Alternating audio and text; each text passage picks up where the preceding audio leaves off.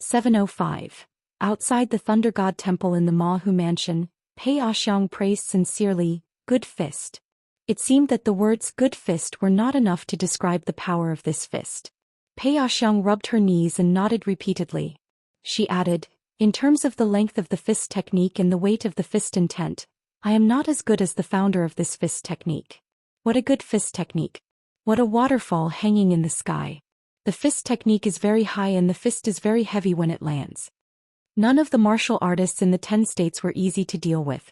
It was actually not easy to make a martial artist of the ultimate state sincerely admire the brilliance of other fist techniques. It turned out that the girl who called herself Pei Qian could throw out 17 punches with the same fist intent and hit Lu Suiyu, Pei Xiang's favorite disciple. Lu Suiyu had to stop the fist intent and did not dare to let Pei Qian add more fist intent. Lu Yuzhou, who was hiding behind Pei Xiang, stretched his neck and whispered, "Aunt Lu could only defend herself with more than 10 punches in a row. It is too exaggerated. No one would believe it if it was spread." Pei Xiang laughed and scolded, "You know nothing. The 17 punches of the girl are only one punch." On the square outside the Thunder God Temple, the fist intent was surging. Pei Xiang's fist intent flowed slowly and quietly protected Lu Yuzhou behind her. As for Lu Mama, she did not have such treatment. Even though she was in the Earth Immortal state, she still felt uncomfortable watching the fight from afar. The square was affected by the fist intent and the light was distorted everywhere. This was the sign of a pure martial artist shaking the world with his fists. Lu Mama was not worried that Suiyu would lose. There were thousands of martial artists in the Snow Mountain continent. Of course, Pei Xiang of the Thunder God Temple had the highest state. However, as long as Suiyu could reach the peak state, he would be the strongest. Lu Suiyu had been the strongest 3 times. It was strange. According to her master Pei Xiang's prediction, according to the signs of the martial arts fate in the world, Lu Suiyu had missed the title of strongest several times. It seemed to be related to the small Aquarius continent. This meant that other than Dali Song Zhangqiang, there were at least 2 grandmasters in the 9th state hiding there. Lu Yuzhou was filled with emotions. He spoke slowly. "I've heard of Treasure Vase Continent's Luopa Mountain. They have a close relationship with Cloud-Splitting Mountain's North Peak Mountain monarch Weiba. The business of Oxhorn Mountain's ferry is very good, and they are currently doing business with Ju Lu Continent's Beaded Hemp Sect and Spring Dew Garden. Just that I have never heard of such a young lady with such a powerful fist technique. The Aquarius continent is truly a strange place. The size of a grain of rice always makes people surprised." Pei Xiang teased, "Kid, who are you siding with?" Lu. Hearing his tone, it seemed like it was normal for Lu Suiyu to not retaliate from the start. Xiang could only patiently explain for this layman, "This young lady is a Wenquan practitioner and also a guest. With Suiyu's age and cultivation, she can be considered his senior. She is also half a host. According to the rules of the underworld, she has to receive the fist first. Of course, the young lady has trained her fist to perfection. If the opponent's fist is good, we have to acknowledge it. As for Suiyu's fist, it is the Great River horizontal stance that I comprehended when I saw the flood dragon crossing the river. Of course, it is not bad. Actually, the Great River horizontal fist that Lu Suiyu used to break the opponent's fist intent was also amazing. It was taught by Xiang. Of course, Lu Suiyu's fist intent was at the peak of the mountain peak realm. He was 1 realm higher than Pei Qian. Otherwise, if they were both in the far-wandering realm, this Wenquan fist would probably be able to determine the winner with Pei Qian's fist. Lu Suiyu not only broke the opponent's fist intent with 1 fist, but also hit Pei Qian's temple with the 2nd fist, sending the latter flying dozens of feet away. Pei Qian's head shook and his body flipped upside down in the air. He placed his palm on the ground and grabbed the ground, stopping his body from moving horizontally and flipping backward. In an instant, Lu Suiyu appeared beside Pei Qian and threw out half a fist. Because Pei Qian did not appear at the expected position, if Pei Qian took the fist, the Wenquan fist would have ended. If a fist from a peak of the 9th realm hit him, this junior would have to stay in the Leigong Temple for a few months to recuperate before continuing his travels. Lu Suiyu took back his fist but did not chase after Pei Qian. Instead, he stood where he was. This female martial artist of the mountain peak realm was a bit surprised.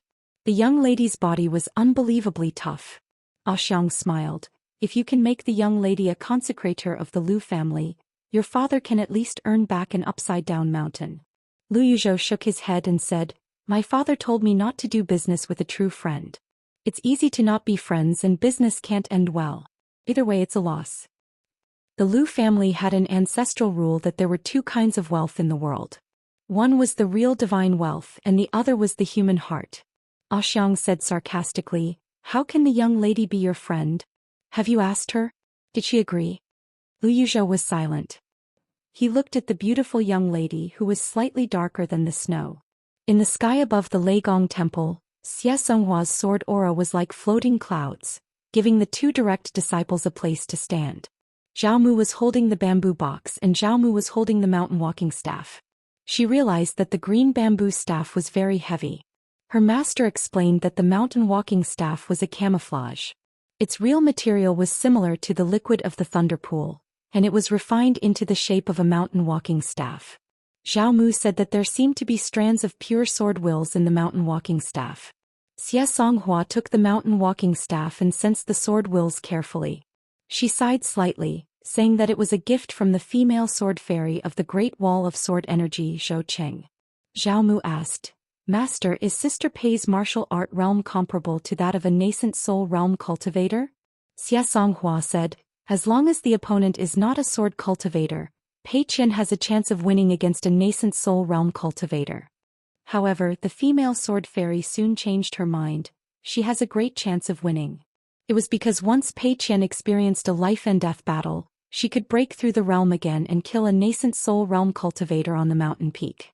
Seeing Lu Suiyu stop and pull back his fist, Pei Qian had no choice but to stabilize her stumbling body. She furrowed her brows slightly as if she was wondering why Senior Lu didn't take advantage of his victory to pursue her. As a result, her fist missed its target. She had been punched by Lu Suiyu on one side of her temple. Of course it wasn't a good feeling. However, Pei Qian didn't think that it would affect her fighting ability.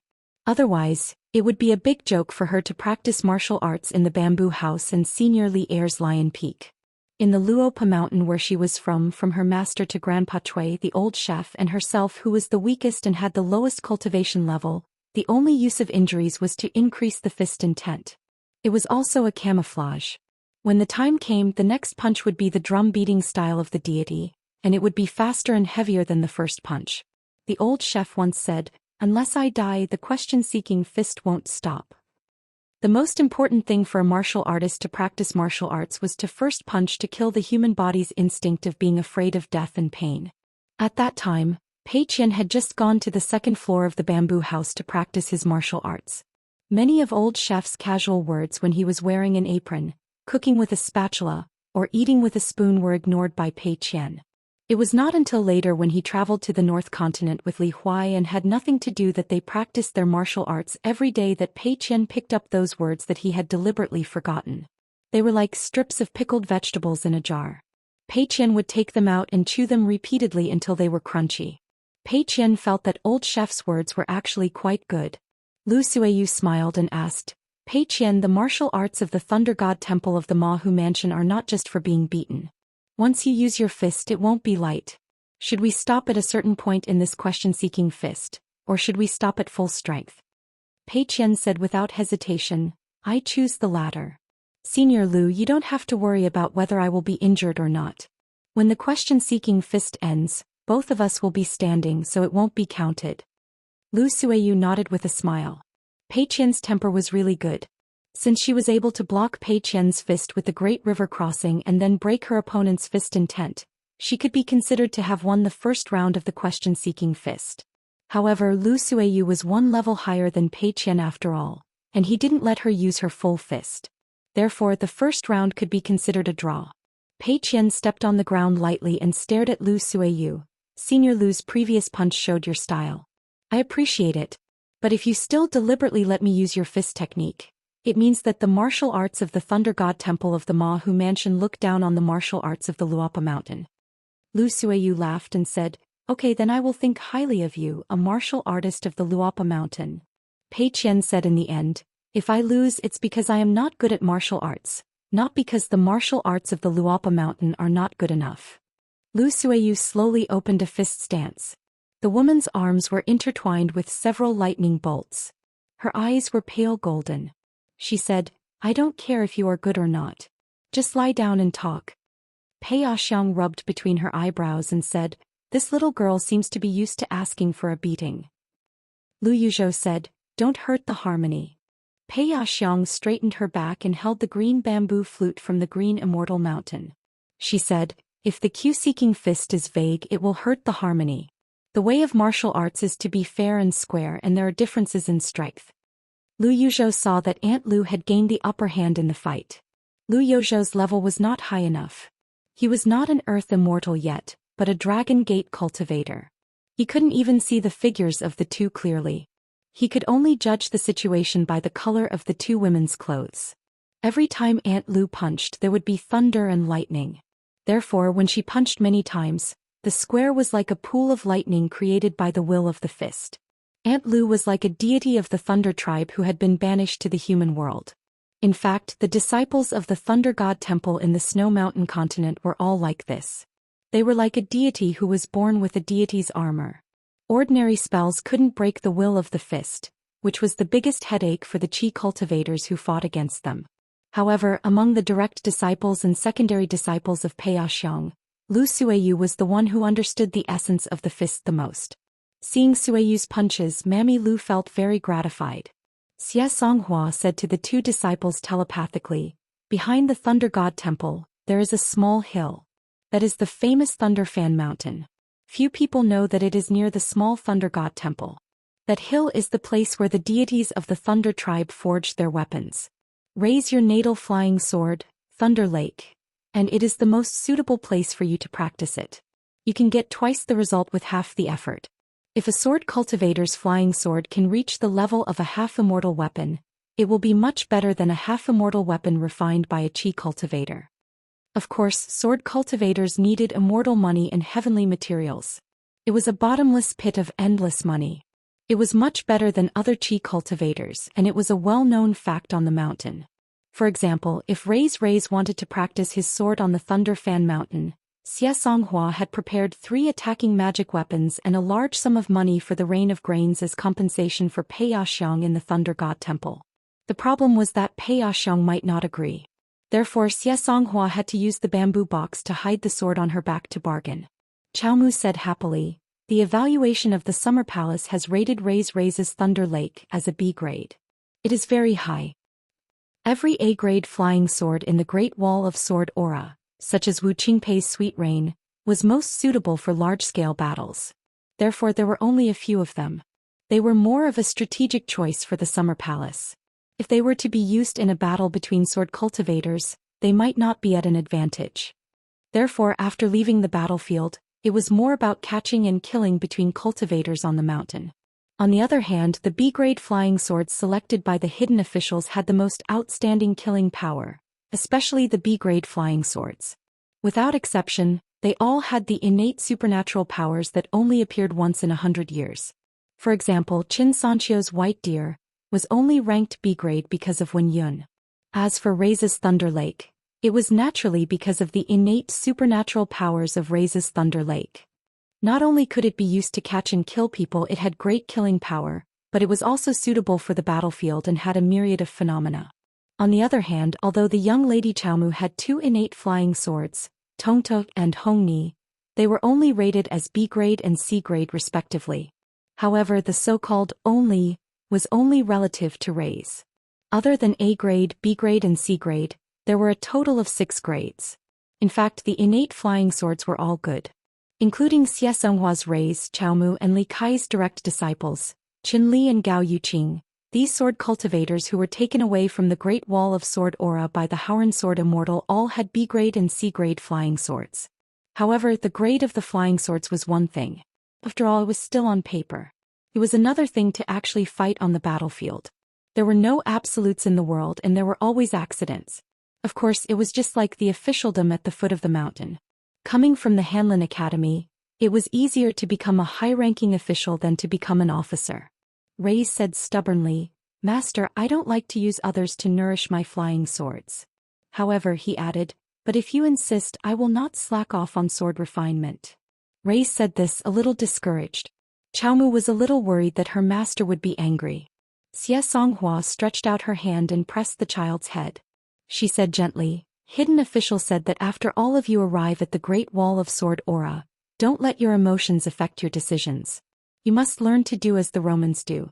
Just like when he arrived at the Great Wall of Sword Aura, he must first learn to respect all the customs of the Great Wall of Sword Aura. Raise, can you do what hidden official hopes for all of you?" Raise nodded vigorously. He said with a bright expression, "I often read the letter that hidden official sent to you through Deng Liang. The letter said that we should slowly learn the customs of the Great Wall of Sword Aura. There is no rush, but we must remember them carefully. We must read more about the good and the bad. After reading, we must think more about why. At the end of the letter, we must practice our swordsmanship well. When we reach a high level and can at least protect ourselves, we can then reason with others." Zhou Xian then glanced at the young lady beside him who was holding the walking stick.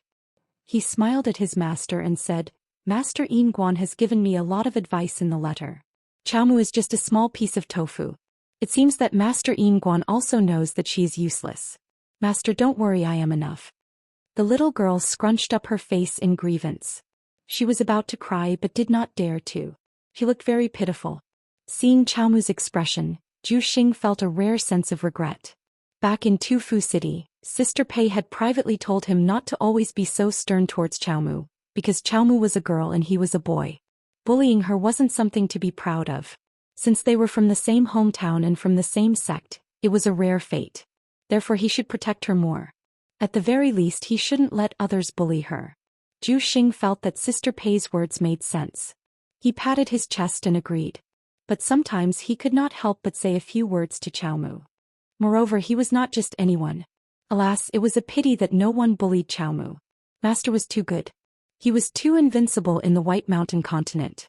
On the square, Pei Qian was hit in the face by Lu Suiyu's elbow.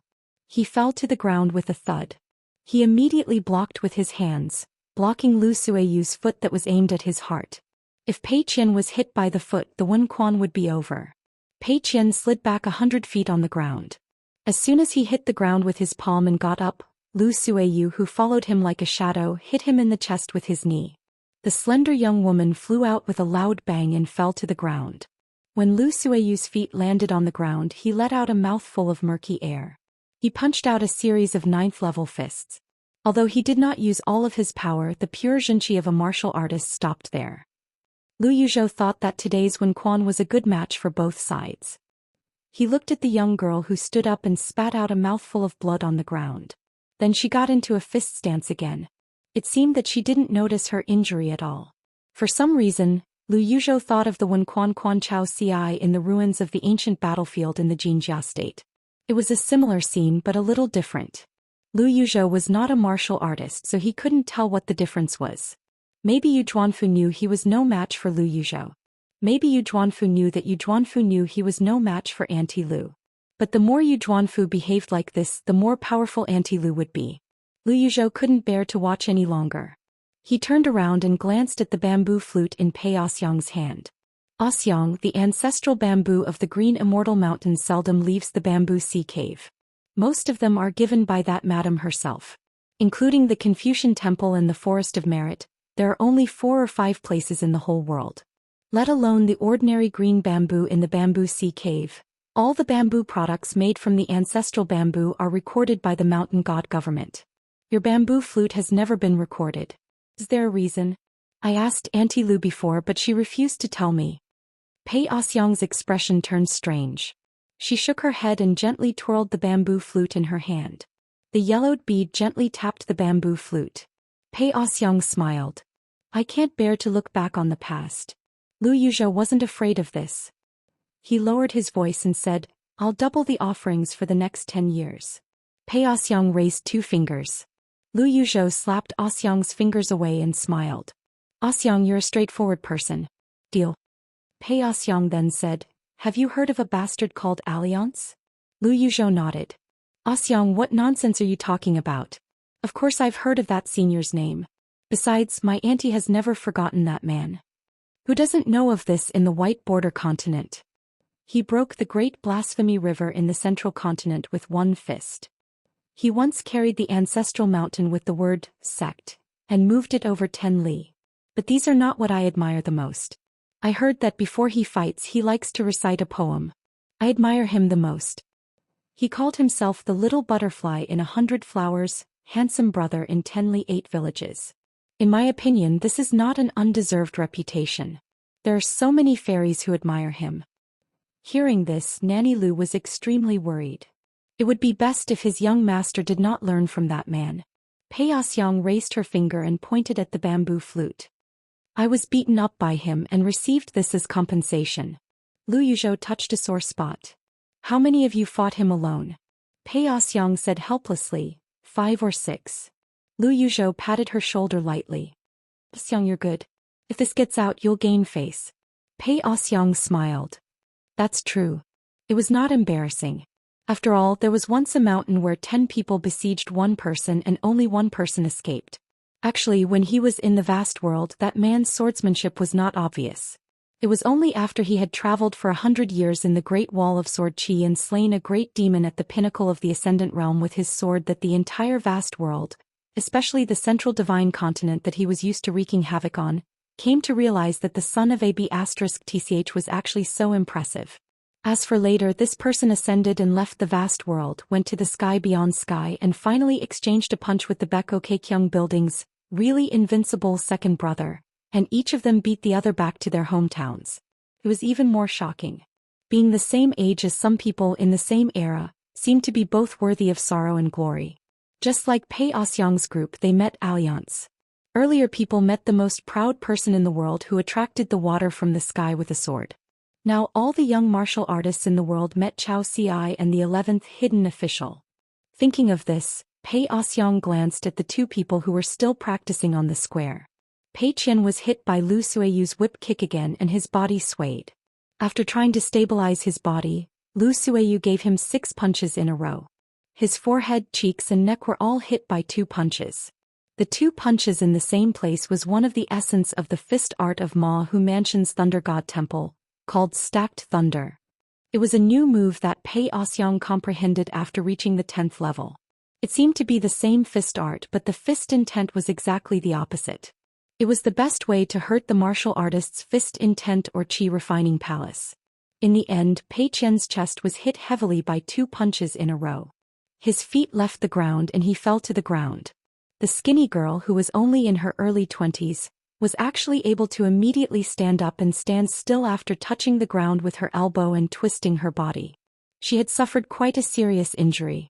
The outcome of the battle was obvious, but the little girl's fist intent did not decrease, but instead increased. Bleeding from the 7 orifices was a small matter for a martial artist in the far travel realm. Pei Xiang nodded. Lu Suiyu's expression became serious.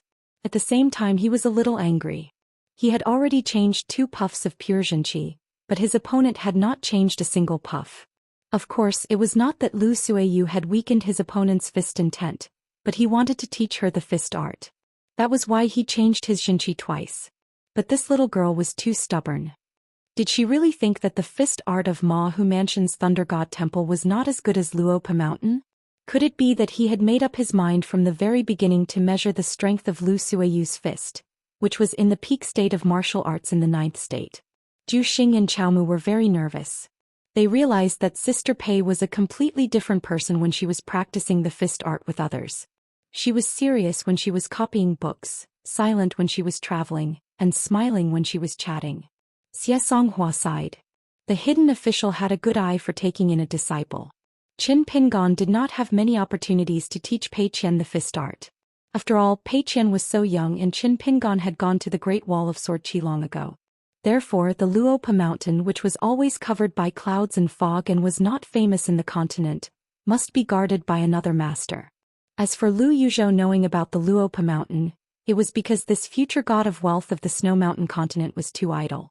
From Xie Songhua's point of view, Qin Pingon and Pei Qian, this master and disciple pair, had the same spirit and energy as if they were carved from the same mold.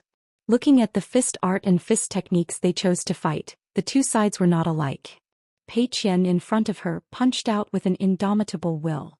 As Pei Qian's master, Qin Pingon had to think carefully, and rarely pursued that kind of satisfaction.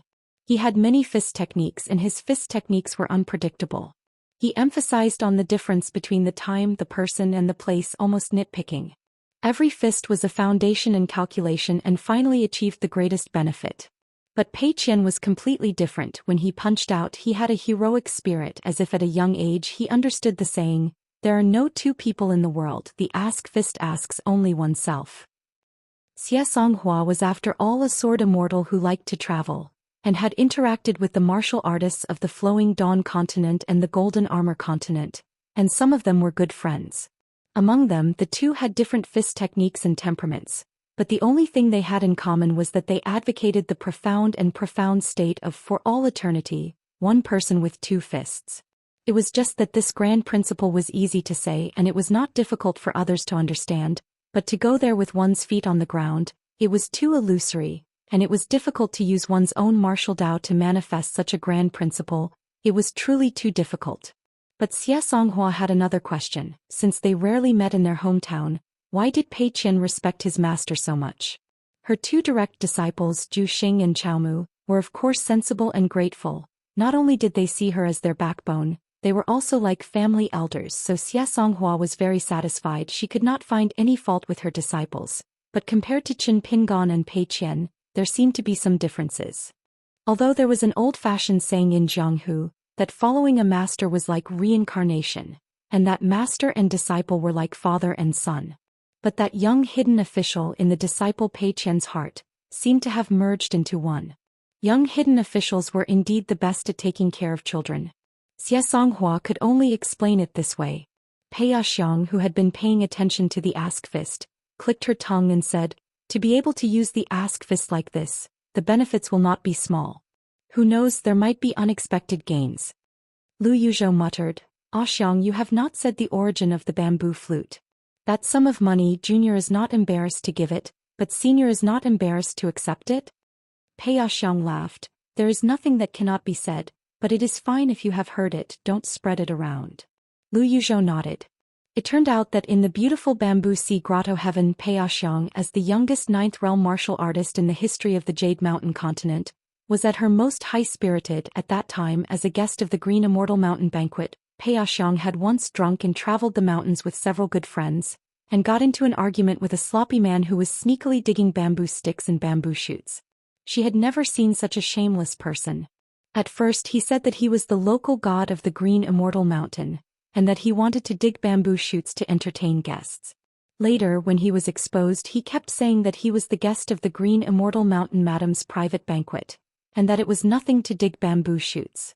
In the end, a young sword immortal immediately sent a flying sword message to the Green Immortal Mountain deity. That person was very brave, leaning against a bamboo pole with his arms crossed over his chest, saying that it was bad luck for them to provoke him. Just wait for the madam's order to chase them out.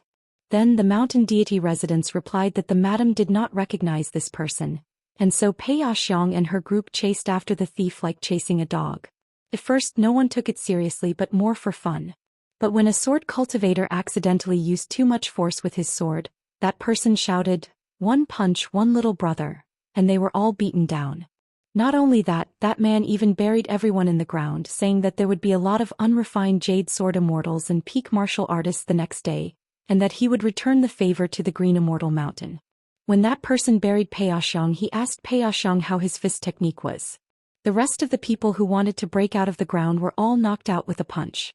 The ground that was buried under everyone's necks was like bamboo shoots sprouting after the rain. Pei Xiang did not dare to move so as not to embarrass herself. That young man from before, his sword immortal friend, was the one who was buried the most, because that man was grumbling while gathering the soil to bury people. "You sword immortals are the most romantic. How annoying. You're going to fall into my hands today." Later on, it was a messenger female official from the mountain deity residence in the bamboo sea cave who appeared to help everyone out. The man who was squatting on the ground with his buttocks sticking out to bury Pei Xiang saw that female official and stood up at lightning speed. He leaned against the bamboo pole, tiptoed on the ground, spat on the palm of his hand, and stroked his hair with all his might, revealing his forehead. He cupped his fists and called out "Miss," calling himself Brother Alliance, smoothly and smoothly. It was so natural, as if he was familiar with it. That woman ignored the man and asked directly, You're both a Confucian scholar and a sword cultivator, but you want to use your fists to fight the enemy? Are you deliberately humiliating these people? The woman glanced at the man who was carrying a sword on his back and asked again, if you dare to steal bamboo shoots and bamboo sticks here, then you have nothing to do with being a scholar. Do you want to challenge our azure immortal mountain? That man shook his head and gently pulled up his belt. He slightly shifted his gaze, not daring to look at the woman, and smiled shyly. A real man would not easily use his sword. Everything was understood without words. After that, there was a chaotic chase. That guy called Alliance ran all over the bamboo sea cave, which happened to be his deliberately vague catchphrase. Do you believe that I've been chased by countless fairies? Chasing after people was probably also considered a pursuit. Until he met the legendary beautiful barefoot and peerless green hair madam of the azure immortal mountain. There was a new story that was not known to outsiders. After that, there were different opinions and there was no conclusion. Alliance liked Pei Xiang, so they got to know each other after a fight. He helped Pei Xiang cut a piece of green bamboo from the azure immortal mountain and let her take it out of the bamboo sea cave. After hearing this wonderful story, Lu Yuzhou couldn't help but ask, Xiang, didn't you return to the azure immortal mountain later and participate in the night traveling banquet? Did Alliance take your surname? Pei Xiang said helplessly. He meant that he didn't mind changing his surname and becoming our ancestor. Lu Yuzhou's eyes were opened. How could this work? It made sense. Pei Xiang stood up with the bamboo flute, intending to ask both sides to stop fighting. If they continued fighting, there would be a sickbed in the small Thunder God temple. That one-track-minded girl had already fallen to the ground 7 times. Lu Suiyu was also really angry. Every time he punched, he was getting closer to the completion of the peak of the 9th state. Half of the ordinary people in the far-wandering state would have been hit by the overlapping thunders. They would have fallen to the ground and vomited blood. And it was not as simple as a broken bone. No matter how strong the body of the far-wandering state was, it couldn't withstand the destruction of a warrior in the peak state. Both sides were only using the Q-asking fist. Even if Lu Suiyu could use this to increase his fist intent and help her improve further, Pei Xiang didn't think it was in line with the rules of Jianghu. People in Jianghu were pure warriors. There should be a limit to protecting the weak. Severely injuring a girl 1 state lower would increase the martial arts fate of the Thunder God Temple in the Mahu Mansion. It was very embarrassing. Pei Xiang couldn't afford to lose face like this. So Pei Xiang said, it's about time. Xie Songhua nodded slightly. Pei Xiang was kind. Otherwise, she would have attacked if he didn't say anything. She would directly ask the oldest and most senior member of the Thunder God Temple. Although Lu Suiyu wanted to continue, he still hurriedly pulled back his fist. Pei Qian seemed to have forgotten herself and still threw out a punch. But she suddenly woke up and forced a puff of pure genuine qi to go against the flow. She wanted to pull back her fist and take a few steps back even though her qi and blood were in turmoil. The slender and weak young woman's figure was on the verge of collapse. Her slightly tanned face was lacerated, and one of her eyes was extremely red and swollen. She appeared to be in a very sorry state. She tilted her head slightly and blood flowed out from her ears. They were both girls, but the 9th state fist was indeed not light. Pei Qian's miserable state made Lu Yuzhou's scalp numb. It was too horrifying. Pei Qian raised her hand and wiped the blood from her temples to her cheeks with the back of her hand. Lu Suiyu started to withdraw his fist intent. He looked at Pei Qian with admiration in his eyes. He nodded and smiled. I didn't win this time and you didn't lose. It's a tie. When you break through to the next state we can fight again. You can come to Mahu Manor to find me or I can go to Luopa Mountain to find you. Pei Qian cupped her fists and bowed. But she didn't say anything, as if she had something to say. Zhu Xian realized that his palms were sweating. He turned to look at Qiaomu, who was holding the mountain walking staff. He was sweating even more. Qiaomu sensed his gaze and turned to him with a forced smile. Zhu Xian got angry immediately. Sister Pei is injured. Why are you smiling? Why don't you just smile until the corner of your mouth reaches your ears? Before Zhu Xian could finish, Xie Songhua smacked him on the head and scolded him. Qiaomu is just a little girl. You tell her when she cries and laughs. Do you want her to learn from you and be a taciturn person? Zhu Xian sighed. He's so stupid. How can she learn from me? Xie Songhua remembered something. She said to Zhu Xian seriously, apologize to Qiaomu. What did Yingguan tell you in the letter? You should be serious when you make a mistake. You can change if you know you're wrong. Zhou Xian was stunned. Great, even his master knew that she was using Yin Guan to suppress him. Even though he was unwilling, he still said angrily, "Then I'm sorry." Xianxia raised her hand and pretended to hit him.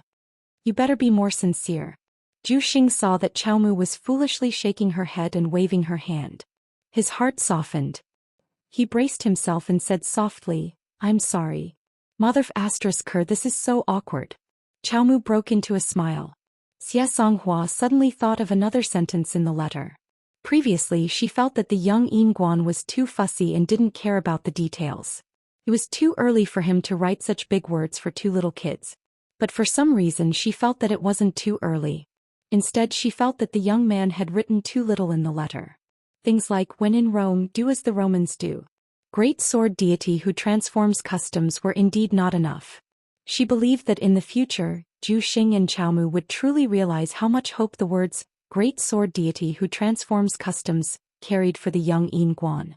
Standing on the steps outside the Leigong Temple, Pei Xiang had a whole new level of respect for Pei Qian. On the path of martial arts one could reap what one sowed. The younger a genius was, the easier it was to leave behind a hidden danger that would hinder him from reaching the peak of martial arts in the future. Martial arts grandmasters asked each other to temper their bodies. There were often pros and cons. The good thing was that they could increase their fist intent and perfect their fist techniques. But they were afraid that they wouldn't be able to fully recover from their injuries. They would leave behind many subtle and undetectable problems. The higher the realm, the bigger the problem. For example, the first level of limitless realm was the flourishing of energy. The human body was a small world. Once the bones and meridians in the body were broken, how could one flourish? Pei Xiang himself had suffered a huge loss. Although he had a very feminine name, his fist techniques were famous for being fierce. In his early years he was even more arrogant. The reason why he became the third consecrator of the Lu family wasn't because he was greedy for money. As a pure martial artist he cared about nothing else. The main reason was that he was worried about his disciples' path of retreat and inheritance. Although Pei Xiang had the appearance of a handsome young master, he was actually old. He was about the same age as the old man from the North Continent, Wang Dingyi. Pei Xiang had made too many enemies when he was young, and Wang Dingyi was just one of them. Pei Xiang knew that because he had indeed reached the second level of level 10 martial artist, the pure realm. Unfortunately, his foundation of flourishing energy was terrible. Now Pei Xiang was trying his best to keep himself from feeling hopeless. Therefore, in the past few years, Pei Xiang had occasionally taught Lu Suiyu and the other two direct disciples. He wanted them to remember one thing. Their fist techniques should not only be good but also great. They had to pursue a grand and magnificent fist technique. For example, they should learn from the traveling sword Immortal from the North Continent. However, other than Lu Suiyu, the other two direct disciples and the 7 direct disciples obviously didn't really understand what Pei Xiang meant. None of them went to the Great Wall of Sword Qi to train their body and fist intent. Some pretended that they didn't know. They didn't want to die at the Great Wall of Sword Qi. The reason was simple. Even sword immortals would die. Martial artists would only die faster there. Usually once they left the city they were destined to die. Some thought that they had reached the end of the path of martial arts and started to enjoy life. They tried their best to pass on their fist techniques to the third-generation disciples of the Thunder God Temple of the Mahu Mansion. They said that they wanted to help their ancestor Pei Xiang spread his family and conquer a continent with his fist. Of course, there were also some who served as generals in the mortal dynasties. They needed to help the monarch suppress and gather the martial arts fate of a country. They couldn't leave. Pei Xiang's first disciple was in such a situation. Most of the time, after careful selection, he would finally accept a few disciples that he was proud of. He would cultivate them wholeheartedly for decades and pass on the true meaning of the fist art. However, as time passed, the disciples would have their own lives. Over time, all that was left was the title of master and disciple. Even if it was the fist art lineage, the master and disciple would gradually drift apart. Even though those disciples still respected their master in their hearts, most of them didn't have a choice. Pei Xiang felt a little regretful about this, but he wasn't too sad or disappointed. In the Thunder God Temple of the Mahu Mansion, other than Lu Suiyu, there was still the last disciple who was young enough to inherit his legacy. In fact, when he bumped into Alliance at the Bamboo Sea Cave, he had already told Pei Xiang to be more open-minded. After all, he was sure to become a 10th realm martial artist. He shouldn't stare at this realm with his eyes wide open. He couldn't run away. He should look at the higher and more magnificent scenery. He should climb the peak of Sui Mountain, take a look at the Great Wall of Sword Chi, visit the North Continent, visit the Heaven Gate Cave. It was a pity that Pei Xiang didn't think much at that time. Of course, it was that bastard Alliance's fault. He quickly changed the topic. His eyes lit up. He wiped his mouth drunkenly and talked about the figures of some fairies. Pei Xiang sighed in his heart. Life was always a sudden punch. It was neither light nor heavy. It was just that one couldn't block it. This was probably the so-called feeling of powerlessness. 10th realm martial artists were no exception. Pei Xiang stopped thinking about it. He smiled and said, Pei Qian, if you don't mind the small space, you can rest here and recuperate. This little girl who called herself the first disciple of the Luopa Mountain was indeed the strongest far-wandering realm 5 times. Her foundation was so good that it was unimaginable. It wouldn't take long to recuperate here. Pei Xiang was even more curious about the master in Luopa Mountain of the Aquarius continent that taught Pei Qian his fist technique and helped him temper his physique. Who was he? Could it be a 9th realm martial artist other than Song Chongjing of the Aquarius continent? It was unlikely that he was a martial artist of the limitless realm. Otherwise, Pei Xiang would have heard of him. There were far too few 10th realm grandmasters in the world compared to the upper 5 realms cultivators. For example, in the neighboring North Continent, Wang Dengyi, Gu Yu and Mr. Li, a 9th realm martial artist, were already involved in the flow of martial arts fate in a continent. It was difficult for them to hide too deeply. After the Q-seeking fist, Pei Xiang was troubled by the female sword Immortal Xianxia. She didn't look like she came with good intentions. Pei Qian, who had been silent, finally said, I still have one last fist. I would like to ask Senior Lu for advice. Lu Suiyu stretched out 2 fingers and pressed them on his temples. He rubbed them gently. Xianxia hesitated and asked, Pei Qian, are you sure? Pei Qian nodded and turned to look at Xianxia. Pei Qian grinned. Just one fist. Lu Suiyu turned to look at his master.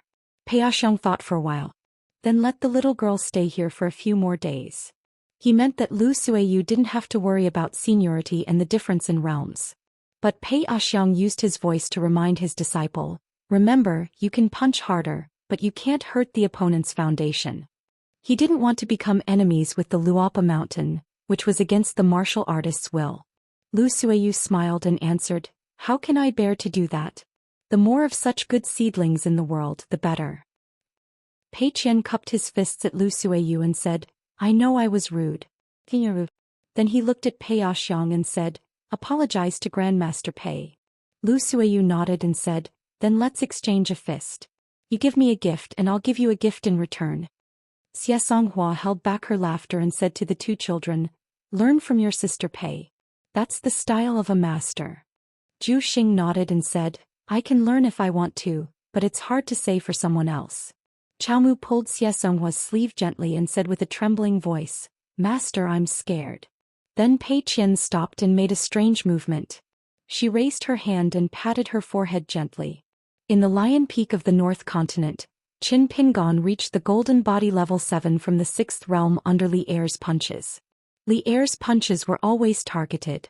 Therefore, many of his punches were not suitable for a 6th realm martial artist, but they were suitable for training Pei Qian's body. Fortunately, Li Huai spent half a year in the small town at the foot of the mountain to help his mother make money. He didn't see Pei Qian's punches even once. Otherwise, he wouldn't have had the mood to practice. Practicing punches was too hard. It was real. Pei Qian of the past and Li Huai of the present were exactly the same when it came to being afraid of suffering the most. However, Li Huai was luckier than Pei Qian. He didn't know that he didn't need to suffer. Normal people could compete with Li Huai in terms of knowledge and courage, but they couldn't compete with him in terms of going out and stepping on dog shit. Pei Xiang suddenly asked, what was the name of the first punch? Since the fist intent was clear, it wasn't against the rules of Jianghu to ask about the fist technique. Pei Qian slowly retreated and kept a distance from Lu Suiyu. She answered, the punch came from Luopa Mountain, but it wasn't taught to me by my master. It's called the deity drumming style. Pei Xiang smiled and nodded. How old is your master? Pei Qian shook her head. Pei Qian knew what she should say and what she shouldn't say. If she couldn't say it, she would keep her mouth shut. It was also considered treating people with sincerity. In the past, at the Great Wall of Sword Energy, Yu Zhuanfu had broken the fist intent of her master's deity drumming style. Today, outside the Thunder God Temple of Mahu Manor, Pei Qian was also broken by Lu Suiyu. She only gave out 17 punches. As expected, there were many strange people in the world. Pei Qian was sure that if she could give out 24 punches, the opponent would fall to the ground. It was the same for level 9 martial artists. However, the opponent could still break her fist intent after the 22nd punch.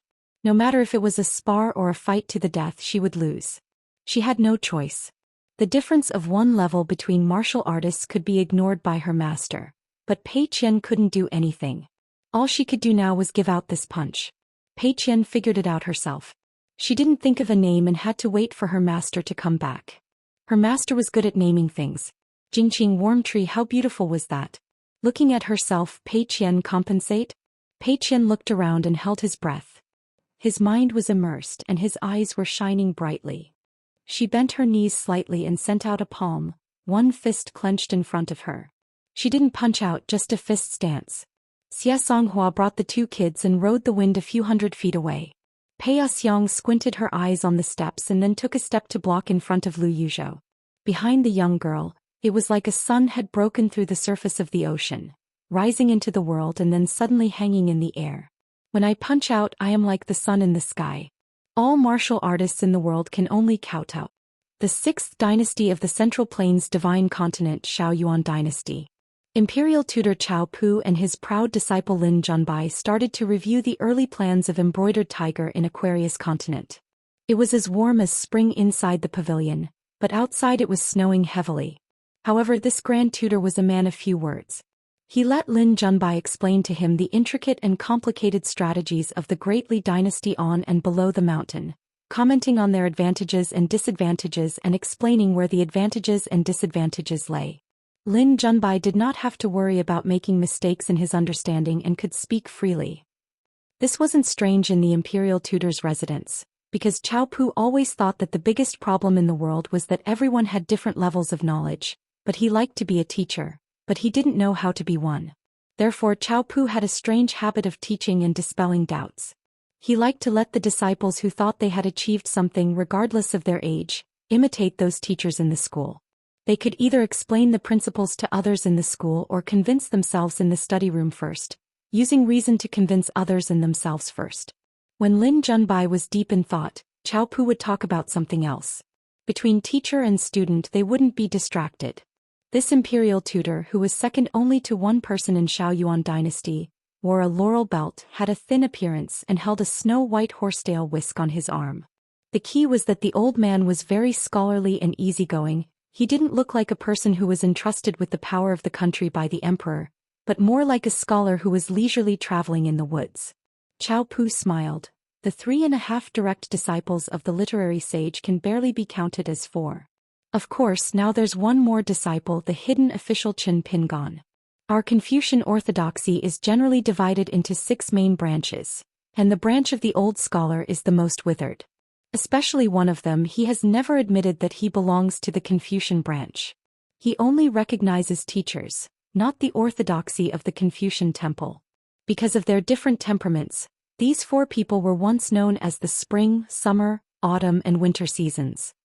The old Confucian said slowly, no matter who it is, they will feel refreshed when they get along with Qi Jingchun. Lin Junbai asked, I heard that before Mr. Qi became the hill master of the academy, his temper wasn't very good? His teacher could call Qi Jingchun by his name, but Lin Junbai had to respectfully call him Mr. Qi. Even though they were teacher and disciple, Lin Junbai didn't want to overstep the rules. Cao Pu smiled, the cold of spring kills the young. The old man then said, scholars are approachable, reasonable and courteous. They're not trying to be nice. Scholars have spirit and strength of character, how can they be a pile of mud? That sword Immortal was like a scorching summer, easily making people feel the heat. Outsiders from the branch of the literary sage couldn't get close to him. Scholars were upright and unapproachable. Later on he turned to swordsmanship and accidentally became the best swordsman in the world. There's no reason to talk about it. The one called Blockhead by the old scholar, his real name has never been confirmed. Even the brothers from the branch of the literary sage are used to calling him Lu Shirlu. This person disappeared after leaving the Forest of Merits. Some say that he's an old martial artist of the 10th state, while others say that he's an immortal with a ghostly body. He's even related to the one he's most proud of. It's said that they once went into the mountains to gather herbs and visit immortals. There's no record of this person in the Confucian temple. It's probably written before, but the old scholar secretly erased it.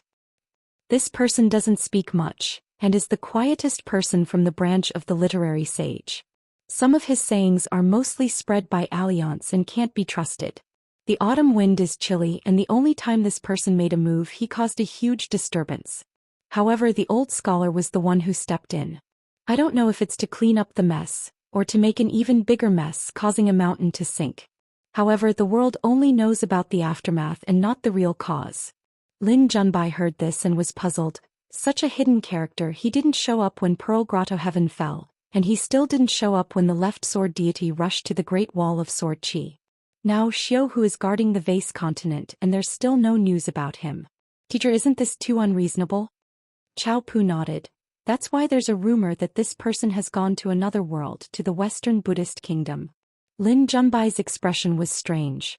Alliance once caused a ruckus in a certain academy, and there was a popular saying that advised the gentlemen and sages, "Don't stay up late, it's not easy to get a monk's genealogy certificate.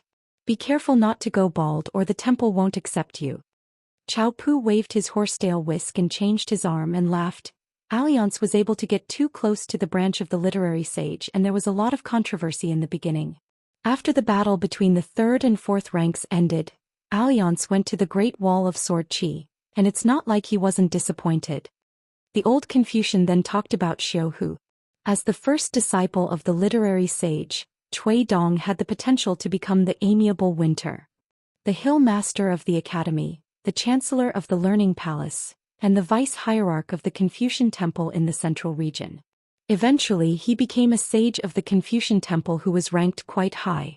If everything went according to plan, these titles would be as easy as pie for Cui Shi. Most importantly, Cui Dong had a good relationship with many forces outside of the Confucian temple.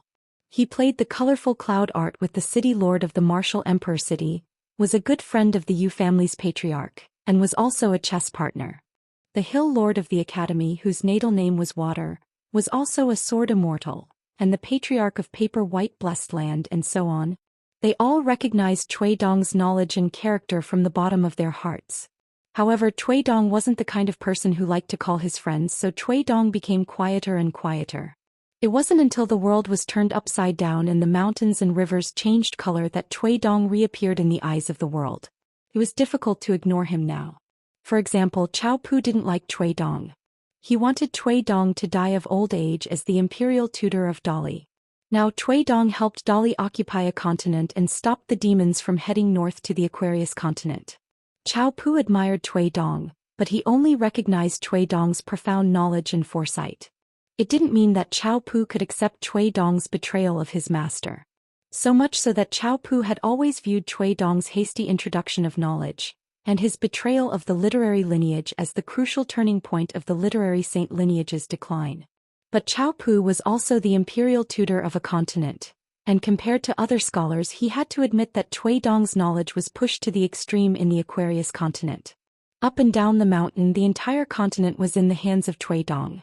Chao Pu sighed softly. Winter is the best time to dry books. People's hearts are dark and selfish, and it was brought out by Xiu Hu to see the light of day.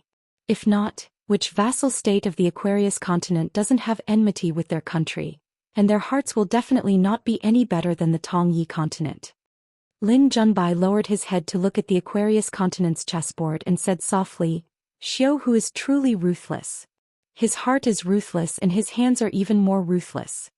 Even in the Aquarius continent, where a country is a continent, in the face of a calamity, there were many scholars who resigned from their positions, immortal masters who left their sects, and cultivators who went into hiding.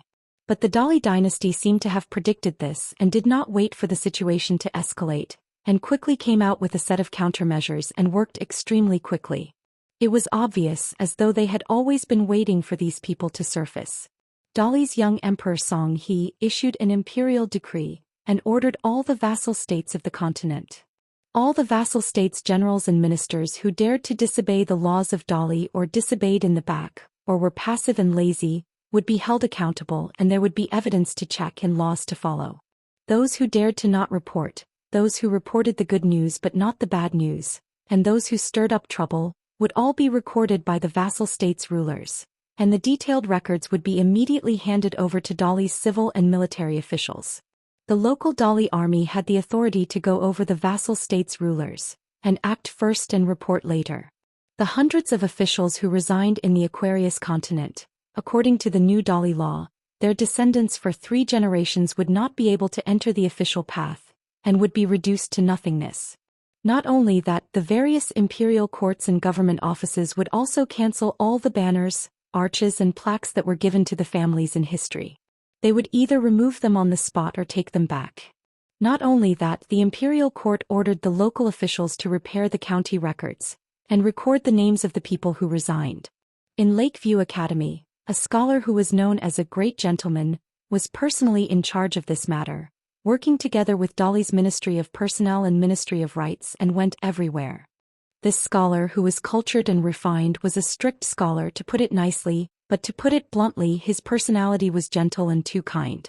However, during the trip to question the various vassal states' rulers, he displayed an extremely swift and decisive way of doing things. This person appeared beside the rulers time and time again and exhorted them. Especially this time, he actually went beyond the rules of the academy, and directly appeared in the court where the ruler and his subjects were discussing matters, and scolded the entire court, especially the group of nobles and officials who were scolded badly. Since the Shao Yuan dynasty, where Lin Junbai was from, knew about his words, the entire Confucian temple and the academy must have heard about it as well. Eating books is like eating shit. Normally, I'll just let you guys be the rotten Confucians. At this juncture, whoever dares to shit on the books of the saints, I'll hold them accountable. If any ruler dares to cover for them, I'll give up my title of gentleman and kick them off the dragon throne. Also, I'll give up my title of sage and chase away another ruler. Also, I'll give up my identity as a Confucian scholar and change to the identity of a ruler. Because of the tyrannical attitude displayed by this great gentleman of Lakeview Academy, coupled with the strict enforcement of Dali's harsh laws in various places, during this period, an old Confucian scholar said that at this critical juncture, shouldn't they put aside right and wrong first and then slowly recover? Wouldn't it be more beneficial to the overall situation if they allowed those people to make up for their mistakes? In the end, this person was kicked to the ground by the assistant minister of the Ministry of Personnel of Dali, who had been watching coldly from the side. On the coastal battlefield, the Dali cavalry had all died first, but this group of pampered officials was not in a hurry at all. Another assistant minister of the Ministry of Rights sneered on the spot, "Everyone who is an official is an expert. Unfortunately, when you become an official, you forget to be a human." In the court, all the civil and military officials of the court trembled. As for those immortal masters who retreated in the face of danger, Dali's military order was sent to the various immortal ancestral halls, with the head of the law as the head. If the head of the law had already joined Dali's army, the other ancestral masters would be responsible for capturing them and bringing them back to the mountain. If there was resistance, they would be executed immediately. If they were not captured within a year, Dali would directly take responsibility for the mountain, and then the cultivators following Dali would take over. One of the 3 Dali supervisors, Liu Xuanmei, and the left assistant minister of the Ministry of Justice of Dali, were jointly in charge of this matter. Lin Junbai suddenly said, "If the local civil and military officials of Dali were given another 30 years to digest the strength of a continent, it would not be so rushed and strenuous." Chao Pu nodded and then shook his head. Lin Junbai understood and said with a complicated expression, "Does Dali have the embroidered tiger?" Chao Pu's words were a step further. "Of course it's best if there is the embroidered tiger. If there is no embroidered tiger, as long as the knowledge of the school of merit can be sustained, Dali's national strength can continue to rise." Qi Jingchun cultivated a large number of scholars in the Cliff Academy for half a continent's land. Cui Dong imparted and used the knowledge of merit.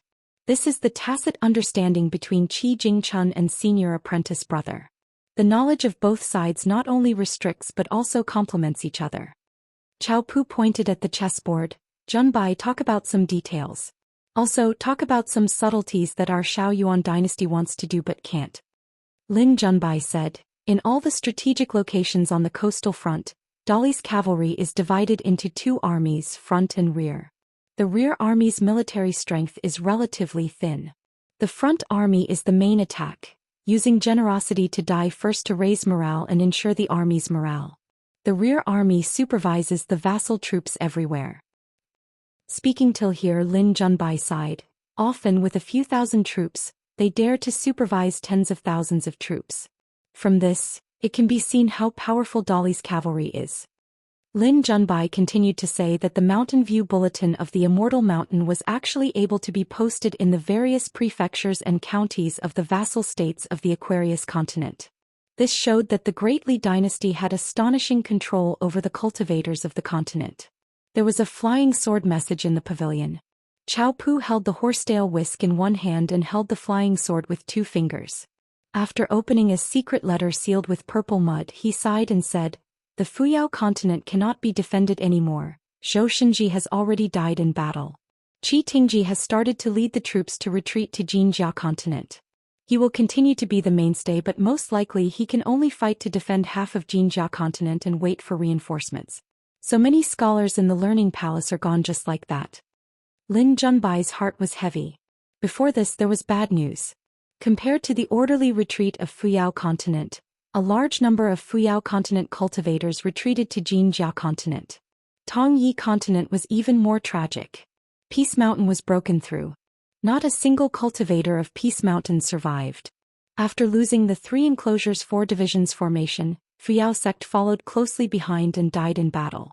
Not a single one of them was able to survive. Dafu Academy was personally suppressed by the sovereign great demon of wasteland, Zhou Mi, using Confucian methods.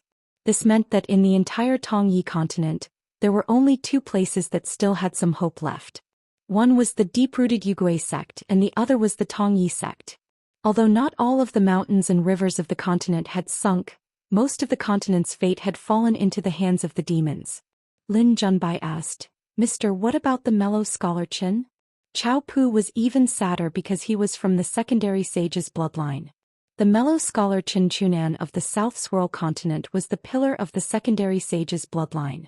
Chao Pu said helplessly, Mr. Qin made the worst choice. When the world thought that he deserved to die, he did not die. When he deserved to live, he did not live. Chao Pu stood up and looked at the falling snow outside the pavilion.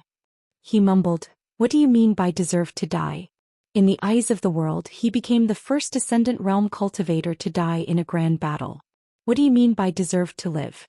Whether it was merit or demerit, as long as Qin Chunan was alive, as long as he defended the South Swirl continent, he would have a chance to explain why he did not die. Even if Mr. Qin did not say it, I, Chao Pu and the secondary sage's bloodline, would explain it for Mr. Qin. Lin Junbai stood up with Mr. Qin. But without Mr. Qin, the South Swirl continent cannot be defended. Even with the mountain search map that Mr. Bai gave us, we cannot defend a continent. If Mr. Qin chooses to leave the South Swirl continent to protect his reputation, it may seem like he is going to die, but he will be the true sinner of the world. Chao Pu said, As long as Mr. Qin doesn't leave South Sa continent, all the cultivators who are related to Tongye continent and Fuyao continent will still hold a grudge against Mr. Qin, even if they know the truth. This is human nature, but there are so many people in this world who only care about grudges and don't understand. Going up the mountain to cultivate the Tao, cultivating the skin and hair, only cultivating the strength and not the heart. There will be endless trouble. The old Confucian looked serious. Legend has it that in the Fu Academy, Zhou Mi laughed and said, Since you Confucians are in power, why did you give it to the secular king? Since you know the human heart, why didn't you do anything for 10,000 years? The human heart is good by nature, and you Confucians have only yourselves to blame. Then I'll hold the demon-revealing mirror and let you all see if you're full of righteousness, or if the good and evil of human nature is revealed under the demon-revealing mirror. Since one Tongyi continent is not enough, I will look at a few more continents. This was not Zhou Mi's alarmist words. How many people in the South Swirl continent were whispering and pointing at Chinchunan? 2 continents had fallen, but the South Swirl continent was not involved. When it snowed in the Tongyi continent and Fuyao continent, there were not many snowmen left to sweep the snow. Chao Pu smiled, then turned to Lin Junbai and said, "By the way, I have a piece of good news. The young vassal king of Great Li, whose mansion is in Old Dragon City, has refused to allow any cultivators from Tongyi continent to come ashore. Not only that, this Songmu has also given an order that any cultivators who come within 10 miles of Old Dragon City will be treated as an enemy of Great Li. Not only can all cultivators from the Tongyi continent not enter Old Dragon City, they can't enter any part of the Aquarius continent. If they are found, they will be killed without question." Lin Junbai praised, "No wonder Xiao who let this person build the capital and guard Old Dragon City." Chao Pu continued, "But the bad news is that the demon's core has always been the Tongyi continent, the Aquarius continent, the North continent and the White Jade continent. Just you wait. The first time the moon-bearing mountain grand ancestor makes a move in the world, it will definitely be on the Aquarius continent. And it will definitely be the work of someone powerful." The old scholar glanced at the sky. He was silent for a while and then said, "Junbai, turning the tide is a magnificent feat. Mending the mountains and rivers is also a feat. You have to become close friends with righteous and innocent people. You also have to learn how to control those flies and dogs. Only then can you really do something. Otherwise, at most, you can be a lecturer, a teacher, or a famous talker. It's not bad, but it's not good enough." Lin Junbai bowed. "Mister, you have taught me. I am temporarily unable to stop the fall of the heavens. I am willing to be a heaven-mending craftsman." Chao Pu nodded. The snow was getting heavier and the cold wind was bone-chilling. But when the snow melted, the roads would be even more muddy. When the snow melted, it was the coldest and the most visible. The old scholar suddenly asked, "That hidden official, what kind of person is he?" Lin Junbai thought for a while, then answered, "A smart and good person." Chao Pu muttered to himself, "Qi Jingchun has passed away and he is trapped in the Tongyi sect. Cui Dong is guarding the Aquarius continent, and his last disciple is left alone in the Great Wall of Sword Qi. The old scholar is really willing." Lin Junbai could not help but say, "Qin Pingon once said that a truly magnificent feat can be seen everywhere in the human world. The light of human kindness can be seen everywhere. It depends on whether we are willing to open our eyes and look at the human world." Chao Pu smiled. Traveling tourists on a snowy night, even if there is a flickering light, it will still be comforting. On the road of life, it is true that every bit of light you see, even if you are in the human world at night, your eyes and heart will be brighter. The old scholar suggested that the fifth world be named the Pure World, but the Central Earth Confucian Temple did not agree and the matter was still shelved.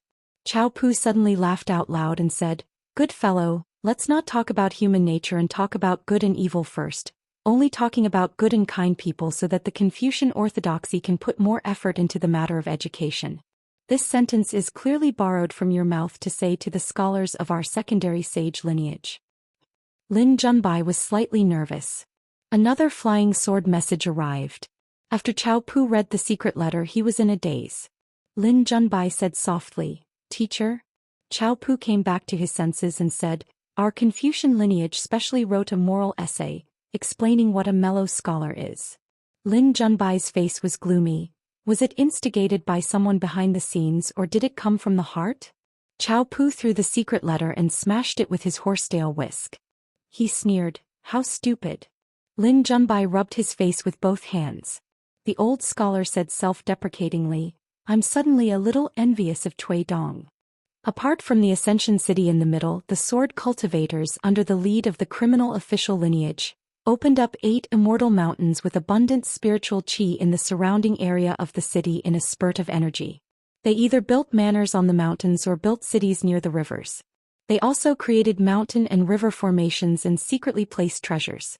This was equivalent to drawing a different type of restriction that covered a radius of 1,000 miles.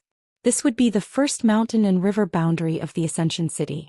Naturally, it would continue to expand outwards.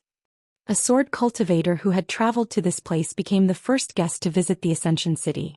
Actually, he wasn't really a guest. He could even be considered half a family member. This was because he was Deng Liang of the Snow Mountain continent. As a sword cultivator of the old secluded official lineage of the Great Wall of Sword Qi, he had stayed in the Summer Palace for many years. He was naturally very familiar with Su Ning and Guizhujiao. When he left the inverted hanging mountain, the young secluded official wrote a personal letter to Deng Liang, who was a sword cultivator at the bottleneck of the nascent Soul realm. The sect that Deng Liang belonged to quickly began to operate in secret so that Deng Liang could enter the fifth world and find an opportunity to break through there. There he would obtain additional fortune. Whether it was for Deng Liang or the sect that he belonged to, it was a good thing. In the letter, the young secluded official reminded Deng Liang that if he could convince the sect's Hall of Ancestral Masters to let him go to the New World, it would be best to go to the Tongyi continent and not the South Swirl continent or the Fuyao continent. However, regarding this matter, he must not mention it to the sect. Finally, at the end of the second year of Jiachun, everything was ready. Deng Liang chose to travel to the North Continent, the Aquarius Continent and the Tongyi Continent. Deng Liang purposely passed by the Tai Hui Sword Sect's Pianran Peak in the North Continent, the Fuping Sword Lake in the middle, and the Luopa Mountain and the Feng Shui Temple in the Aquarius Continent. However, Deng Liang did not visit any of them. Even though the sect had already spoken to the Confucian Temple and an academic palace to help Deng Liang obtain a very important document, Deng Liang was still a little worried. He was worried that the Tongyi continent, which was too far away, would be a mess of brains. In fact, the root of the problem was that Deng Liang's impression of the Tongyi continent was too bad. He didn't even have a good impression of the three academies there. Deng Liang was even prepared to be rejected there. Deng Liang arrived at the gate of the Tongyi continent at the turn of summer in the third year of Jiachun. Then Deng Liang changed his mind and stayed there for almost 3 years. He guarded the gate with seniors Sua and Wang Shizi. Deng Liang only entered the fifth world when the gate was about to close. Then he rode on his sword all the way to the Ascension City. Along the way, Deng Liang relied on the sword will accumulated from the 3 years of guarding the gate with seniors Sua and Sua. Together with seniors Sua's guidance, he finally entered the unpolished Jade Realm in the New World. Coincidentally, at the Zifu Mountain in the southeast of the Ascension City, Deng Liang met the leader of the penal officers who was supervising the formation. He was Qi Shou, who had also entered the unpolished Jade Realm. Qi Shou was clearly very surprised by Deng Liang's arrival. He was even more enthusiastic and personally brought Deng Liang to tour the Zifu Mountain. He saw the ancient stone tablet that had already been set as a forbidden area. There were 2 lines of ancient seal characters inscribed on it: 6 holes red cloud mysterious book, 3 purities green seal of the purple mansion. Qi Shou and Deng Liang did not hide anything. They frankly said that they had already dug out a simple jade box at the foot of the mountain. However, they could not open it for the time being. They really did not dare to act rashly. They were worried that they would trigger the ancient restriction and destroy the box along with its contents. Even if Deng Liang came from the lineage of the old hidden officials, Qi Shou's sincerity towards this foreign sword cultivator who had gone out of the city many times to fight was truly from the bottom of his heart. This was because the 2 of them had cooperated once on the battlefield and cooperated very well. In reality, Qi Shou did not have a good impression of Chao Gun and Xianxia, these young foreigners. He only hit it off with Deng Liang. After arriving at the Zifu Mountain, Deng Liang was no longer in a hurry to enter the Ascension City. In any case, he had to wait 100 years before he could leave this new world that did not even have a name. Deng Liang was not delusional enough to think that he could break through 2 realms in a row within 100 years and enter the Ascension realm. Fortunately, there was still an era name. It was said that the time and weight of these 2 matters were still undecided at the moment. After Qi Shou heard this, he was slightly stunned. It was obvious that he did not realize the significance of these 2 matters. Deng Liang did not hide anything and directly told Qi Shou why these 2 matters could not be underestimated. One was related to the time and some kind of great Tao manifestation of the calendar, while the other determined the weight of all things in the world. As for the undercurrents that were surging within the Ascension City, Deng Liang could roughly guess the general situation after thinking about it for a while. After all, when it came to the matters of the sects, the mountains and the vast world, the immortal masters of the archives were much more familiar than the Great Wall of Sword Qi. Deng Liang would not take the initiative to get involved. Therefore, Deng Liang followed Qi Shou to the Ascension City. However, he did not restore his identity as a sword cultivator of the hidden official lineage. Instead, he became the first honorary official in the history of the Ascension City. Then Deng Liang went to see Dong Bujue, a lady who made Deng Liang understand that he was destined to be unable to get what he wanted. Dong Bujue had just returned to the Ascension City and went to drink at the Stacked Cliff wine shop. Deng Liang walked on the street that was not unfamiliar to him. He realized that the shop did not have the head shopkeeper and the second shopkeeper, but business was still good. However, the substitute shopkeeper had become a hunchbacked man. At this moment he was drinking with Dong Bujue at the same table. Luo Zhini and Guizhuzhou were also there. It was just nice that each of them had a bench. The shopkeeper with the surname Jing was the only man. No wonder he was full of smiles and spittle as he talked about the local customs of the Aquarius continent. When Deng Liang sat down, the man happened to talk about the past of the Pearl Grotto Heaven and the young hidden official. No one would be courteous to Deng Liang. After greeting him, there was no need for pleasantries. Deng Liang said that he had finally broken through. At most, Luo Zhini congratulated him. Guizhuzhou applauded him. Dong Bujue did not even bother to say anything. Deng Liang liked this kind of familiar atmosphere because he was not treated as an outsider. Guizhuzhou kept pouring wine for Jing Dafeng. Jing Dafeng continued to tell the story of how Chen Pingon earned a copper coin by delivering a letter. Dong Bud came here to drink to relieve his boredom, so he let Jing Dafeng talk nonsense. Guizhuzhou, on the other hand, pestered Jing Dafeng to talk more about her master. Luo Zhini, on the other hand, only listened and drank occasionally. She did not speak. Guizhuzhou heard Jing Dafeng talk about her master. When he was young, he ran around Falu Street, Peach Leaf Alley and Fence Gate every day. It was there that he met Ning Yao for the first time. As for the handsome and confident manager Zheng who could hold his liquor, of course, he was the witness of both parties. Guizhuzhou felt that she had heard the most exciting story in the world. She clapped her hands together. There's no need to think about it. My master must have recognized mistress as his mistress the moment he saw her. Her master had never mentioned these things back then. Mistress had never mentioned it either. Jing Dafeng nodded and said, yes, yes. At that time, Lu Duan, your master, was already very experienced. He already knew the difference between women who learned martial arts and those who did not. Back then I was stunned by what he said. It took me a few days to recover. There's no need to be surprised. Poor children take charge of the household early and know a little about everything. Guizhuzhou tilted her head slightly and frowned. Why did Manager Zhang's words sound a little strange? Luo Zhini was slightly surprised. She lowered her head and drank silently. She still did not speak. Jing Dafeng coughed and said, I'll tell you more about Mud Bottle Alley. That place is really a place with good feng shui. Other than the master of Luapa Mountain, there's also a devil incarnate called Gu Kan and a sword immortal called Chao Shi. The ancestral residences of the three families are all in the same alley. Speaking of this, Jing Dafeng was slightly embarrassed. It seemed that talking about this in vast heaven could scare people, but it was meaningless to talk about this with the sword cultivators of the Great Wall of Sword Qi. Guizhuzhou leaned on the table and suddenly said, Master has been walking around Mud Bottle Alley alone for so many years. When he leaves the ancestral residence, he's alone. When he returns home, he's still alone. Does he feel lonely? Jing Dafeng rubbed his chin and nodded. Probably a little. Anyway, every time your master travels home, he will first go to the ancestral residence in Mud Bottle Alley to sit for a while. Guizhuzhou whispered, Manager Jing, what did my master look like when he was young? I can't imagine it. Alas, when he was young, I can't even imagine it. Jing Dafeng smiled. He's always exposed to the wind and the sun. He's dark and thin. He's not very tall, so he's very inconspicuous. When he was younger, except for wearing straw sandals, he's probably the same. Guizhuzhou scratched her head and continued to lean on the table, staring at the white wine bowl in front of her. I thought my master would turn into a young man with a whoosh, and then become the master I'm familiar with. Jing Dafeng took a sip of wine and said no more. Deng Liang suddenly said, previously someone ranked the top 10 young people in the world. Just the hidden official alone was ranked as the 11th. At least it means that the hidden official is still in the Great Wall of Sword Qi and has reached the peak of Martial Mountain.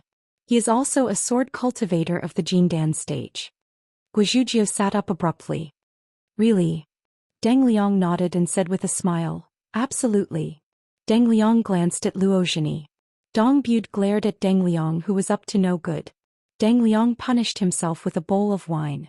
Even Luo Zhini was unhappy with him. Deng Liang could only change the topic. He asked, Sword Immortal Ning hasn't returned to the city? Guizhou sighed. What can I do? Master's wife must miss my master more than anyone else, but she's too embarrassed to drown her sorrows in alcohol in front of us. She could only run far away by herself, and then miss my master as much as she can in a place where no one can see her. Sigh, if only master's wife brought me along. I could even use your sleeve to wipe my tears. Guizhou's head was suddenly pressed down and her forehead was pressed against the table. Guizhou, whose head was pressed against the table, could only laugh. She then tried to curry favor with a muffled voice. Master's wife, why didn't you use your sword to create a series of thunderbolts in the sky? I didn't even have the chance to beat the gongs and drums to announce your arrival to the world. Master's wife is the only immortal in our world now. Ning Yao pressed down hard twice and Guizhou's head was thumping. Only then did Ning Yao release her hand. Before she sat down, she greeted Jing Dafeng as Uncle Zheng and then greeted Deng Liang. This was the first time Jing Dafeng saw Ning Yao again since they parted ways in the Pearl Grotto Heaven. The young man was no longer a teenager. The young girl of the past was now a shocking immortal. Jing Dafeng smiled. Ning Yao, don't worry. At least on that desolate mountain where I watched over for many years, Qin Pingon definitely didn't have any bad intentions towards anyone. Ning Yao dismissed it with a smile. Guizhou sat beside Ning Yao. She raised her hand and said softly, Master's wife, before you came I calculated with my fingers that Master is already at the peak of the mountain, and is about to become a Jade Roar Realm Sword Immortal. Deng Liang was a little helpless. It was a pity that Gu Jianlong, Chao Zhen and Xianxia were not around. Otherwise, not to mention the Jade Roar Realm, even the Ascendant Realm would be in the bag. In the fifth world, even though the two gates of Fuyao Continent and Tongye Continent were closed, there was still chaos. There were countless strange people and strange things. The Grotto Heaven's only son, Shu Nanyuan, suffered from heatstroke in Shu. After creating a transcendental platform, he met a black-robed scholar who came to visit. The latter was called Qinwen. He came from the North Continent but was not a sword cultivator. Some of the Tongye Continent's cultivators who coveted the transcendental platform were scared out of their wits when they found out that this person was one of the 10 young people. There was a Qi refinement warrior called Yang Hengxing. He was good at talisman and had a bad temper. He constantly quarreled with the Tongye Continent's cultivators. In the end, he angered everyone and was hunted down by almost 100 Qi refinement warriors. No one expected this guy to secretly enter the nascent soul realm and the far travel realm in this world. He killed more than half of the large group of cultivators. There was also a rumor that a female sword immortal from the Great Wall of Sword Qi once traveled south alone. She was extremely close to the southern gate and killed many people. And in the vast Central Plains Divine Continent, there were people traveling alone and passing by the Wishing Bridge. In the night, Su Bai, who was wearing a white robe and reading at night, stood alone on the bridge. He looked at the bright moon on the mountain peak opposite him and saw a woman riding a horse on the mountain ridge. Su Bai looked into the distance and saw the woman in red riding a white horse. A narrow saber hung by her waist and a wine pot tied to her waist. It was as if she was riding a horse into the moon. In the Thunder God Temple of the Horse Lake Residence in the Snowy Mountains, Pei Qian, a martial artist of the 8th level, delivered a nameless punch that was equivalent to the perfected 9th level. Lu Suiyu, a martial artist of the 9th level, returned a punch of the 10th level. They exchanged a punch. Pei Qian's punch was both a punch and a punch. She slid back dozens of feet. Although she was covered in blood and her body swayed a few times, she still took a deep breath and sank her feet into the ground a few inches before she fainted. But she still stood upright. Lu Suiyu was hit by that punch and broke through the outer wall of the Thunder God Temple. He staggered in the Thunder God Temple and vomited a mouthful of blood. Pei Oxiang muttered softly, another one with the surname Pei. When Pei Qian woke up, it was already 3 days later. She then recuperated in the Thunder God Temple for more than a month. During this time she ignored the stranger named Lu Yuzhou. She only asked Auntie Xia Juxing and Chaomu about the Great Wall of Sword Qi. She asked about what her master did and said after she left the Great Wall of Sword Qi and became a hidden official. She also asked Auntie Xia if it was difficult to become a golden core sword cultivator. Finally, before she left, Pei Qian went out alone and helped Juxing and Chaomu make a normal book box and a bamboo cane as a farewell gift. Since they called her Sister Pei and she was more than 10 years older, she was actually half an elder. Pei Qian first thanked Pei Oxiang and Lu Suiyu and then left. She carried the bamboo box and held the mountain cane in her hand. She bid farewell to Auntie Xia and her master outside the Thunder God Temple. She bent down and smiled at the two sword immortal embryos. Practice your swordsmanship well. Read more books and travel more. Stay together and don't separate. Zhou Xian, who was carrying the new bamboo box, nodded vigorously. Sister Pei, just you wait. The next time we meet, I will definitely be 2 levels higher than someone. Chaomu held the mountain cane in his hand tightly and said like a chicken pecking rice. Sister Pei, when we go to Luopa Mountain in the future, we must stay at home. Pei Qian smiled and straightened her back. She patted the 2 children's heads. Master is by your side. Don't be in a hurry to grow up. Xianxia asked the 2 disciples to stay. She sent Pei Qian off alone for a while. The 2 of them walked together. Zhu Xian and Chaomu looked from afar. Sister Pei seemed to have grown taller. Lu Yuzhou sat on the steps outside the door. His mind was no longer in the Thunder God Temple. He took out a snow coin and held it up high. It was really beautiful. In the distance, Pei Qian looked at the ground and said softly, Master once told me in my hometown that he had the ability to take care of himself. He wasn't bragging. It was rare in the world. Master lied. Xianxia was speechless. Pei Qian walked out quickly. Then she smiled and walked backward. She waved goodbye to Auntie Xia. Xianxia smiled. Be careful on the road. Take care of yourself. Pei Qian turned around again and walked quickly. He performed a 6-step stance and suddenly rose from the ground, riding the wind to travel far away between heaven and earth. Yuzhou looked up. The snow coin in his hand was beautiful. The moonlight tonight was beautiful as well. The world was vast. The old scholar appeared in the north of Fuyao continent. He shouted in his mind, Hey brother Bai, are you there? Answer me. Mother **Ker, there was a guy who said that you didn't have a sword in your hand. If it were me, I definitely wouldn't be able to tolerate it. Daoist Sun returned to the gate between the 2 continents without any warning. He said loudly, What sword? Just take it. Thus, a green-robed scholar who was originally guarding the Peach Blossom Hall and the Grass Hall slashed open the sky with his sword and returned to the center of the vast Fuyao continent. Looking at a sovereign great demon, the scholar said indifferently, All right.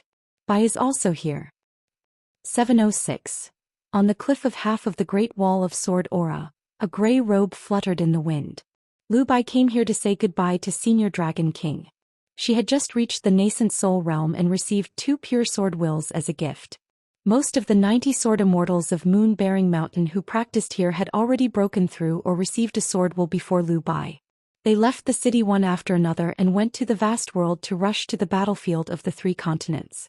Those wisps of sword wills that wandered between heaven and earth for hundreds, thousands, or even tens of thousands of years were pure and unbiased. As long as the sword heart was clear, those who were compatible with it would be recognized as the sword cultivator of the world. They would be able to get a chance, a pure inheritance without any so-called incense or the title of master. There was only one kind of existence, no matter how high the talent or how good the qualification was, could never be favored by the sword will. For example, Kuiyu, who was listed as one of the top 10 young people in the wilderness, and the girl whose nickname was Duku. Lu Bai said softly, Senior Dragon King, I'm about to leave here and go to Tongyi continent to follow teacher and senior brother. I wonder if senior has any words for me to pass to teacher?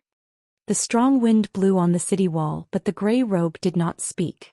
Lu Bai did not dare to urge this eccentric senior. She was not in a hurry to leave the city wall. She looked at the opposite cliff and could not see the trace of the bright red robe. Jiazi Tent ordered to set up a powerful mountain and water restriction on the opposite half of the Great Wall of Sword Aura, completely isolating heaven and earth. Lu Bai could see the scenery on the opposite side clearly, but the opposite side of the city wall could only see white fog. Senior Dragon Monarch beside her was indeed too unpredictable. As one of the 3 old sword celestials from the moon supporting mountain 10,000 years ago, he was once Qin Qingdu's best friend. They once fought together in the human world and asked the sword celestial realm. After he became a felon, he eventually became a puppet of the moon supporting mountain together with clairvoyance. However, he was very different from clairvoyance, who had his soul scattered and was not in a clear state of mind. Dragon Monarch gave up his physical body and even allowed Sovereign Bai Ying to step on his head. On the battlefield he killed the last sword immortal of his lineage, Gao Kuei. Gao Kuei asked the sword and the Dragon King received the sword, that was all. In the end the old man personally cut off the last incense of the sword path. Liu Bai really did not understand the senior Dragon King's thoughts and actions. In fact, Liu Bai could not even understand Li Zhen. Li Zhen was still on the city wall, as if he was determined to fight to the death with the young hidden official. As the moon-supporting mountain sword immortal embryos each gained something, the great Tao of sword fate circulated. Naturally, it would cause the other half of the great wall of sword chi to become thinner and thinner. This caused that fellow's situation to become more and more precarious. This was because the stability of that half of the great wall of sword chi was closely related to the destiny of the sword Tao. It was believed that the young hidden official who had fused with half of the great wall of sword chi would have the clearest and sharpest perception of this in the world. The mortals at the foot of the mountain were ignorant and ignorant. They did not know the principles of life and death. Therefore they did not know that old age was approaching, and did not know which genius was about to reach the end of their life. The Dragon Monarch said, "Ask your teacher to ask Lu Cha to come back here and do his best. In a year at the latest we must force that kid into the unpolished Jade Realm." No. I must not be affected by that person's words. The senior Dragon King must not be on the same side as him. Therefore Liu Bai asked when he had doubts. He did not allow himself to be suspicious. He asked directly, "Senior Dragon King, why? Please enlighten me." The Dragon King smiled and explained, "For Qin Pingon, breaking the Jin Dan and forming the Jin Dan is a matter of course. It is not easy to become a nascent soul sword cultivator, but it is not too difficult either. It is just that he needs some time to work hard. He is not in a hurry to raise the level of Qi cultivator. He is more focused on how to increase the fist intent. This is probably the most urgent thing in the eyes of that little mad dog. After all, cultivation depends on oneself. He has always been like climbing the mountain. Only his fist practice is unshakable. How can he not be anxious? In the vast world, a martial artist at the peak of the mountain is indeed something. But here is it enough?" Liu Bai only felt dizzy. He said with a trembling voice, "Didn't he say that he was about to reach the pure Jade Realm? You believe whatever he says." The Dragon King sneered. "The truth is that he casually said it to scare you and Li Zhen. I wanted to say that he was about to reach the nascent soul stage, but you believed it, so I was too lazy to say it." Liu Bai sighed faintly. The Dragon King looked at the opposite side. What is this boy's temperament? Is it difficult to see through? Everything was seen as something that could be seen in his eyes. No matter how far away it was, no matter how difficult it was, as long as there was a path in his heart, he would not be in a hurry at all. He would just quietly work, and in the end, step by step, everything would be within his reach. However, one should not forget that this person was the worst at creating something out of nothing and relying on himself to find that one. He has the least confidence in this. Speaking of this, the Dragon King asked with a smile, "You don't believe it, right?" Liu Bai did not know how to answer. Senior Dragon King's statement made him skeptical. The Dragon King said helplessly, "It seems that you are really scared by his two life source flying swords. Let me ask you, such a young martial artist of the 9th realm, who became a hidden official as a foreigner, and a smart person who can convince the public. He travels, experiences and fights constantly, but has Qin Pingon ever comprehended a punch that really belongs to him? Has he? No." Liu Bai suddenly understood and nodded gently. The Dragon King said, "Everything is within the rules. You have forgotten his other identity, a scholar. Self-examination, self-restraint, and caution are not only the cultivation of the mind, but also the heavy restrictions on the body. So the more it was like this, the more they could not let this young man really comprehend a punch one day. It meant that the young hidden official who focused the most on cultivation of the mind was expected to draw a line for the world with his own strength. In particular, they could not let this person really comprehend a sword. Generally speaking, if things were not fair, they would cry out. This young man had accumulated enough in his heart: anger, murderous intent, hostility, grief, and indignation. When the time comes, when he gathers all of them together and uses the final sword, the world might really change. Speaking of this, the Dragon King condensed countless fine sword chi into a vague figure. It was similar to the scene when Qin Pingon first appeared in the Great Wall of Sword Chi. The Dragon King stretched out his hand to open the mountain and continued. He wants to cultivate the mind step by step. Then we have to force him to take shortcuts and force him to be unreasonable. Even if he becomes a nascent soul sword cultivator, it is still not easy for this guy to reach the Jade Primitive Realm. In a hurry, he will most likely use a shortcut secret method that reduces the height of the Great Wall of Sword Qi as the price, forcing him to drink poison to quench his thirst. Once he reaches the Jade Primitive Realm, he will completely die with the remaining half of the Great Wall of Sword Qi, and truly become the second Qin Qingdu. Lu Bai glanced at the opposite cliff, but there was no trace of that person. He asked tentatively, "It will be difficult to leave the Great Wall of Sword Qi?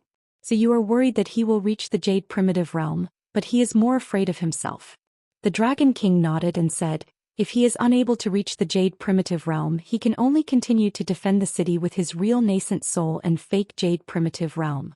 Even better, Lu Cha's sword will cut the opposite city into two. His great Dao foundation will be damaged and he will be half dead. Lu Cha can strike him a few more times and he will still not die, but his path of cultivation will be completely destroyed. The path of swordsmanship precedes the path of martial arts. When the path of swordsmanship ends, his unification with the Great Wall of Sword Qi will become unworthy of its name. So what if he becomes a martial artist of the 10th realm? He will just be at the mercy of others and wait for his death.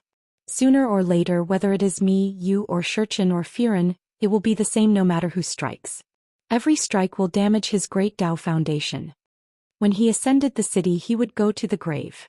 If there was a living person in the grave, it would be no different from a dead person. When Lu Bai was at the end of his rope, he was suddenly enlightened and saw the beautiful scenery. The only eyesore was when the Dragon King deliberately opened the restriction. The bright red robe seemed to have arrived as promised. He held a saber in his hand and tapped his shoulder lightly as he walked over slowly. Finally, he stood on the opposite side of the cliff. He carried the saber on his shoulder and stood facing each other. Although Lu Bai ascended to the nascent soul realm, he was not happy. Instead, he was worried. It was worse than a drop in cultivation level. As one of the top 100 sword deities of the moon-supporting mountain in the past, because of the encirclement, the accident of ascending to the upper 5 realms of Sword Celestial suddenly became bigger than the sky. As long as he did not ascend to the Jade Primitive Realm, Lu Bai would not be able to let go. Especially when he thought that if he wanted to break through the bottleneck of the nascent soul realm in the future, he would have to face the demon in his heart. Lu Bai ascended to the nascent soul realm as if he took a big step closer to that person.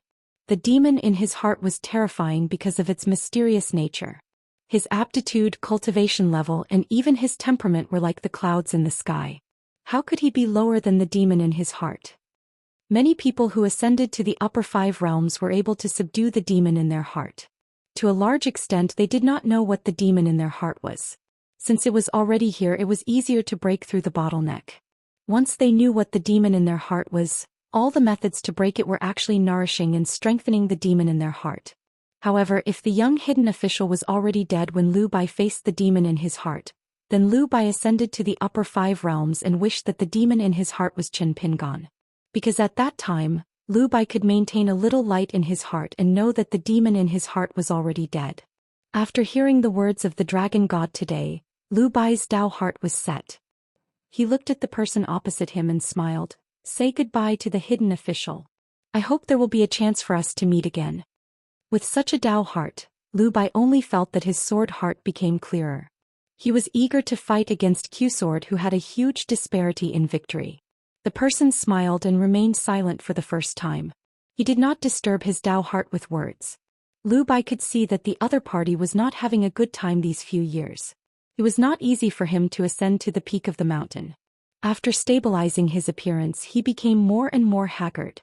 For a cultivator who lived in the mountains for a long time, it was not strange for him to sleep for a few years or even dozens of years.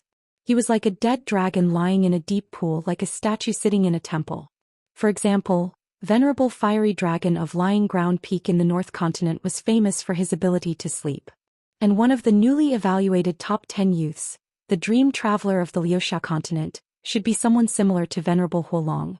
It was not strange for them to only rest for a short while during this period to nourish their souls. This kind of nap was very particular. It was in line with the theory of great death of the human body. It was a method of deep sleep that was highly recommended by the Taoist cultivators on the mountain.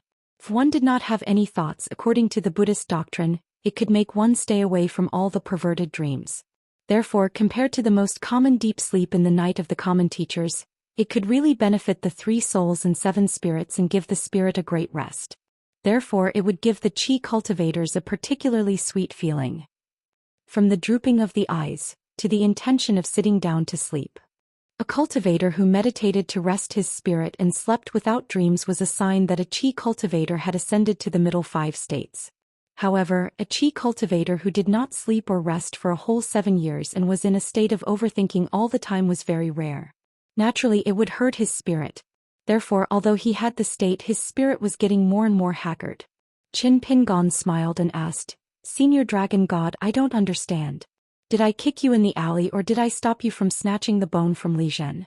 Why do you two have to chase me and bite me?" Dragon God smiled and said, "Although there is only half of the Great Wall of Sword Qi left, Qin Qingdou is indeed a bit difficult to chew. He has endured for so many years for you. Indeed, he should be proud." Qin Pingon shifted his gaze and said to Lu Bai, "Why are you still here? No matter how tender I am to you, there is a limit." Lu Bai's eyes were firm and said, "When you and I part today, it is very likely to be a separation of life and death. You just need to say more. In the future I will not be the real Qin Pingon after all." Qin Pingon waved his hand, "I advise you to quit while you are ahead. While I am in a good mood today, get out of here quickly." Lu Bai did not move and his body was motionless.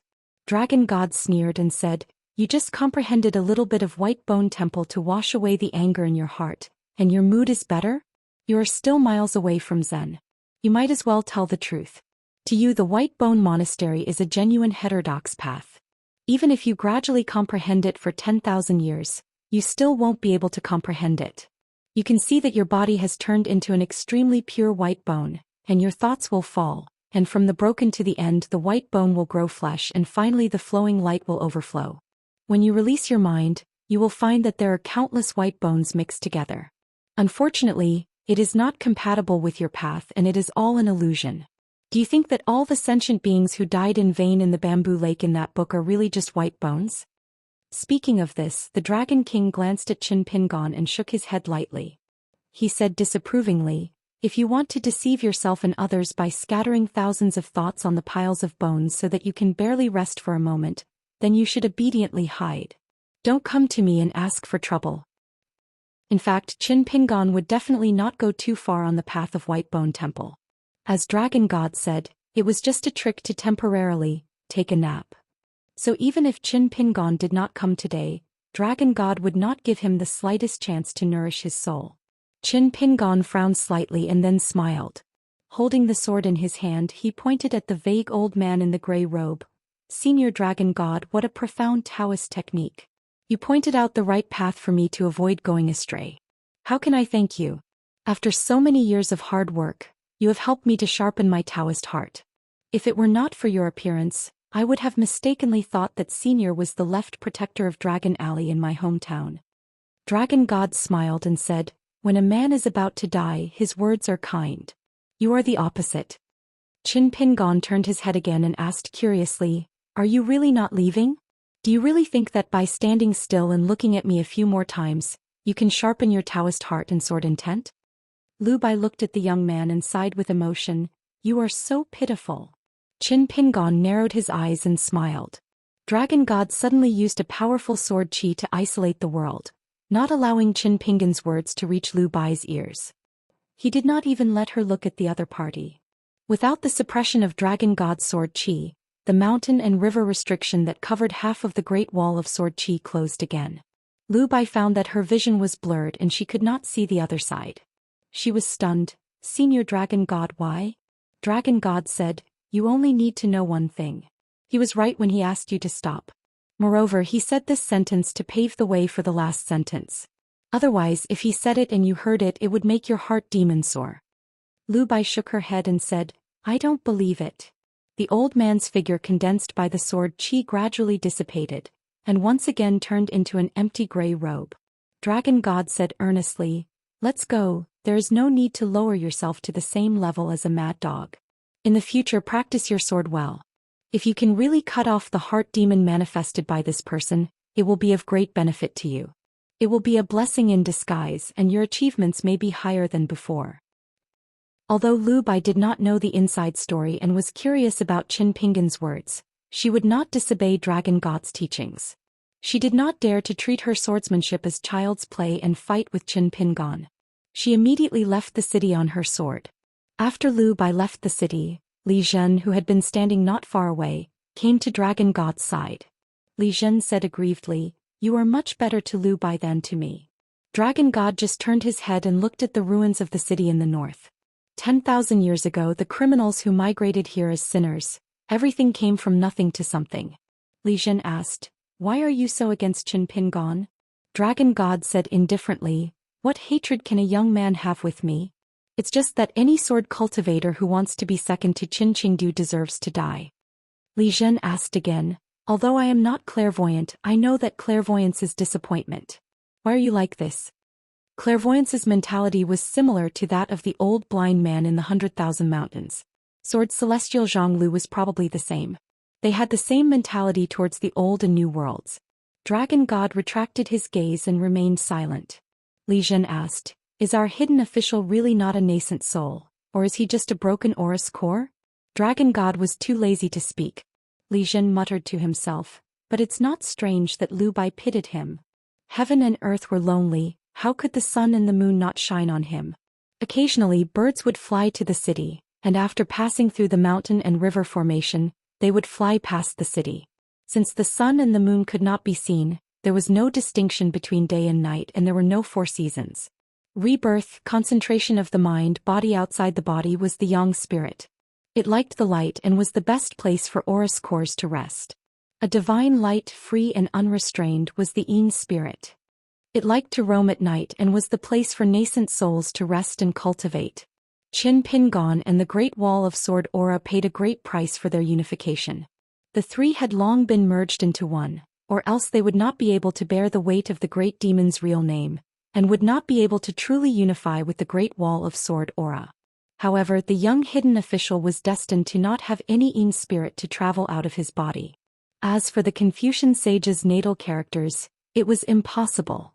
Li Zhen laughed. "Lu Bai is a little stupid, but it's good to be stupid. Her future inner demons would not be too stubborn." Dragon God decisively blocked the heaven and earth, which was equivalent to saving half of Lu Bai's life. Otherwise, the hidden official would only need to say a word to make Lu Bai lose half of his life. It was very simple. "Why do you like me?" was enough to make Lu Bai's Daoist heart collapse. As for whether Lu Bai really liked him or not, it was not important at all. This was precisely the most troublesome problem. After all, if the world did not like someone, it did not matter. There were thousands of reasons for liking someone in the world, and there were thousands of reasons.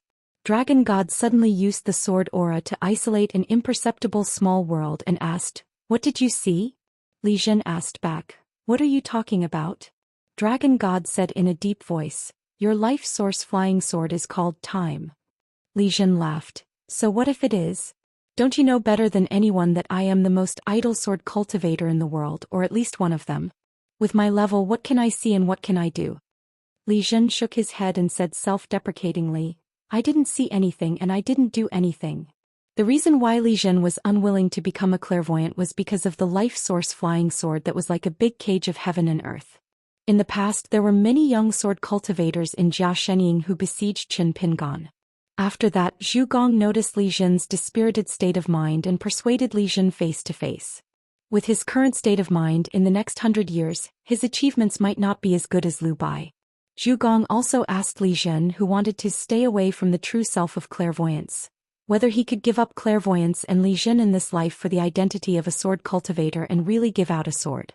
At that time, Li Zhen's answer was very strange.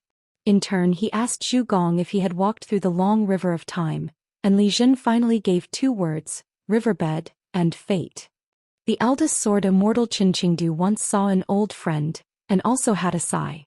If he went against the flow of the long river of time for 10,000 years and returned to the battlefield, he would be able to challenge any of the seniors of the sword.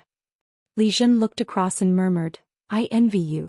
And the young hermit who was envied by Li Zhen with the Zhangkan hanging on his waist, was slowly punching on the city wall.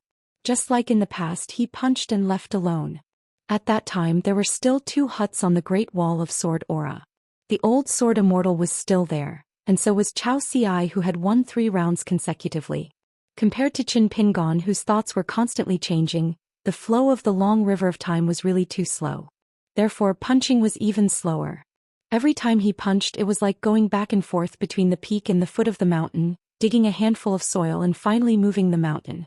On the opposite half of the Great Wall of Sword Aura, every time the barbarians killed a great human cultivator, they would carve a big word on the city wall. Moreover, the Jiazi tent seemed to have changed its mind. There was no need to kill an Ascendant Realm cultivator, even if it was an Immortal Realm cultivator or the leader of a big sect. They could carve the name of the great demon and the person they had killed. Because the great demon's carving caused too much of a commotion, especially because it involved the flow of heaven and earth's fate, Qin Pingan, who sat on half of the Great Wall of Sword Aura, could still vaguely sense the abnormality on the other side even though they were separated by a large formation of mountains and rivers. Occasionally he would punch or slash to break the formation, which was not some boring action by Qin Pingan. Zhou Xian, one of the 10 people of the Central Divine Continent, Sword Immortal Wuxia's martial uncle. An Ascendant Realm cultivator from the Fuyao continent.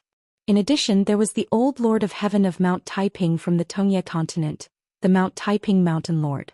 Jihai, the leader of the Fuji sect. 3 academy sages. Among them was Gentleman Zhong Kuei's teacher, the Mountain Lord of the De Fu Academy. They had all died in battle. Fortunately, Qin Chunan of the South Swirl continent and his senior brother were not around. Sun Yuan of the Jade Gui sect and Jiang Shangzhen of the Tongyi continent were also fine. Through these, Qin Pingan could roughly estimate the speed of the demon race's advancement in the vast world. Originally, it was meaningless and would only add to his troubles. However, after obtaining the travel book of mountains and rivers, when Qin Pingan refined all the words one by one and obtained the secret letter from the Dali imperial tutor, it became important. Then Qin Pingan had a feeling in his heart. This Cui Dong, as long as he was not sick in the head, would not have thought of such a method to send the letter. The true strength of Cui Dong was not that he was betting that Qin Pingan would be able to piece together this secret letter. Instead, he was certain that the old fox, Zhou, who called himself the bookworm, would know of this secret letter after him. What was even more frightening was that in the eyes of Cui Dong, it seemed that whether Zhou knew of this matter or not, it would not change the established situation in Cui Dong's heart. It would be best if Zhou did not notice. However, even if Zhou was truly a peerless genius and knew of this matter, it would not affect the overall situation. However, there were still several big and small meanings hidden within. Qin Pingan regretted that he was as sick in the head as Cui Dong. He had actually opened this secret letter by accident. It would be better if he did not know. At the old site of Tongyi Continent's De Fu Academy, a great demon in green robes who looked like a scholar had a thought. He immediately sent someone to bring over a travel book on mountains and rivers. He refined all the words in the travel book. After thinking for a while, he refined the words Cui, Bai, Sure and One. He also tried all the combinations. Finally, in his heart lake, Zhou obtained the secret letter with only 8 words. The time is right, the mountains and rivers will be reversed. Zhou laughed involuntarily. He used his heart to call out to Cui Dong. Then he extended his hand. Let me invite Imperial Tutor Cui to have a chat. The other party was scheming openly. He was betting on whether the Aquarius continent would be able to decide the direction of the world. If the Aquarius continent could be defended, then the so-called reversal of mountains and rivers would be meaningful. After all, the remaining half of the Great Wall of Sword Qi in the wasteland still belonged to the vast world. If they could not defend it, Cui Dong could only exchange his life for a life. At most he could only save a young man. And it depended on whether the other party was willing to leave the Great Wall of Sword Qi and change places with Cui Dong. The most interesting part was that Zhou dared to say that if Qin Pingan really sought help from Cui Dong, who had lost the Aquarius continent, he would most likely be disappointed. If Cui Dong ignored him, then it would truly be an interesting game. Cui Dong's figure slowly condensed in front of Zhou. Zhou asked, "The time is right. Is it when the Aquarius continent successfully obstructs the Wasteland continent's army from going north, and finally the 2 continents are in a deadlock?" It was just that the image had descended and the old scholar of De Fu Academy smiled and nodded. It was the Dali imperial tutor Cui Dong. If Xiaomi was not in the academy ruins, Cui Dong naturally would not appear. Xiaomi asked again. Imperial tutor Cui is so sure that Qin Pingon has already received the secret letter, and that the Aquarius continent can be defended, and that Qin Pingon can last until that day? Especially that Qin Pingon can endure the danger of his life, and will not change places with you so early, and will not cause your previous efforts to be wasted? Cui Dong said, as the last disciple of the sage of literature, I still have this bit of brain and responsibility. Xiaomi smiled and asked, Imperial tutor Cui, I only have one last question. How can you be sure that half of the Great Wall of Sword Qi can last until the time you speak of? Are you not worried that I will personally target him? Cui Dong said indifferently, between you and me we are not just fighting for the two continents. If you do not have this bit of courage, you do not have the qualifications to talk about reorganizing the Confucian orthodoxy, gathering the literature vein and establishing a sect. Xiaomi was silent for a moment, then he shook his head and sighed. Cui Dong, so you want to use Qin Pingon's life and half of the Great Wall of Sword Qi as bait in exchange for the Sage of Rights? No, the secondary sage's life with mine? Cui Dong smiled. It might also be the sage of the first teacher personally taking action. Xiaomi smiled. That's exactly what I want. Cui Dong said, quickly let the moon-bearing mountain ancestor break the hole in the sky. I want to see what those ancient gods blocked by the Sage of Rights can do in the Aquarius continent. Xiaomi nodded, as you wish. Then the two of them looked in the direction of the Fuyao continent at almost the same time. Xiaomi smiled. Why provoke him? The old blind man in the desolate world's 100,000 mountains had already expressed that he would not interfere. The Daoist temple of the Eastern Sea Monastery, that stinky cow's nose, chose to stay out of the matter, and even helped a little before he ascended with the Daoist temple. That old monk's whereabouts were still unknown. The most likely was that he had already reached the Aquarius continent, but this was still within the expectations of the moon-bearing mountain. Only the scholar of the Central Plains who was known as the proudest of the mortal world, according to the original calculations after going to the fifth continent, he would stay there and return the sword to the Xuandu temple of the green underworld. He should not have returned to the vast world with the sword.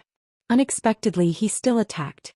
The level 14 cultivator, the scholar Bai Yi, held the immortal sword and appeared in the Fuyao continent in the southwest of the desolate world.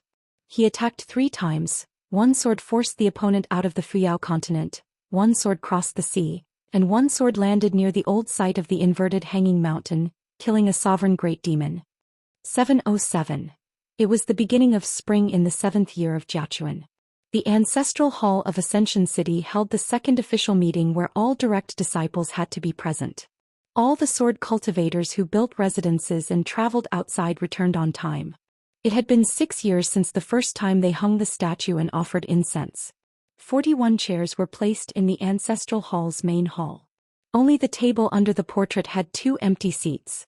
The criminal official's seat was on the left, while the hidden official and the treasury spring residence were on the right. There was a vague confrontation between the two sides. The leader of the criminal official's branch, Qishou, had reached the Jade Pure realm not long ago. The seats were for 2 old nascent soul sword cultivators.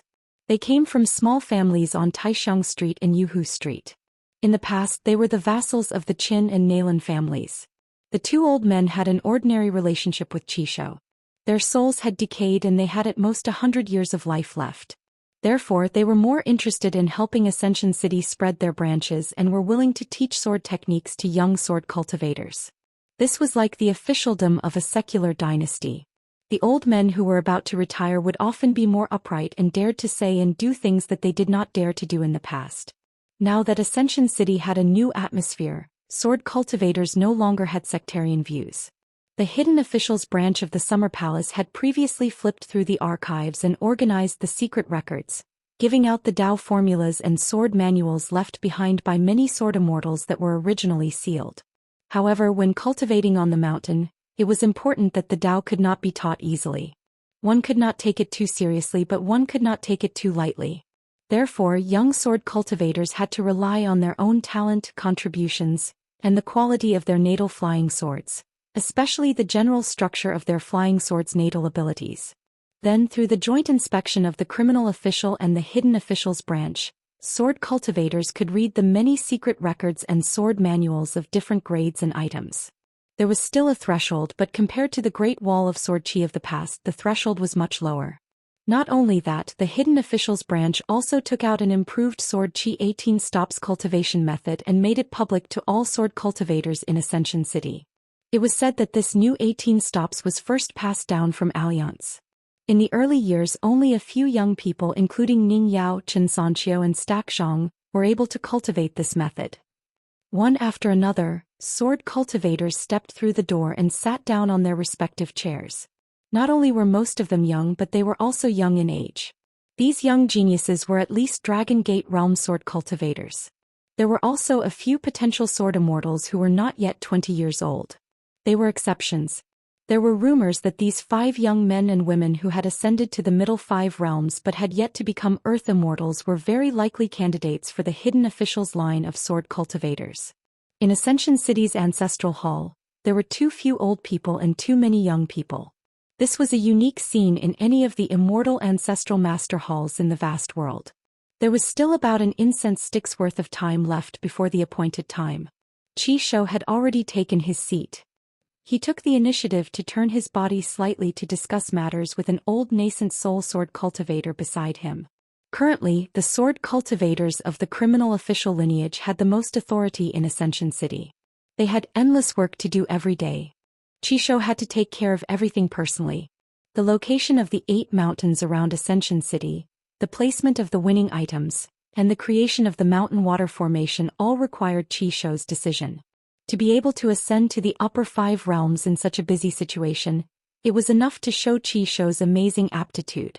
All these years, Qi Shou did not blindly focus on sword cultivation and deliberately pursue that unpolished jade realm. Instead, he was busy working for Ascension City year after year. This won Qi Shou a lot of people's hearts. As Ning Yao had yet to appear, the atmosphere in the Ancestral Master Hall was still relatively relaxed for the time being. This was because everyone knew that Ning Yao alone occupied half of Ascension City's Ancestral Master Hall. Guizhuzhou placed the mountain walking staff on both sides of the chair's armrests and gently swung her legs. Beside her sat an old lady and a fair person. Gu Jianlong said telepathically, "Lu Duan, why hasn't Ning Yao ascended to the Ascension realm yet? To be honest, I'm a little disappointed." As for how to address Ning Yao, it was actually a big problem for the hidden official lineage of the Old Summer Palace. It didn't seem appropriate to call him Lord Hidden Official. It seemed even more inappropriate to call him by his name. After all, Ning Yao was already a true Great Sword Immortal. But to call him Great Sword Immortal Ning was too distant. Fortunately, Ning Yao had spoken earlier. They could just call him by his name. In the end, no one was polite, nor did they dare to be polite to Ning Yao. Moreover, the hidden official lineage's sword cultivators were not polite people to begin with. Guizhuzhou patted the green bamboo staff with both hands and sneered telepathically, "What do you know? You don't know anything. This is Master's wife leaving some face for them." Dong Buji suddenly slapped the back of Guizhuzhou's head. Guizhuzhou raised both of her hands and made a messy fist stance. Her shoulders shook as if she had broken up Dong Buji's fist intent. Then she said angrily, "Sister Dong, what are you talking about? I didn't say anything bad about you, I swear to God." Dong Buji's fingers were deftly flipping a book collection seal made of frost jade. She smiled and said, "My hands are itchy." Guizhuzhou complained softly, "Master Hidden Official isn't here and Master's wife hasn't arrived yet. You're already bullying me." Wang Xinshui suddenly asked, "Great Sword Immortal me and the 2 good brothers Chao Gun and Shen Can, are they still considered as our hidden official lineage's sword cultivators?" Gu Jianlong rolled his eyes and said, "Are you stupid?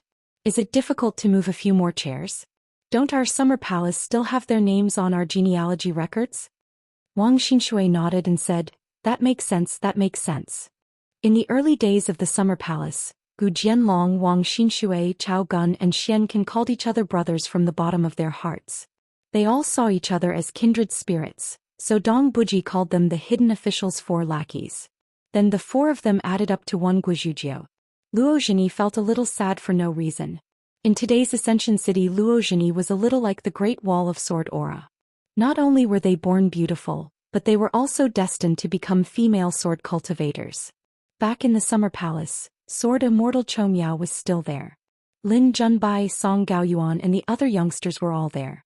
Just by watching Lin Junbai play chess with Chao Gun and Xianxia, each of them had a lot of bad chess pieces behind them, but each of them liked to be a useless strategist. At that time Luo Zhini didn't find it interesting. Looking back, Luo Zhini realized that it was a very interesting thing. There was a young man who watched from the side with his hands in his sleeves. His chess skills weren't good, but he liked to give random advice as if he wanted to see the world in chaos. If Chao Gun and Xianxia won against Lin Junbai, Guizhuzhou would lead the 4 lackeys to flatter him. If they lost, that person would confidently say that it was his fault. It didn't make sense. After Fan Dash sat down, his expression was solemn and he was silent. He was the one who sat the most properly among the hidden official sword cultivators, and also the one who was the saddest. The girl he liked the most was already a married woman. When he met her on the street, her child already knew to call him Uncle Fan. For some reason he was only a little disappointed at that time, but he didn't feel heartbroken anymore. Looking at the child who looked like her, Fan Dash only knew that he smiled in relief. But he didn't know how his smile would look in the eyes of the woman who was already a married woman and then a mother. His best friend Xianxia went to Vast World. His most trusted young hidden official was left alone at the Great Wall of Sword Aura. He really missed that dash. Fan Dash quietly turned his head and looked back, laughing at himself. He quickly retracted his gaze and continued to hold his breath, silently nurturing his sword intent. Fan Dash knew that his talent in the way of the sword couldn't compare to any of the hidden official sword cultivators. He had only reached the golden elixir realm after many obstacles. Moreover, Guizhuzhou, Gu Jianlong and the others were not only born with great talent, but also worked harder than ordinary people. Therefore Fan Dash was under a lot of pressure. As the second in command of the criminal officers, Nian Exin almost never showed her face in public. She usually wore a loose robe and her cultivation was at the bottleneck of the nascent soul realm, but she wasn't a sword cultivator. Even the Summer Palace didn't seem to know her true identity. She appeared out of nowhere in Ascension City, and then mysteriously became an important figure of the criminal officers. She was one of the 4 great eccentrics of Ascension City. Nian Xian's seat was behind the criminal officers and the 2 nascent soul old sword cultivators. However, Nian Exin, like Ning Yao, had yet to show her face. The 3 chairs to the south of Nian Xian's seat were also occupied by one of the 4 great eccentrics. They were the 3 golden elixir sword cultivators of the same master, but the men wore women's clothes.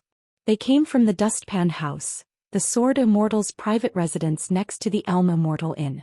Relying on the remarkable ability passed down by their master, the 3 of them were now in charge of helping Ascension City find young sword cultivators. Actually, they were more willing to become sword cultivators of the hidden official's lineage, but Ning Yao, who announced to the public that she was temporarily in charge of the position of the hidden official, did not agree. The old sword immortal of Dustpan House, who had an extremely good personal relationship with Alliance, had collected many ancient ink stones. Therefore Shizhou, Shuiyu and Feizhen, these 3 golden elixir sword cultivators who didn't have high realms but had outstanding killing power, were the most familiar with Guizhuzhou, who liked to climb walls and visit people when she was young. Therefore, although the ancestral master hall was clearly divided into factions, the relationship between each faction was actually inextricably linked. They were either friends who got along well with each other, or they were related by the incense of their ancestors. A woman stepped through the door and quietly sat down. During this time she didn't greet anyone and didn't even make eye contact. It was Nian Exin. Nian Exin began to close her eyes and rest. She was destined to not speak during today's meeting. Currently, if one wanted to become a member of the criminal officer lineage in Ascension City, only sword cultivators among the Qi refinement warriors were qualified.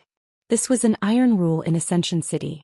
On the other hand, the hidden official and Quan House lineages were not restricted by this rule, and the Qi refinement warriors of the 100 schools of thought were unhindered.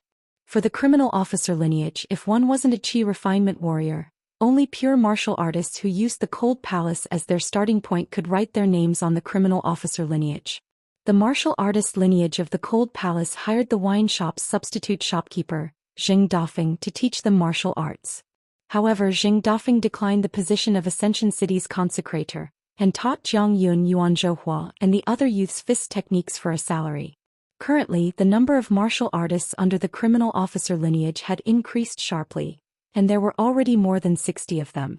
Other than Jiang Yun and the other 10 people who were first taught by Lianshuang, as well as the 2 children that Nian Xian took in when the city first landed, the third batch was mostly children of 5 or 6 years old.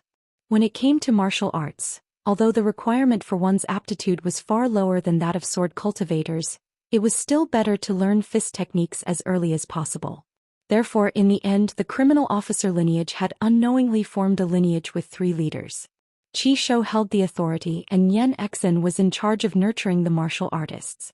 Other than that, the 2 nascent soul old sword cultivators were more compatible with the 3 golden core cultivators of the winnowing basket house.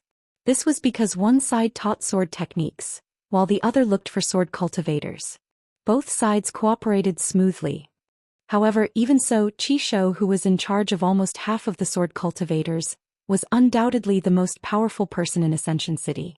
After Qi Shou finished talking with the old sword cultivator beside him, he returned to his sitting position and glanced at the chair opposite him.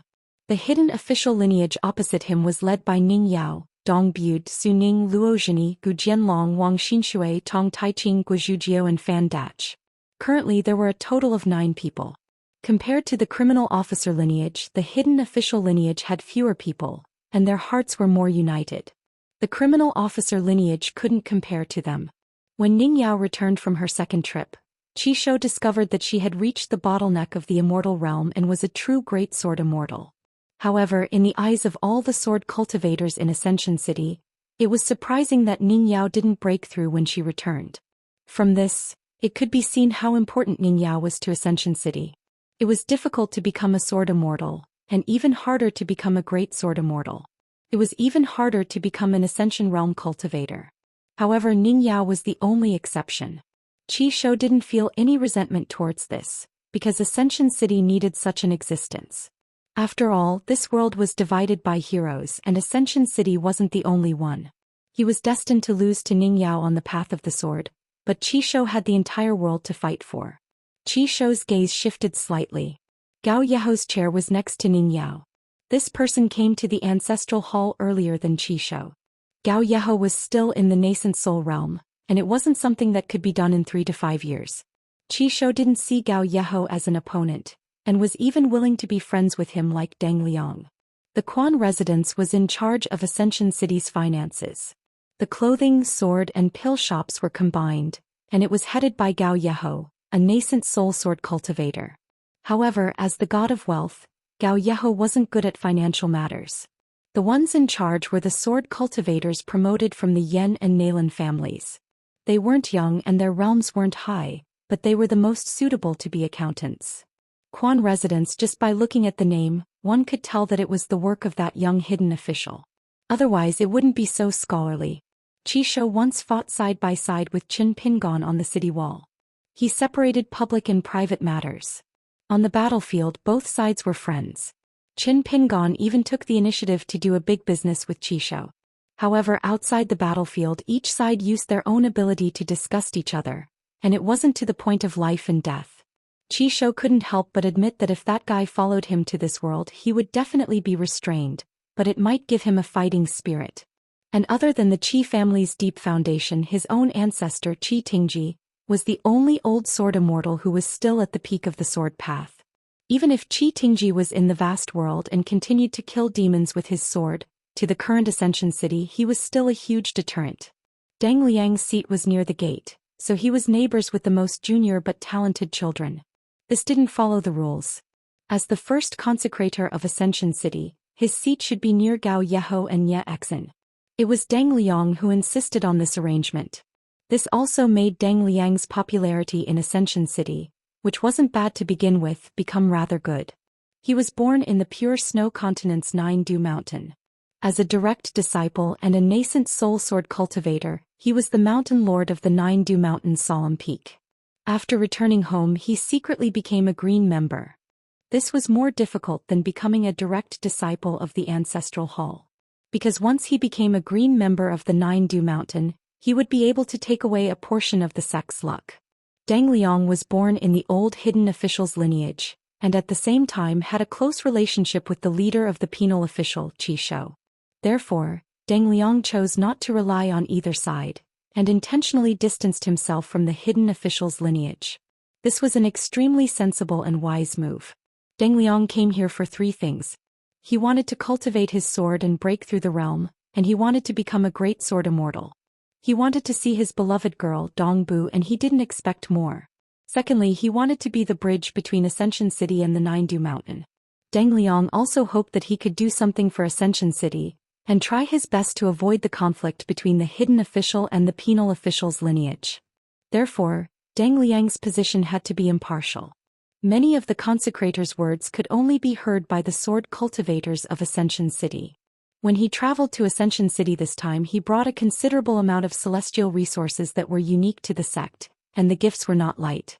They were the Sui Dan wine that the monarch at the foot of the mountain favored the most, as well as the heavy thinking rice and the ghost talisman. When Deng Liang came to the 5th world this time, he brought with him an item that was close to him and an item that the sect specially bestowed upon him. There were 60 jars of celestial wine that contained abundant spiritual energy. The celestial rice was called the heavy thinking rice. The rice was like a pomegranate, bright red in color, and tasted like water chestnuts. There were a total of 400 caddies, and it was most suitable to be used as medicinal cuisine for cultivators of the lower 5 realms. The 300 ghost talismans were especially precious, and they were also known as the green-veined golden book in the Snow-White continent. They were made of talisman material, a type of celestial leaf that was unique to the Nine-Du Mountain. After being made into talisman paper, the green veins would circulate under the sunlight and moonlight, and a talisman paper would be pasted on it, just like a spiritual door god that protected the residents. Deng Liang gave all of them to the Quan residents. Ning Yao appeared outside the main door. The many small conversations in the ancestral hall instantly stopped. In these years, Ning Yao broke through the realms and traveled. There was no one else who understood this world better than her. Ning Yao did not take a seat. She lit incense for the Ascension City ancestral master. Disciplinary official Qi Shou and Quan residents Gao Yi followed closely behind her. The 9 incense sticks for the 3 of them would be given by the oldest member of the ancestral hall. This was the first meeting of the Ascension City ancestral hall, and a new rule was set. Since Ning Yao proposed it, no one objected. The person in charge of handing out the incense today was one of the nascent soul old sword cultivators of the disciplinary official branch. This was the first time the old man handed out incense for the 3 of them, and he actually had tears in his eyes. In the past, there would be a few meetings here every year, but secluded official Ning Yao was always traveling. If she did not light the incense, it would not be considered a real meeting of the Ascension City. In addition to the previous meetings, half of the seats in the ancestral hall would be empty. Every time the old sword cultivator handed out incense for Qi Shou and Gao Yi, he would never have such a mood like today. Besides the 3 of them, the other members of the ancestral hall all stood up. After Ning Yao sat down, she did not speak. Qi Shou said, "Let's start the meeting." In this meeting of the ancestral hall, the disciplinary official branch, even the 2 nascent soul old sword cultivators and the 3 Jindan and Shizhou, were actually more worried that the ancestral hall of the Ascension City would become the law of the land from today onwards. Their worry was not entirely out of selfishness. The first time Ning Yao returned to the Ascension City, she killed Qi Shou with 1 sword. This was something that the whole city knew. Then would it be that every time the secluded official branch suffered grievances in the future, regardless of whether it was justified or not, Ning Yao would simply hand over her sword and settle the matter? No one would doubt Ning Yao's identity as the leader of the city, and they would not even think that Ning Yao would use her official position for personal gain. The reason was too simple and there was no need for it. Ning Yao did not care about these so-called authorities at all. For Ning Yao, who was now in the Ascension realm, as far as the disciplinary official Qi Shou and Quan residence master Gao Yi, they were very clear that if they wanted to become the number 1 sect in the 5th world, Ascension City could lack anyone, but they could not lack Ning Yao. However, if Ascension City wanted to stand firmly in the 5th world, they could not completely rely on Ning Yao's realm and swordsmanship to help Ascension City solve everything. Therefore, there was a group of old sword cultivators who met privately before coming here. The general idea was that they hoped Ning Yao could simply leave the secluded official branch and become an existence with a transcendent status. Or more directly, she could become the second Chen Qingdu. The major matters were decided by her, but it was best for Ning Yao not to interfere with the ordinary affairs and trivial matters of Ascension City. She could focus on practicing her swordsmanship and become the first Ascension Realm sword immortal in this world in one fell swoop. Consecrator Deng Liang could see the general thoughts of the current 3 branches of Ascension City at a glance. After all, he was a secluded immortal master from a vast sect like the 9 Capitals Mountain. In his early years he had been a mountain cultivator for many years. Deng Liang did not think that these mixed thoughts were definitely bad things. He even felt that the current Ascension City, if one did not talk about combat power, was more vigorous than the Great Wall of Sword Qi in the early years. Taishan Street and Yuhu Street were still in the city, but now there were no rich and powerful families or sword immortal family heads. There were not many old people left. After all, almost all the sword immortals had died in battle in their distant hometowns. It was as if in that war, the eldest sword immortal had deliberately forced all the sword immortals and old people to make way for the young people. This was a foreign land now, but one day, it would become the home of more and more young people and children in Ascension City. Qisho was the first to speak. The first thing he said was to gather and filter the information of all the immortal factions. The focus was on the sects that had the word sect in their names, such as the Baek-ok-kyung building, Xuandu Temple and Shuigong, which was located in the easternmost part of the world. Another thing was to gather intelligence about all the genius cultivators who had reached the Jade Unpolished Realm. For example, the female Taoist Huang Ting of the Tongyi continent was already at the Jade Unpolished Realm. She was building a stone tablet at the top of a mountain, and her sword was engraved with the words Taiping Mountain. There was also a man who went by the alias of Yang Hengxing. He was both a martial artist at the far travel realm and a nascent soul cultivator. He was not to be underestimated.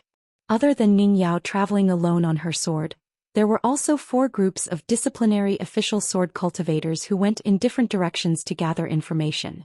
They also gathered a large amount of information from Fuyao continent and Tongye continent. Qisho said, "We will follow the old rules of the Summer Palace and compile 2 books. One will record all the sects and factions, the other will record the upper 5 realms and earth immortals. What do you think?" Ning Yao nodded. Gao Yeho said, "No objections." After 6 years of continuous expansion, because Ascension City was located at the center of the world, it began to have more and more contact with the outside world. Sword cultivators constantly went out to travel and others also traveled here. Other than Ascension City's continuous expansion, it was orderly and visible to the naked eye. Other than that, many other people's affairs gradually surfaced. Among the 10 young people, Baek-ok-kyung building's Daoist Shan Qing was the last disciple of the Dao ancestor. The young monk held a 12-ringed monk staff and traveled alone. Among the 10 candidates there was Liuxia Continent's Tianyu Grotto Tianshu, who had already built a transcendental platform. Other than that, there were already many Jade Unpolished Realm cultivators in this world. For example, there was a certain female disciple of the Sword Immortal lineage in Qingming World's Deshuandu Temple. In any case, the hidden official's lineage had old precedents to follow, so they just had to follow the prescribed order. In fact, the Summer Palace had already planned and provided a detailed plan. Previously, the hidden official's lineage left the city and scattered everywhere to survey the mountains and rivers. The criminal official lineage then chose 8 places with abundant spiritual energy to expand their territory. They drew a 1,000-mile territory for the Ascension City Circle as a foothold for the Ascension City's 1,000-year great cause. It was the foundation of their establishment. The old Summer Palace had once left a detailed book written by the young hidden official himself. Lin Junbai, Song Gaoyuan, and all the other sword cultivators worked together to compile this book. It was divided into the structure chapter. Among them, the North Continent's Hemp Sect, Spring Dew Garden, Tongyi Continent's Taiping Mountain, Song Gaoyuan's Deerhorn Palace, Lin Junbai's Shaoyuan Dynasty's Temple, the Battlefield, and so on. The way it operated was all a case study. The external chapter, how to build an immortal's mansion, how to set up formations, how to plant spies outside, as well as the various continent sects, culture and customs, was further divided into 12 major chapters. The human heart chapter, for example, included how to build a school and related matters to pay attention to. The mountains and rivers chapter specifically explained the 5 peaks and the gods of the mountains and rivers in the vast world. This voluminous book of more than 100,000 words, except for the human heart chapter that was deleted by the hidden official's lineage, every member of the ancestral hall had a copy of its contents. Therefore, the sword cultivators of Ascension City today might not be truly familiar with the complicated rules of the vast world, but they were definitely not unfamiliar with it. Disciplinary official, I have something to say. Gu Jianlong suddenly stood up and said with a smile. The two groups of sword cultivators of the criminal official's lineage totaled 14 people. On their way to the north and south respectively, they had quite a bit of conflict with the cultivators of Tongyi continent and Fuyao continent. I heard that they even killed people. After returning to Ascension City, the focus of the discussion at the banquet table was that the cultivators of the two continents were all trash. After I heard about it, I felt that the cultivators of the two continents in the vast world could be regarded as the sea-viewing realm. If it's true, then wouldn't I, Gu Jianlong, a golden core sword cultivator, be able to run amok in the north and south alone? Anyway, there aren't many nascent soul cultivators in the world now, and even fewer jade puddings. Gu Jianlong added a final sentence. Of course, the people killed by the two groups of sword cultivators of the criminal official's lineage all deserve to die. I want to make this point clear. But then again, the so-called who deserve to die and who deserve to be killed for the time being is only judged based on the words of the criminal official's wandering sword cultivators. As for whether the truth is different from the truth, we of the hidden official's lineage need to make further confirmation. As a family behind closed doors, I'm not afraid to say the ugly words first. If we confirm that there really are sword cultivators outside wantonly killing and helping our Ascension City win such a great reputation, we must return the favor. When the time comes, I'll have to pay them a visit to reason with them. The golden core sword cultivator of Dustpan Temple named Xueyu frowned slightly. Gu Jianlong, aren't you making a big fuss over nothing? Wang Xinshui opposed him and said with a fake smile, Brother Xueyu, is there really such a small matter in the world? Which major matter isn't a small matter? Xueyu, who had a good relationship with both Gu Jianlong and Wang Xinshui, was about to continue speaking, but was stopped by his senior brother Shizhou through telepathy. A young sword cultivator of the criminal official's lineage sneered. During the Great War, some people didn't contribute much. Now that they're free, they spare no effort to deal with their own people. If that's the case, I think that as long as we meet outsiders in the future, our Ascension City's sword cultivators will take the initiative to give way and apologize in advance. How about it? Could it be that the hidden official's lineage's sword cultivators could say such eccentric words? Who couldn't? Dong Bute and Luo Zhini almost stood up at the same time. Unexpectedly, Ning Yao glanced at that young sword cultivator. In the blink of an eye, he flew out of the ancestral hall's gate with his chair. Then Ning Yao said, after the meeting, change the person and get a new chair. After that young sword cultivator fell to the ground, he was shocked, frightened, and even more hateful. Just as he was about to open his mouth to speak, he seemed to be enveloped by sword qi and turned into a tragic, bloody person, fainting on the spot. Ning Yao said, continue the meeting. Qi Shou's expression was calm. Gao Yeho was indifferent. An old nascent soul stage sword cultivator wanted to say something but stopped. Deng Liang sighed softly. Did the person outside speak without thinking at all? Gu Jianlong's words were based on the facts, but the person outside the door was against the person, and against the entire lineage of sword cultivators of the old summer palace. Righteousness and personal virtue, good and evil deeds, right and wrong, how complicated was that? Once the person was against the person and not the matter, how could a certain reason be explained clearly? Ning Yao looked at the silent crowd and said indifferently, the people sitting here may not be sword cultivators and may not have a high level of cultivation, but their brains can't be too stupid. There are only so many people in Ascension City now. It's just a circle of 1,000 miles and it's already slightly stretched. Therefore, it's still a bit early to play with the politics of the palace below the mountain. The only rule in the Ancestral Hall's meeting is to focus on the matter and not the person. If you like to focus on the person and not the matter, don't come here to occupy a seat. Ning Yao then looked at Qi Shou and asked, who is this person's sponsor and guarantor in the lineage of criminal officials? Qi Shou reported 2 names. Immediately, 2 golden core sword cultivators stood up in the Ancestral Hall. Ning Yao turned and said to Su Ning, record this down and then go through the files of the person outside the door. Su Ning stood up and took her seat. Ning Yao said slowly, including the lineage of hidden officials, including Gu Jianlong in the future, everyone has to be more careful when talking about matters. In the past, when we were discussing matters at the Great Wall of Sword Qi, Ordinary unpolished jade realms were not qualified to appear. Only immortals could appear and only old sword immortals could speak. Gu Jianlong immediately nodded and said, "Got it, I will be careful." Ning Yao turned and looked outside the door of the ancestral hall. It hasn't been 7 years and everyone is so arrogant? For a moment the atmosphere was extremely solemn. Deng Liang had no choice but to stand up and explain. If we still treat all the Qi refinement warriors other than the swordsmen in the Ascension City as potential enemies, then one day our Ascension City will become a lonely military base with enemies everywhere. If we still see all the Qi cultivators in the world as embroidered pillows with low killing power, then we will definitely be at a disadvantage. We will be used by other forces to form alliances. Sooner or later we will realize that the sword is not in the sword at all. Accidents will only happen and we will die. Deng Liang's tone gradually became heavier. What one thinks and what one does are two completely different things. If the sword cultivators in the ancestral hall are so arrogant, how can the sword cultivators outside be so arrogant? They like to see all outsiders as ants and feel that other people's lives are insignificant. Everyone who can be killed or not will be killed with the sword. Then I feel that Ascension City does not need to fight for the world. If they can luckily gain a foothold in 100 years, they can already burn incense in the ancestral hall.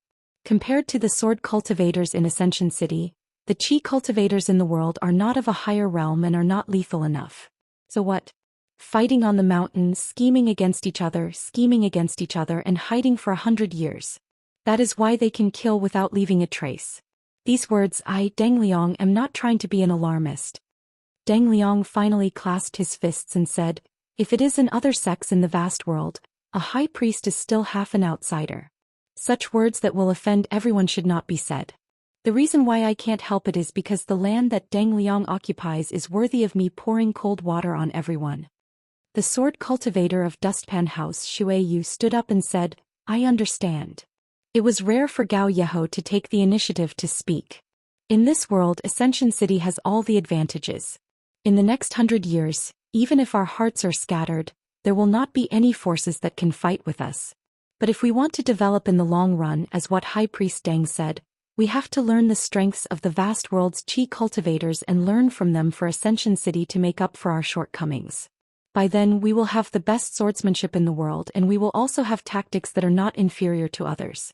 Only then will Ascension City have the hope of being the only force in this world. Otherwise, after 100 years, when the accumulated disadvantages are exposed, it will be too late to change the situation. Once the general trend is gone, even if Ascension City still has the most sword cultivators, it will be useless. This was an old and wise argument. The sword cultivators in the ancestral hall all felt that it was natural. Qi Shou added, sword cultivators and the hearts of the people are the foundation of Ascension City. Other than that, having a high realm, a large territory and a large number of people are all advantages on paper. Gao Yeho nodded and said, therefore the most important thing now is to draw a clear boundary for the power of the 3 branches of Ascension City's judicial officers, hidden officials and Quan House and reduce unnecessary consumption. Other than clearly knowing what must be done, the 3 branches should know what we can do and what we cannot do. These words could be considered as the Quan Manor branch of Marquis Gao Yi speaking out for the justice of the law enforcers. It seemed unreasonable, but it was actually very appropriate. This was probably where Gao Yeho's overall situation lay. Gao Yeho had already prepared a draft and began to explain the authority of the 3 branches and the boundary. During this time, among the judicial officers, Shizhou raised an objection. As for the hidden officials, Su Ning and Luo Zhini had different opinions. However, with the previous dispute as a foreshadowing, the sword cultivators of the 3 branches discussed the matter as it was. Even if there were some disputes, it still seemed very relaxed. In the end, the 3 sides discussed this matter, and only some details needed to be worked on. Ning Yao did not say a word. These matters were indeed better handled by Dong Bude and Su Ning. Therefore Ning Yao was too lazy to say more. Ning Yao had never liked to meddle in other people's business. When she felt that she needed to do something, it meant that Ascension City had a big problem. Qi Shou's next conclusion was no different from a sudden clap of thunder. From today onwards, Ascension City's sword cultivators can have thoughts of being superior, but don't be too obvious. In the ancestral hall, The habit of using the realm to decide the importance of the principle also needs to be changed. Almost everyone looked at Ning Yao intentionally or unintentionally, because Qi Shou's words seemed to have some meaning. Unexpectedly, Ning Yao's expression was normal. She said, "If the hidden official sword cultivators do anything that goes beyond the rules in the future, the judicial officers and the Quan Fu branches can bypass me and directly punish according to the law. And each punishment should be heavy and not light." This surprised everyone greatly, but also relieved them of a heavy burden. Strangely, those hidden official sword cultivators all had calm expressions and did not feel wronged at all. Ning Yao trusted all of the hidden official sword cultivators. Moreover, when she thought that it would be at least a few years or at most a few decades, she would either go find him or he would come here. When the time came, she would let him busy himself. She was not willing to deal with these matters. In any case, he was the best at them. Moreover, the atmosphere, rules, and reason of the Summer Palace were all created by him. In the future, there would be more and more honorary guests as well as foreigners who came here to travel or settle down. Ascension City would gradually become a mixed bag of good and bad people. The conflicts between the foreigners and the native sword cultivators of Ascension City, whether overt or covert, would only accumulate and in turn affect the hearts of the native sword cultivators of Ascension City. The hearts of the people were complicated, and even more troublesome than the Great Wall of Sword Qi in the past. The book in the Summer Palace had already spoken about this matter. Since they had chosen this new path, they could only take it one step at a time and look back.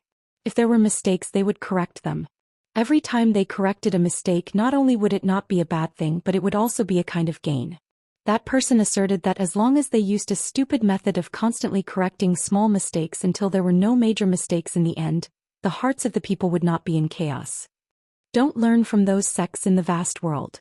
Most of the skills are to cover up mistakes.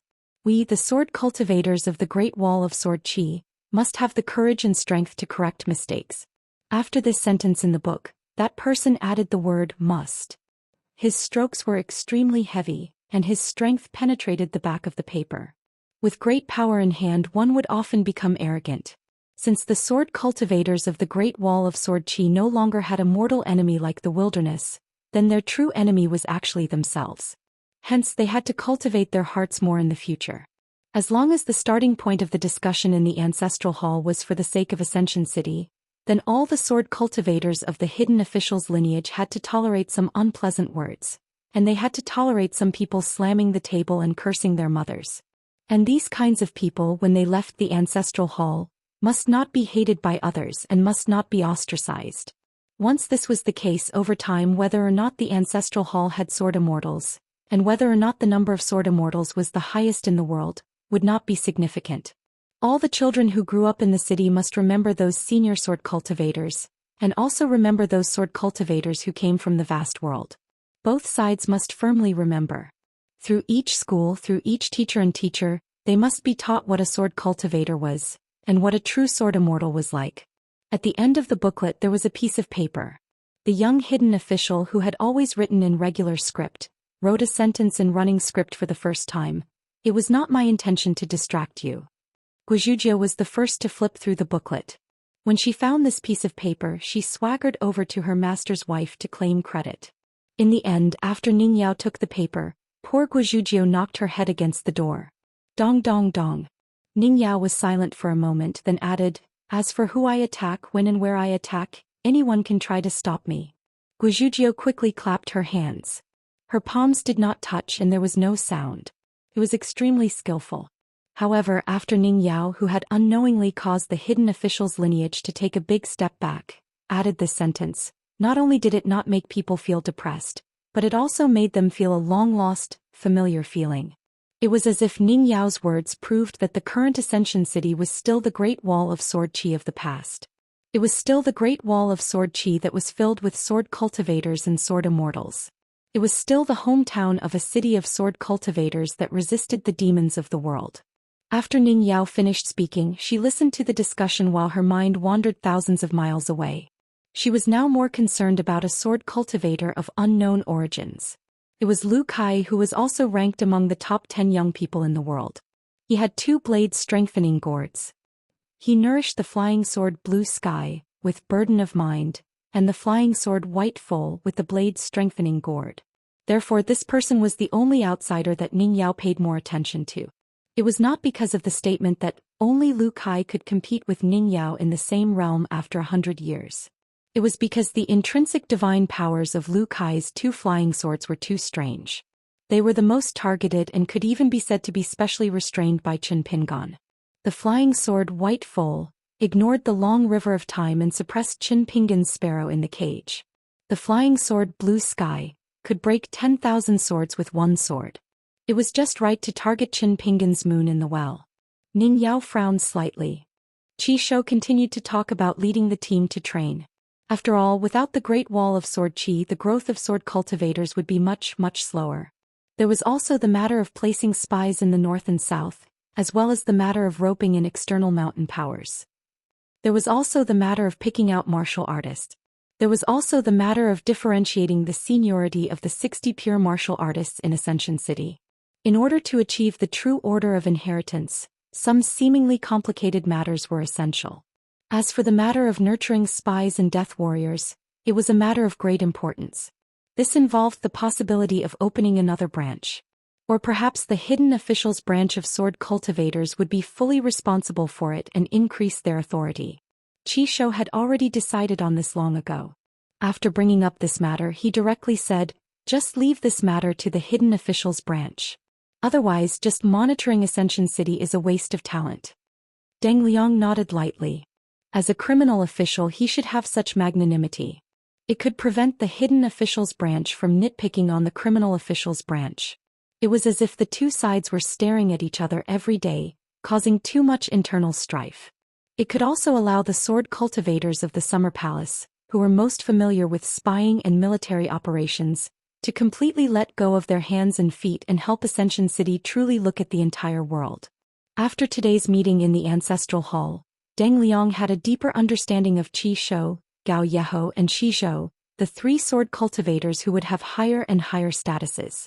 In Deng Liang's opinion, perhaps Shi Zhou, Shuiyu and Fei Zhen, the three sword cultivators who had unique supernatural powers passed down by their masters, might not even know for the time being that the three of them, together with the two old Yuaning stage cultivators, were actually the key existences of half of the Ministry of Personnel and half of the Ministry of War.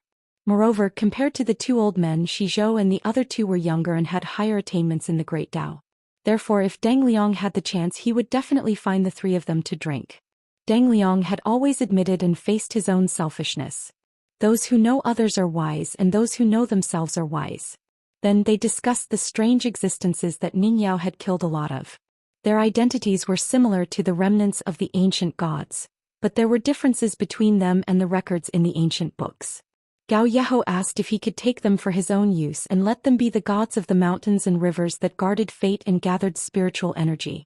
Ning Yao said, "It's very difficult to subdue them. There's a chance. The hidden officials will take out this booklet after the matter is over, but this booklet shouldn't be spread." Nowadays, the number of cultivators who could kill such existences could be counted on one's fingers in the world. Therefore, every word in the booklet was actually the money of the gods. Qi Shou said in a deep voice, "Other than the hidden official sword cultivators, at most 10 people in the Ancestral Hall can read it. If even the slightest leak, the hidden officials will pursue the matter to the end. After that, the criminal officials would have something to do again." Qi Shou planned to allocate 10 Earth Immortal sword cultivators to deal with such existences. Gao Yeho requested to go with them. Because the mountains occupied by these existences often had a considerable amount of heavenly materials and earthly treasures, and there might even be great opportunities in the Blessed Enclave. Because the Taoist nun of Tongyi Island's Taiping Mountain had already proved this point.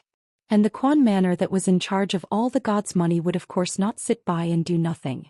There was also no reason for them to stay out of it. Even if Gao Yeho wanted to be an idle cloud and wild crane, the other cultivators under the Quan Manor would jump and curse. After all, money and power were inseparable. Now, there was a saying in the Quan Manor that their sword cultivators' realm was not high enough, so they could use mountains of God's money to make up for it. Especially those younger sword cultivators, all of them would often say things like F***ck the F***ck, and picking up trash is also a skill. The atmosphere was worrying. Now there were 4 big oddities in Ascension City. It was Ning Yao who was not the city lord. As for Ning Yao's breakthrough, it was the least strange. In addition, there was Xian's true identity. The female attire of the 3 sword cultivators of Dustpan House. So much so that the 2 young sword cultivators who had just become disciples of Shizhou and Lin Zhen asked with a bitter face whether they were going to wear women's clothes before they became disciples together. They angered Shizhou half to death. Junior martial brother Shui Yu learned from Gu Jianlong and said something fair. He smiled and asked the 2 brats what was wrong with wearing women's clothes. Back then the hidden official even wore them on the battlefield. Wasn't she also graceful and charming? Finally, the eyes of the younger generation of the Quan Manor's accountants lit up as they went around collecting wealth. The discussion that followed was not a small matter. An old nascent soul sword cultivator reported the current number of sword cultivators in Ascension City as well as the estimated number of native sword cultivators in the next 100 years. Therefore Shui Yu suggested that he lead a team to travel. There was no need for a lot of sword cultivators, 3 to 5 people would be enough. He wanted to find foreign sword cultivators for the Great Wall of Sword Qi. Lord Gao Yi suggested that other than the 8 vassal mountains of Ascension City, another 4 cities should be established. They could guard the 4 sides and also accept more people. At the same time, to a certain extent, it could prevent outsiders from quickly infiltrating Ascension City. The candidates for the 8 vassal mountains of Zifu Mountain were also approved today. There were 5 people from the branch of the criminal officer, and 3 from the branch of the Quan Manor. One of the positions was fought for by Lord Gao Yi. The cultivators of the Quan Manor and the criminal officer branch fought for it until their faces turned red. The hidden official branch had too few people and was not suitable, so they did not participate. However, Gu Jianlong said a few words of fairness for the Quan Manor branch. When Lord Gao Yi proposed the 4 new cities, Luo Zhen said that the sword cultivators of the hidden official branch, or the people they supported, must occupy a city in the future and become the vassal city's lord. Lord Gao Yi and Qi Shou looked at each other and agreed to this. When they talked about the construction of the city, Luo Zhen mentioned the matter of Ascension City, saying that this matter must be prepared early. This was also an important matter that needed to be handled with extreme caution. Because there was a high possibility of conflict with various forces. Because the hidden officials branch questioned the sword cultivators of the criminal officer branch. And because of Deng Liang's heartfelt words, the cultivators in the ancestral hall were hesitant. They were really worried about being unlucky. Ning Yao said coldly, "In today's world, other than the 4 ends of the east, west, north and south, the rest of the land is ownerless. There is no legitimate mountain that will belong to anyone. We will go far away and find a high place in each of the 4 directions. We will set up a stone tablet and engrave the words Sword, Qi, Ascension City. If anyone is dissatisfied and dares to fight for territory with us, we will ask the Sword of Ascension City. If the sword cultivators guarding the mountain can't withstand the opponent's celestial technique, I will ask the sword." In the ancestral hall, everyone ate a huge calming pill. Deng Liang smiled and was full of admiration. As expected of Ning Yao, a woman who had never been to the summer palace, Ning Yao stood up and said, "Sword cultivators are sword cultivators. In another 100 or 1,000 years, at least half of the people in this Ascension City's ancestral hall will be sword cultivators. No matter what happens in the future in 1,000 or 10,000 years, if there is only one sword cultivator left in this world, this person will also have to be in this ancestral hall. 100 years later, the number of sword cultivators in Ascension City will be more than the sum of all the other sword cultivators in this world. Ascension City has the most sword cultivators in the world. Ascension City has the highest sword Dao in the world. This is not a magnificent feat but a matter of course." Ning Yao wore a golden robe and carried a sword case on her back. Her eyebrows were raised. Qi Shou stood up first and smiled. "What does Prefecture Lord Gao say? When will we reach the Jade Primitive Realm?" Gao Yeho stood up and smiled. "Not much later than you." Everyone in the ancestral hall, especially those sword immortal embryos, had a determined look in their eyes. 2 nascent soul sword cultivators stood up at the same time. The old man in charge of passing incense in the ancestral hall cupped his fists and said, "Then I will leave it to you." In the Qin family mansion on Taixiang Street, there was a reclusive child who liked to bask in the sun and lived in seclusion. Occasionally he would look at the streets outside the Qin family mansion's gate. His name was Qin Mang. This was the new name he gave himself. In this Ascension city, only the hidden officials Ning Yao, the criminal officials Sei Exin, and the Quan family's Gao Yeho knew his real name. Other than that, there was only a death warrior from the Qin family and a young servant girl. The former was a golden core sword cultivator in name, but in reality he was a nascent soul. This nascent soul sword cultivator was not only extremely young, but also extremely talented. He was also loyal to the Qin family on Taixiang Street. He could sacrifice himself for this child named Qin Mang at any time. Qi Guangyi, Mang Shi is Mingyi. The literary king chapter of the Great Ya said, Mang Shi Guangyi. Calm the people Mang Ning. Create rights and music, bring peace. Qin Mang, who was only 7 years old, or the old sword immortal Xianxia of the Great Wall of Sword Qi, had actually read many books. Otherwise the Qin family would not have a descendant like Qin Sanqiu. The Qin family on Taixiang Street once had a small custom. During the year, on the day Xianxia carved the word Qin on his head, they would scatter a large basket of illuminating beads on the street. The children on Taixiang and Yuwu streets would often gather early in the morning, waiting to pick up those beads. Among the generations of children, there were many who became sword immortals in the future, but there were even more who died in battle before they could become sword immortals. Today Qin Mang stood at the door, looking at the quiet and deserted street and smiled. Once upon a time, there was a bastard who would shamelessly squat among the children and hit them with his fists and legs. He would even push them away with his butt. Relying on these methods, the man would be able to snatch a large number of children every year. Then a group of children would follow behind him, crying and cursing. At this moment, there was an ordinary-looking young servant girl standing beside Qin Mang. She carefully looked around the street and softly reminded him in her mind, Master, you can go back. Qin Mang nodded, turned around and walked back into the mansion. After his reincarnation, his old soul was incomplete, but his memories were still there. However, through a longevity lamp in the Qin family's ancestral hall, he was able to replenish one soul and one spirit, so it was inevitable that his temperament would change. The tailor from Old Deaf's prison, Twisting Core, had once secretly sent a secret letter to him, the master of the Qin family. In the letter, the young hidden official asserted that within the city, there were still key chess pieces placed in the wilderness. Their realms were definitely not high, but they were hidden so deeply. When the city was rapidly expanding in the Fifth World, he had to be careful of a few chess pieces that seemed to be secretly stealing high positions.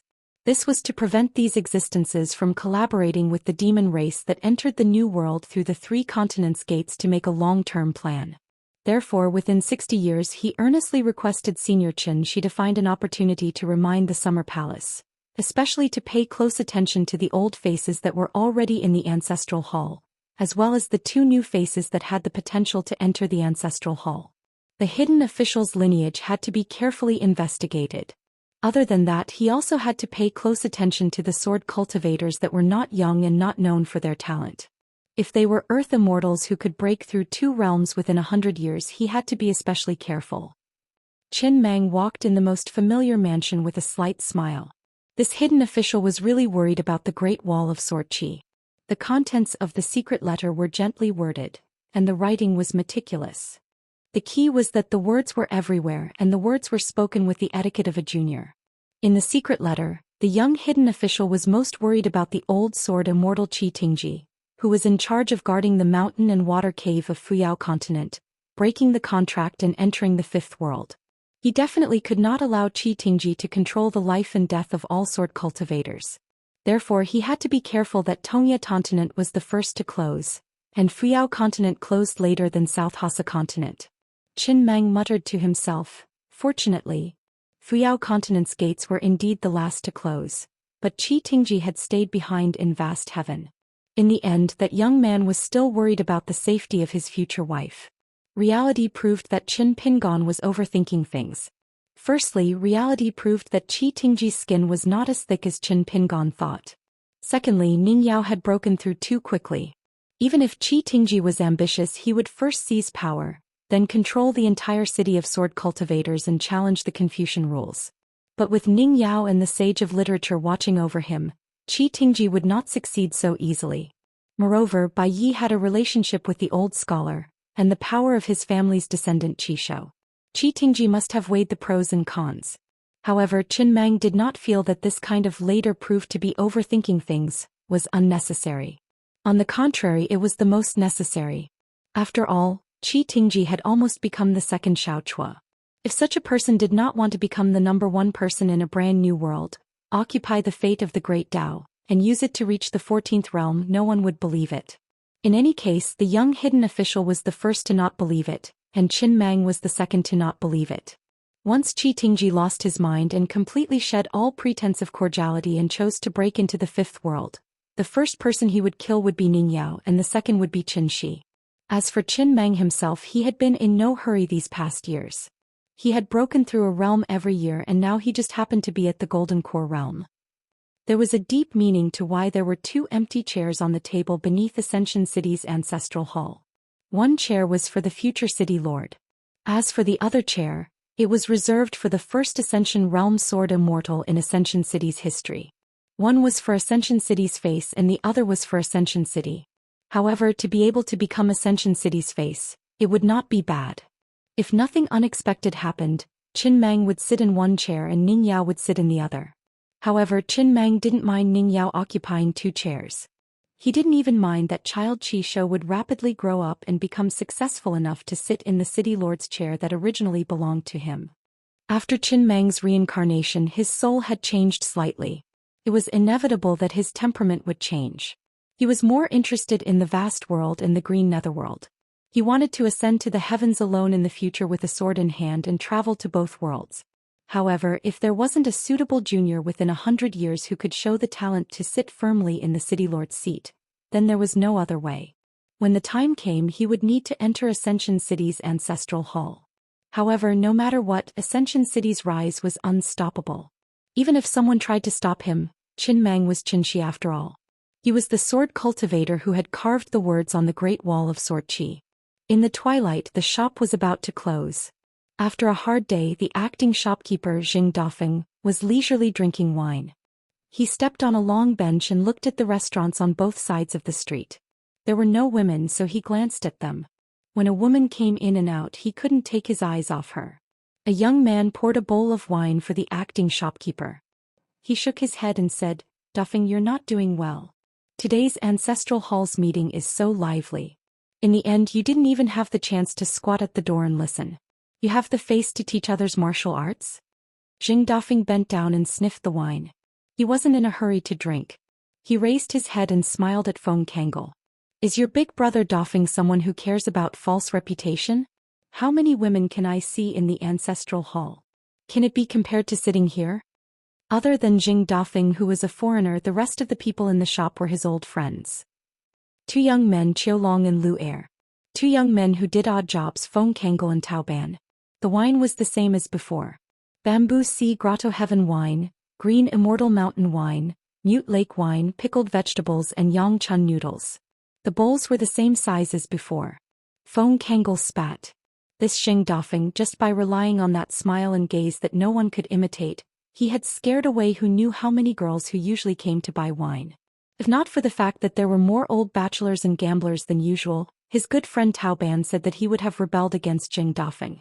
Tao Ban, who was wiping the table from afar, could not help but ask again, "Dafeng, do you think I'm a martial arts genius that no one can tell?" When this young man was still a child, he had asked the second manager a similar question. However, the manager had changed the martial arts genius into a potential sword immortal. Jing Dafeng was still in charge of teaching fist techniques. This manager, who loved to drink and was especially willing to embezzle, would never drink before or after teaching fist techniques.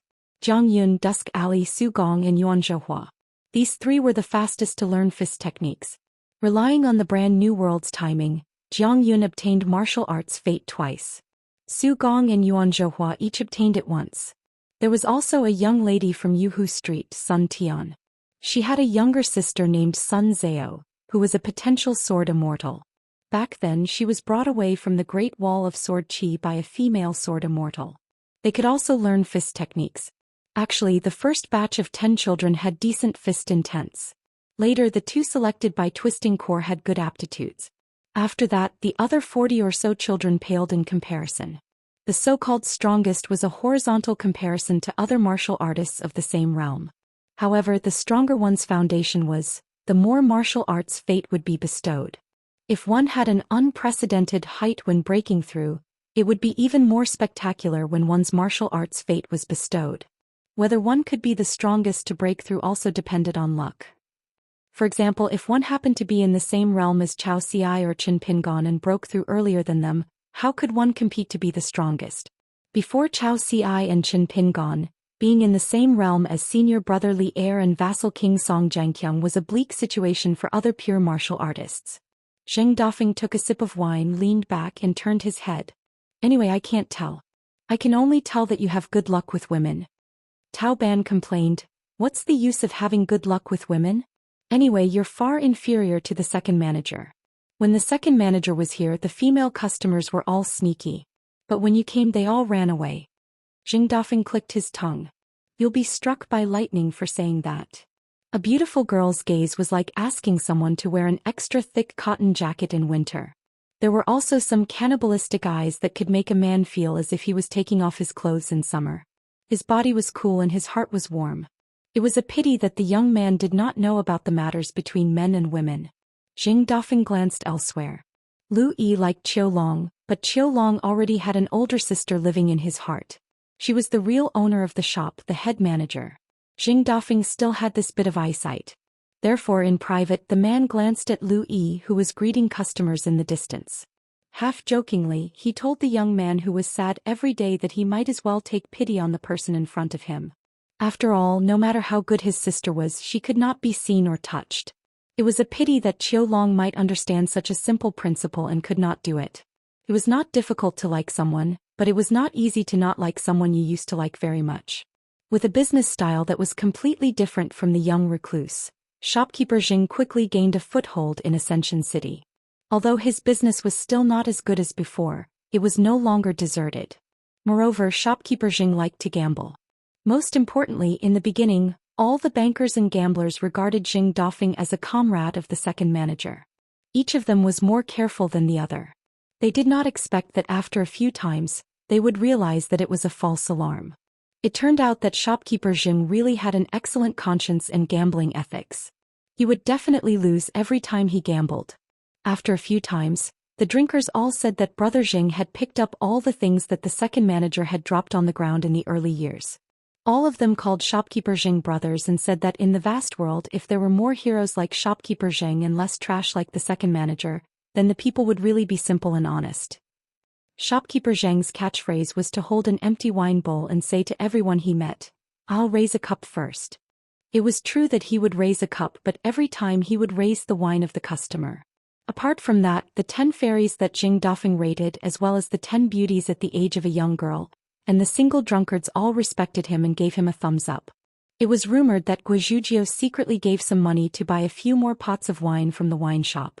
She had a discussion with Zheng Dafeng, saying that a certain old lady's ranking should be higher so that she would not be unable to get married. Otherwise, it would be worrying just looking at her. Other than Guizhujiu, there was also that Gu Jianlong who liked to hang out here. One liked to listen to stories while the other liked to drink and listen to stories. Of course, Zheng Dafeng would tell different stories to different people. Guizhujiu only liked to listen to stories related to her master. The size of the story was not important. This inevitably made Brother Dafeng feel that he had 18 kinds of martial arts but nowhere to display them.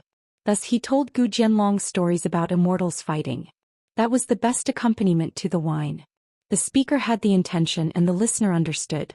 They could be said to be half master and disciple. Gu Jianlong preferred to listen to stories about men and women fighting. When Brother Dafeng told the story of the woman fighting, he was dumbfounded.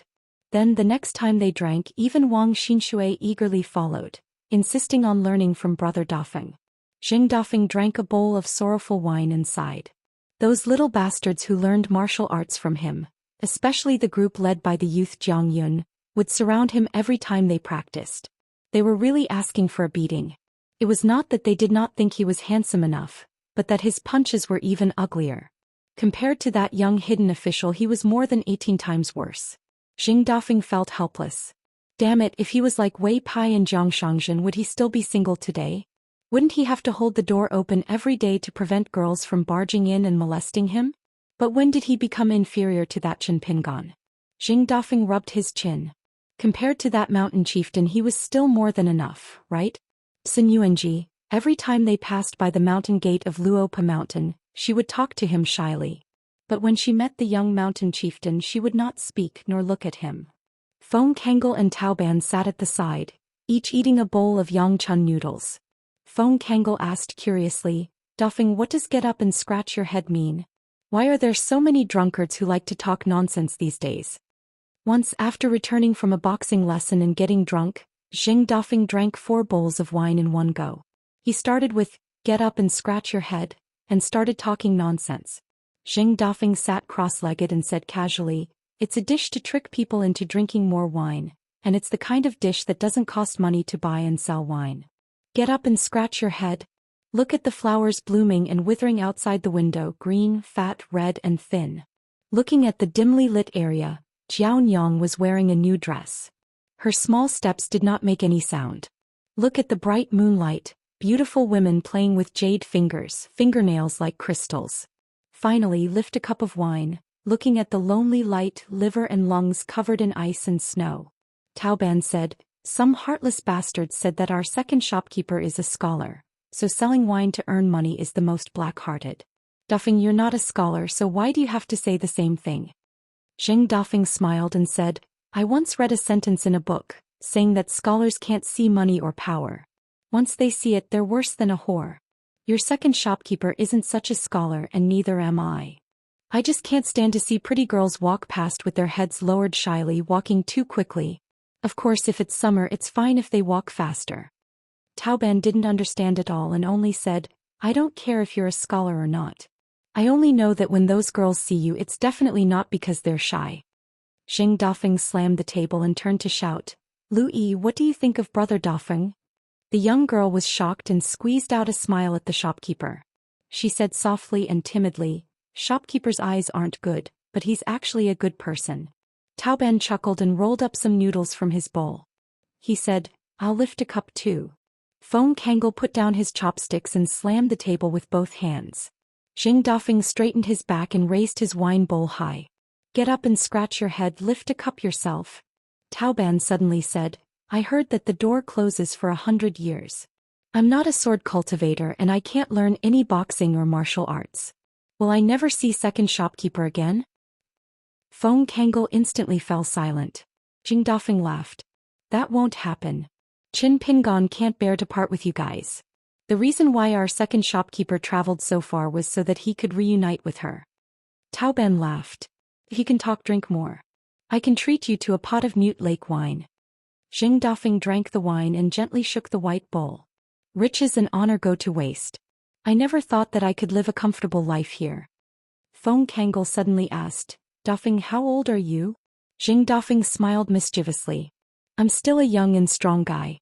If you guys don't believe me, brother Dafeng will fry a poached egg for you next time. Taoban rolled his eyes. If you're a scholar, I'll let Feng Kangol take your surname. Jing Dafeng looked at the sky and said, pack up, let's go home. Jing Dafeng rented a small house in Yanmo Alley not far from the wine shop. After closing the shop and going to his residence, Jing Dafeng opened the courtyard door and greeted with a smile. Miss Twist Heart. For some reason Twist Heart, who came with some business, left when she saw Jing Dafeng rubbing his hands and grinning. Jing Dafeng was annoyed that he did not treat his guest well. After the man sat down alone in the main room, he lit the lamp and began to flip through a divine book that he had borrowed from Zhou Xian with great difficulty. Some of the pages were filled with colorful drawings. Jing Dafeng sat upright and still, reading with great interest. After closing the book he walked to the door and leaned against it.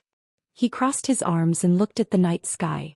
There were many wanderers in the world who went as far as their legs and heart could reach. When they looked back, the mountains and rivers were far away. They were not afraid of the long journey home. They were only afraid that when they returned home they were already old friends. After being asked by Feng Kangol today, Jing Dafeng suddenly realized that according to the calculation at the foot of the mountain, as long as one was not a bachelor, one should have grandchildren. A man was a bachelor 8 feet tall. How could one not be worried?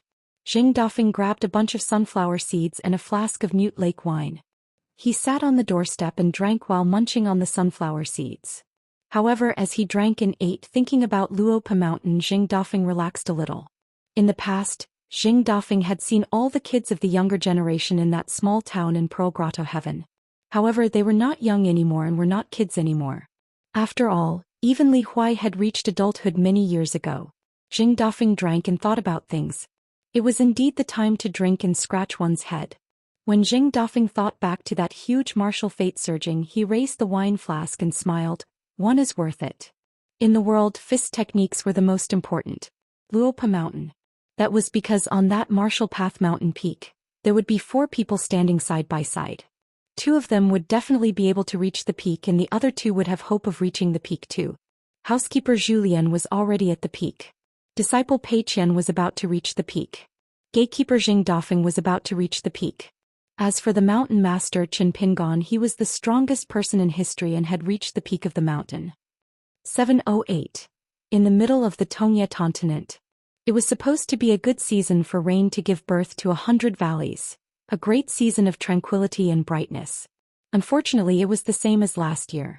The tender silk-like Chinese tuna before the rain was not picked. Countless green tea mountains gradually became barren, overgrown with weeds. Every household, rich or poor, no longer had the slightest bit of the fragrance of spring tea before the rain. The northern Jin kingdom had been peaceful for too long. Compared to a continent, it was unfortunately a place that military strategists had to fight for. In the past, it was separated from the Great Quan dynasty's Yao family's iron cavalry by the Pine Needle Lake in Mount Jinhuang. It was still considered peaceful. However, after a change in the world, all the political maneuvering and all the hard work had become a thing of the past. The northern Jin kingdom was no longer a kingdom. Southern Qi, which was located in the north of the Great Quan kingdom, was not much better than the Beijing kingdom. In the end, only the Great Quan kingdom, whose emperor had not appeared for a long time, was left. The vassals were regent and the empress participated in politics. They were still fighting against the demon army from the wilderness. However, they still had no chance of winning and were retreating step by step. Less than 1/10 of the Great Quan Yao family's cavalry remained. The old capital of the southern Qi kingdom had already become the place where the military tents of the moon-supporting mountain were stationed. The Great Quan kingdom had also lost more than half of its territory, and its border army was almost completely wiped out. The soldiers and horses of the various provinces could only retreat to the capital. It was said that when the famous Mirage City was conquered, the military tents would be relocated. When the demon army of the wilderness landed on the west coast of the Tongye continent in the early years, more than 30 military camps had their own orders. They mainly attacked the deeply rooted Immortal mountains. Generally, they spread from the west to the east and from the south to the north. They did not pay too much attention to the human kingdoms and vassals along the way. They were drowned by the tides and wantonly destroyed. They did not call for surrender or appease. The cities were destroyed and people died. Then they were refined into an army of skeletons by the great demon cultivators under the skeleton throne by Ying. They killed the living with the dead. In the end, they were all dead. In the old mountains and rivers of the Beijing kingdom, 6 rainbows suddenly stopped above a large golden sea of clouds under the sun. Then they quickly fell to the ground. The wind in the sky blew the hair on the temples of the 6 people. They all had young faces and there were 3 men and 3 women. They broke through a hole in the sea of clouds and their vision suddenly became clear. One of them was a man in a black robe who tied his hair with a snow-white ribbon. Descending from the heavens to the mortal world, he looked like a banished immortal. Under the sea of clouds, there was a huge city with a towering but damaged city walls everywhere. It was the location of a state capital. There were not many cities in North Jin that had not been plundered. It could be considered a lone city in a country. The mountain and river array of the city was even more stable than the capital cities of many vassal states. It was said that it was because there were 2 otherworldly experts in the city. One of them was a core formation stage cultivator who was adept at array formations, and the other was a nascent soul stage cultivator with an impressive cultivation. That was how they managed to keep the dilapidated city under control. However, this wasn't the main reason. The real reason that the city was lucky enough to escape was that an immortal realm demon in the military tent had been killed by Sun Yuan, an ascendant realm demon who was in charge of the operation of the 3 enclosures and 4 divisions Great Formation. Therefore some great demons felt that this place was too unlucky and were unwilling to show their faces. If it weren't for Sun Yuan and Jiang Shangzhen, the two troublesome demons from the Jade sect, who had been relying on the heaven and earth great formation that gathered the destiny of a continent to specifically target the immortals in the military tent and the ascendant realm demons, the Tongyi continent would have been destroyed much earlier. Sun Yuan's realm was high and he used a continent as a small world. Several ascendant realm demons were quite afraid of him. Although Jiang Shangzhen was only in the immortal realm, his natal flying sword was too vicious and sinister. Every time the sword fell from the sky, he didn't find trouble with the ascendant realm demons. He didn't even want to fight too hard with the immortal realm demons. He relied on the right time, place, and people to kill those immortal realm demons with an advantage of 1.5 realms. With one sword, the immortal realm demons who could have killed half a country by themselves would either die or fall in realms. After the two sovereign realm demons Yangji and Fei Fei returned from the sea between the Aquarius continent and the North continent, they specifically searched for traces of Sun Yuan and Jiang Shangzhen in the sky. Among them, Yangji and Sun Yuan had an all-out battle and both of them were injured. After that, Sun Yuan became more and more invisible. Only Jiang Shangzhen continued to stab the human world with his sword from time to time. Fei Fei followed the vine to find the melon and blocked his escape route several times. Jiang Shangzhen had countless camouflage techniques, and his escape techniques were even more elusive. She couldn't kill him.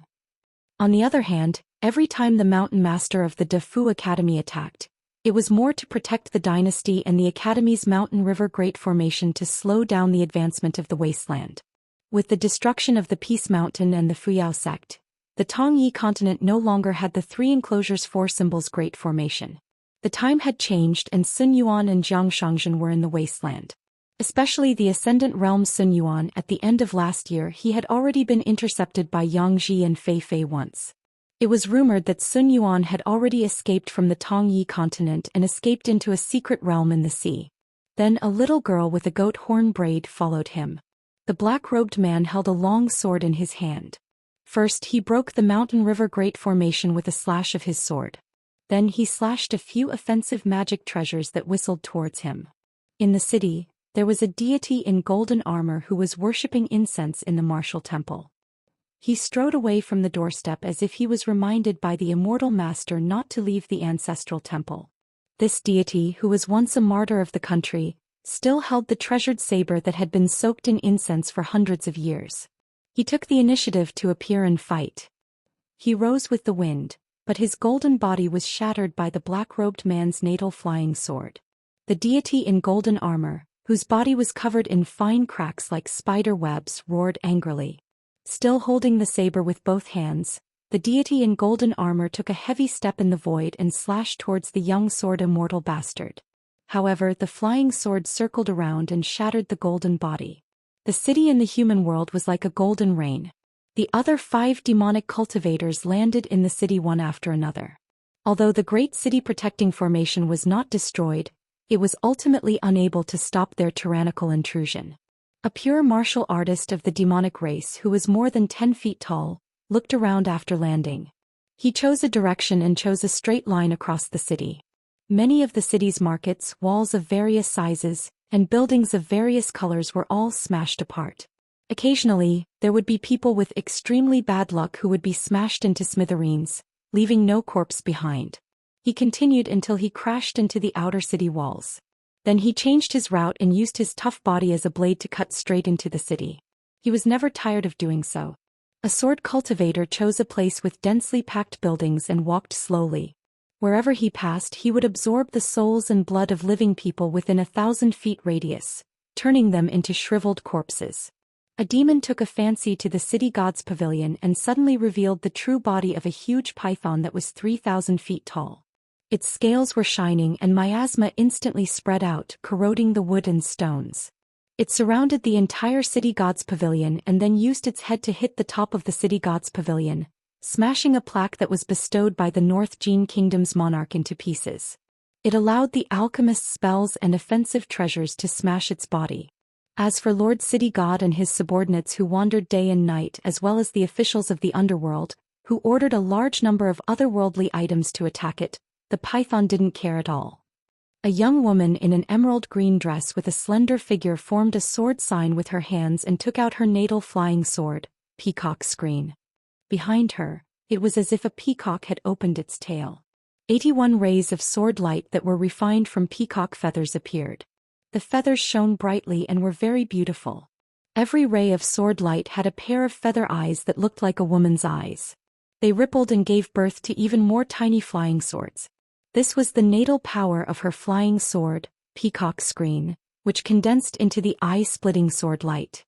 In the end, the sword light flashed and disappeared, dragging countless emerald green fireflies in the air. She headed straight for the official residence of the state capital. The buildings on both sides were swept by the dense sword light and were emptied. Dust flew everywhere, covering the sky and the sun. There was another female sword cultivator who looked like her.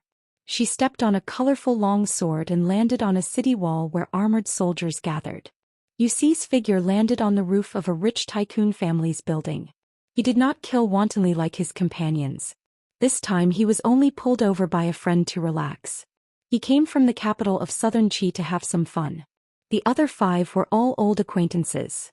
The group of sword immortal embryos who fought side by side in the Zhou Xian tent were of course Yuxi's friends as well. However, they were not very familiar with each other. The cities under Yuxi's feet had not been destroyed by the flames of war. Among them there were very few provincial cities. It was even harder to find the remaining provincial cities of a large country like northern Jin. Most of them were remote prefectures and counties of vassal states. They were used by the cultivators in the military tent to practice. They also had to fight and compete for military merits. Otherwise, they would not have had such a good opportunity. Yuxi sat on the roof with his sword across his knees. He glanced at the already chaotic mansion of the rich and powerful families and ignored it. From the time the Great Wall of Sword Qi was cut in two and the city flew to the distant Fifth World, then to the old site of the Hanging Mountain to pave the way for the army on the sea, to today's attack on Fuyao continent and Tongye continent, the 2 vast continents of the world, they were actually 2 to 3 years slower than expected. Otherwise, at this moment in the wilderness, they would not have taken half of the Jinjia continent, but the entire Aquarius continent.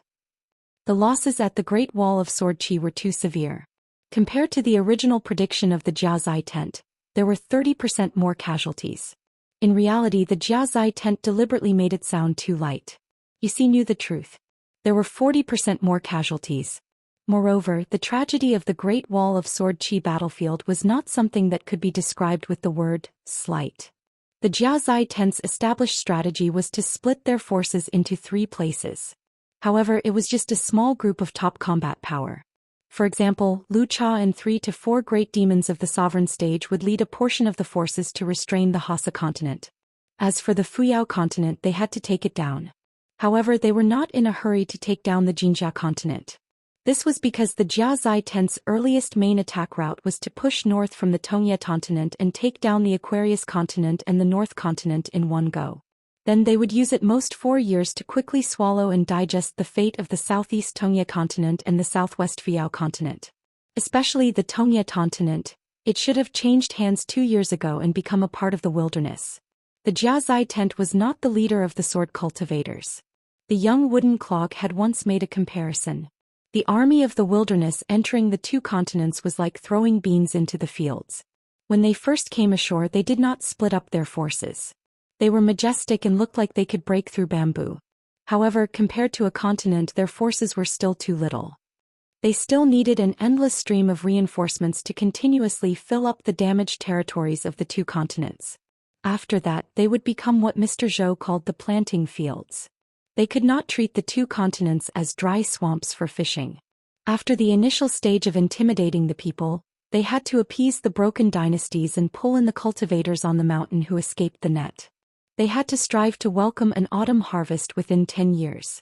They did not expect to be fruitful, but they had to be able to convert a portion of the human forces of the 2 continents into the northern expedition of the wilderness. The focus was on the mountain cultivators who were desperate for their lives, the pure martial artists who were scattered in the pugilistic world, and the various dynasty officials and generals who cherished their lives. All sorts of people would gather into a military tent and choose 1 or 2 people to enter the Jiazai tent. They had to pay attention to the opinions of these people.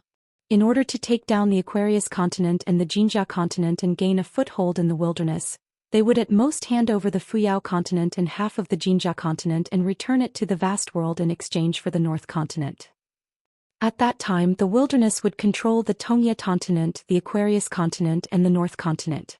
As for the so-called return of the Fuyao continent, the Jiazai tent already had a plan. The many sovereign stage demons would work together to completely sink the continent. The wilderness would not be able to obtain the fate of the continent, and the vast world would only be able to take back the countless islands that were scattered all over the place. In this way, just repairing the old mountains and rivers of the continent that was closer to the wilderness army would consume a lot of the Central Earth's Confucian Temple's energy, money, and people's hearts. Because of Yuxi's special identity, he was not as simple as a cultivator of the Jiazai tent and a potential sword immortal of the moon-supporting mountain. That was why he knew these shocking details. A female sword immortal changed her mind and rode her sword to Yuxi's side. The quality of the sword was not bad.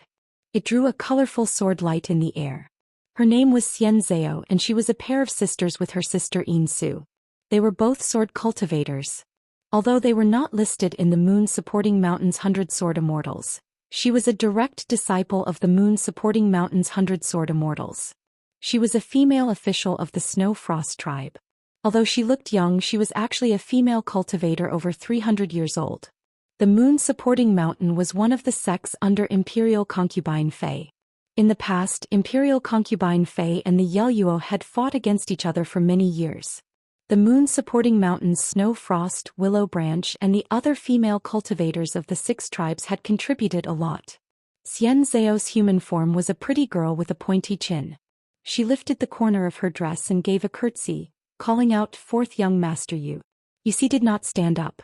He only nodded with a smile. The wilderness had a strict hierarchy. If anyone was too polite, it would only backfire. Xianxia kept her sword and sat not far away from Yuxi. However, she did not dare to get too close. She rested her chin on her hands and looked at the chaotic city. She said softly, "Fourth young master Yu, I'm a little tired of killing. How can there be so many cities in this vast world? Capital cities, prefectures, counties and counties. There are many cities and even more people. Luckily they are too cowardly. They only scared themselves half to death and did not resist. At first I was happy. I thought that I don't have to risk my life like I did at the Great Wall of Sword Chi. However, after killing so many one batch after another, I got sick of it." Yuxi smiled and said, "This is the vast world. As long as there are no wars and there are no droughts or locusts, people will get along well with each other. There are very few fights to the death, which is why there are so many people. It's different from our hometown." Before the appearance of the moon-supporting mountain's grand ancestor, the wilderness was a chaotic world. The world was really chaotic. Great demons ran rampant in the world. There was no such thing as killing indiscriminately.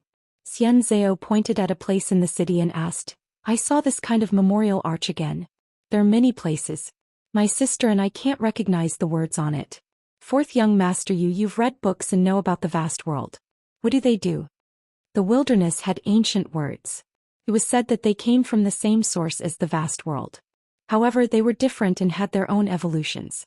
However, because the words came from the same source, the scholarly sage's natal words were still feared by all the great demons. About 1,000 years ago, a language called the Cloud Water Script started to spread in the wilderness. It was created by the world literati, Mr. Zhou. Yuxi explained, "This is something unique to the vast world. It's used to commend those men and women who are knowledgeable and virtuous. I've read about the sages here in the books. There was a saying, 'Today there are great evils. The pure wind is decadent, but there are good deeds.' It's a good example. The general meaning is that people can be praised through memorial archways. In the vast world, if a family with a memorial arch is erected, their descendants will be able to enjoy glory." Xianxia was puzzled. These people sound very powerful. However, after fighting for so many years, they don't seem to be of any use. However, she had indeed met some strange people before. There was a white-haired old woman with a walking stick who stood in front of the ancestral hall. Although she would die like a piece of tattered cotton wool in the end, she was actually not afraid of death. Could it be that she had lived long enough? She also saw an old man in a scholar's robe. Although he was facing a great disaster and could only wait for death, He died beside a table piled with books. At that time the old man was holding a child's hand and asked the child to speak loudly. The old man listened to the child's teeth-chattering words. Perhaps it was the family's teachings or the words from a sage's book. No matter what, when the old man died, his expression was calmer than many of the cultivators on the mountain who gave away magic treasures and immortal coins. Many of the emperors and generals who prostrated themselves on the ground were also calmer. But even so, what was the point? Xianxia felt that it was meaningless. After all, the old and the young were all dead. On the other hand, many of the places that were originally regarded as places to fight by the military tents were battlefields, lines of defense, passes, and tens of thousands of elite cavalry and infantry in bright armor. They were all just for show and would collapse at the first touch. Some of the high cities and impregnable passes were often breached after 2 or 3 attacks. The armors were too new and the old soldiers were too few. However, some of the immortal families and the elite troops of the 7 or 8 dynasties still caused some trouble for the army of the wasteland world. Especially when attacking the place called Peace Mountain, there were heavy casualties. The 2 military tents lost all the troops under their command. In the end, they had no choice but to transfer 2 groups of troops over. Yusi did not know whether to laugh or cry. It was difficult to explain to her the uselessness and usefulness of these illusory things. They were used to educate people's minds, but they were naturally useless in fighting and killing. Every memorial arch was priceless in a peaceful world. However, in a chaotic world they seemed to be worthless. Yusi looked at an old nascent soul-state cultivator and finally could not take it anymore. He had already left the protection of the formation and was fighting with Yin Su and the others. Because Yin Su had killed too many along the way and he had done it on purpose for him to see. That pure martial artist had even purposely ripped off a few heads and threw them on the formation. Ripples appeared like fresh blood smeared on the wall. As for that python true body, he returned to human form. He grabbed 2 city god pavilion godly spirits and pressed them on the outer wall of the formation, crushing their golden bodies bit by bit. Xianxia was already satisfied to be able to chat with him for a while. She stood up and said apologetically, "Fourth young master, I am going to kill now. Otherwise, sister will think I am lazy and will nag for a long time." Yusi waved his hand and reminded with a smile, "You still have to be careful of those 2 human earth immortal cultivators. You cannot let your guard down just because you are a golden coresword cultivator. Human cultivators are very cunning when they are alive. After making up their minds, they will be more decisive when they die."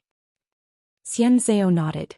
"Fourth young master, you had a noble status, but he was always so easygoing and his words were gentle."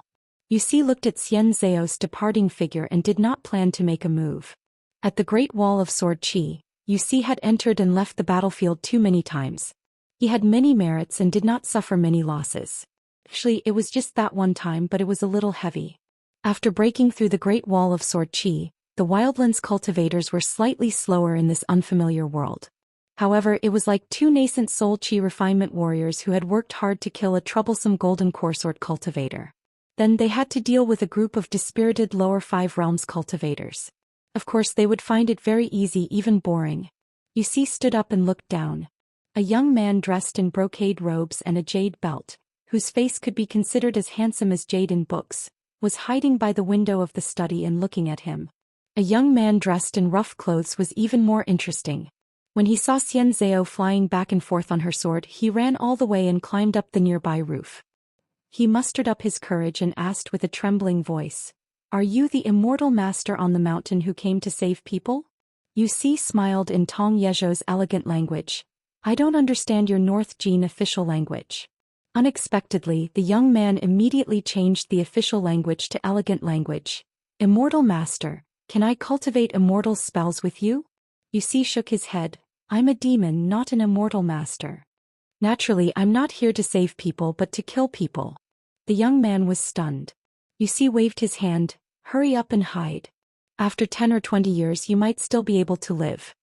Suddenly, the young man's expression changed and his eyes burned with passion. "I know where the treasures are hidden in the residence. I'm willing to lead the way for you. Can I follow you in the future?" Yusi smiled. "Sure, lead the way. I can really give you a great fortune. After the world is turned upside down, it's time for the new and old atmosphere to change." Anyway, he had nothing to do. Moreover, he thought of a certain saying in the Jiazi tent. When would the people of the wasteland world be at ease after occupying a new continent? It was those who survived the war and admitted that they had no way out and no chance to change their mistakes. Even if these people returned to the vast world, they would still have no way out because they would definitely be dealt with in the future. Only then these people could be used by the wasteland world at ease and become lackeys who bite and kill more fiercely than demon cultivators. For example, in a country, if an official killed the emperor in the imperial court, the person chosen by each government office would definitely be killed. It was the same within the family. Moreover, it had to be done in the ancestral hall, causing people to commit treason. The immortals on the mountain had their disciples kill the old ancestor. Everyone's hands were stained with blood and so on. All the rules and etiquette that the Confucian school had painstakingly established were about to collapse. Overturning and starting over on the ruins for thousands of years, the so-called morality would only be the rule set by Mr. Zhou. It was said that not only was Wooden Clog following Mr. Zhou, he was also bestowed with a surname. Wuxia landed on the ground and reached out to grab, bringing the young man who felt like he was riding the clouds to his side. Wuxia purposely did not see the other's back drenched in sweat and walked slowly. He turned his head and asked with a smile, "Is there anything you want? For example, a certain woman you didn't even dare to think about before. Is there someone you want to kill? For example, a certain rich person you hate the most. The person you want to get the most, the person you want to kill the most, you've already said it, I can help you." The young man gritted his teeth and nodded. "I don't want anything, I think it should all be master's, I don't dare to take any of it. But I want to kill 2 people. Wuxia asked curiously, "Which 2? The young man beside Wuxia gritted his teeth and said, "One of them is called Han Qingxin, the young master of this house. The other one is called Han Shuyi, Han Qingxin's elder sister. She's a girl who's visiting her family." Wuxia smiled and said, "What deep grudge do you have with that pair of siblings?" It could be seen that this person was a servant of the house, he might even be the son of that lowly family. The young man was silent and shook his head. Then he clenched his fists and his body trembled. He lowered his head and said, "I just want them to die. One is born with a good life, the other is a shameless bitch." Wuxia stopped and let the person raise his head to look at him. The young man was sweating profusely. Wuxia smiled. "The bad guys in the vast world are the good guys in the savage world. Don't worry, you won't die. I'll still let you do as you wish, but I'm worried that you won't be able to let go of your hands and feet. You won't be able to do the evil things in the past. Before you kill people, you can do more things that you've dreamed of doing. For example, if killing 2 isn't enough, then kill more. I'll wait for you here, don't worry about me waiting, I'm very free." While speaking, Wuxia took down a small yellow silk bag from his waist. When he touched it, clouds immediately came out and a black flood dragon slithered on the surface of the bag. For a moment, mist filled the air. Wuxia shook the yellow silk bag lightly and the black flood dragon fell to the ground and turned into a tall and sturdy man with black eyes. Wuxia then threw the bag to the young man lightly. "Keep it well, this flood dragon slave will be your Tao protector in the future. He'll teach you immortal spells and help you become the person above the people of Tongyi continent. Not to mention the descendants of the Han family, even the former emperors and monarchs, the land immortals on the mountain, when they see you they'll have to bow their heads and call you. Alright, what's your name again?" The young man took the bag with both hands and said with a trembling voice, "Master, I'm called Lu Jianxin. I know how to behave. I once had an elder brother called Lu Jiaoguang." Wuxia smiled knowingly. "I taught you to be righteous when you were young, I checked you to be diligent and vigilant. They're all good names, your father helped you get them from the school teacher, right?" Lu Jianxin wiped the sweat on his forehead and said, "Master is really knowledgeable." Wuxia waved his hand, "Follow me in the future, do more and speak less. Don't flatter me, you'll die." Lu Jianxin didn't dare to say more. He bowed and flew away. That black flood dragon retainer followed behind him, making the young man fearful but also full of courage. Wuxia planned to let this Lu Jianxin become the master of this continent's city and let the young man live a comfortable life as a local tyrant. Then he'll let the black flood dragon record in detail and show the changes of the city's customs in those few years to Wooden Clog. As for why Lu Jianxin hated that brother and sister so much, only heaven knows. Maybe it was because he saw a snow-white fox fur prince on a winter day with thin clothes and felt even more ashamed of his inferiority. Maybe it was because he'd admired that girl for a long time and just happened to pass by one day. That girl didn't say anything, but her careless gaze said everything. These weren't strange, Yusi didn't care what the truth was. What really made Yusi feel fun was the moment before. From Lu Jinxin's eyes, Yusi saw the young man's heartfelt gratitude, admiration, reverence, and that kind of willingness to gamble, the determination to risk his life. Lu Jinxin was clearly willing to use a moment of pleasure to kill all the long-term unhappiness in his heart. In the wild world, these pitiful people who easily went to extremes were needed, the more the better. These people would probably become the Confucian gravediggers that Wooden Clog said. Mr. Zhou once joked that there were too many scholars in the world who liked to pretend to be righteous. They really thought that the world couldn't see that they were sanctimonious, but in fact it wasn't. One kind was angry but didn't dare to speak up year after year. The other kind was yearning to become that kind of person, so they were actually digging their own graves.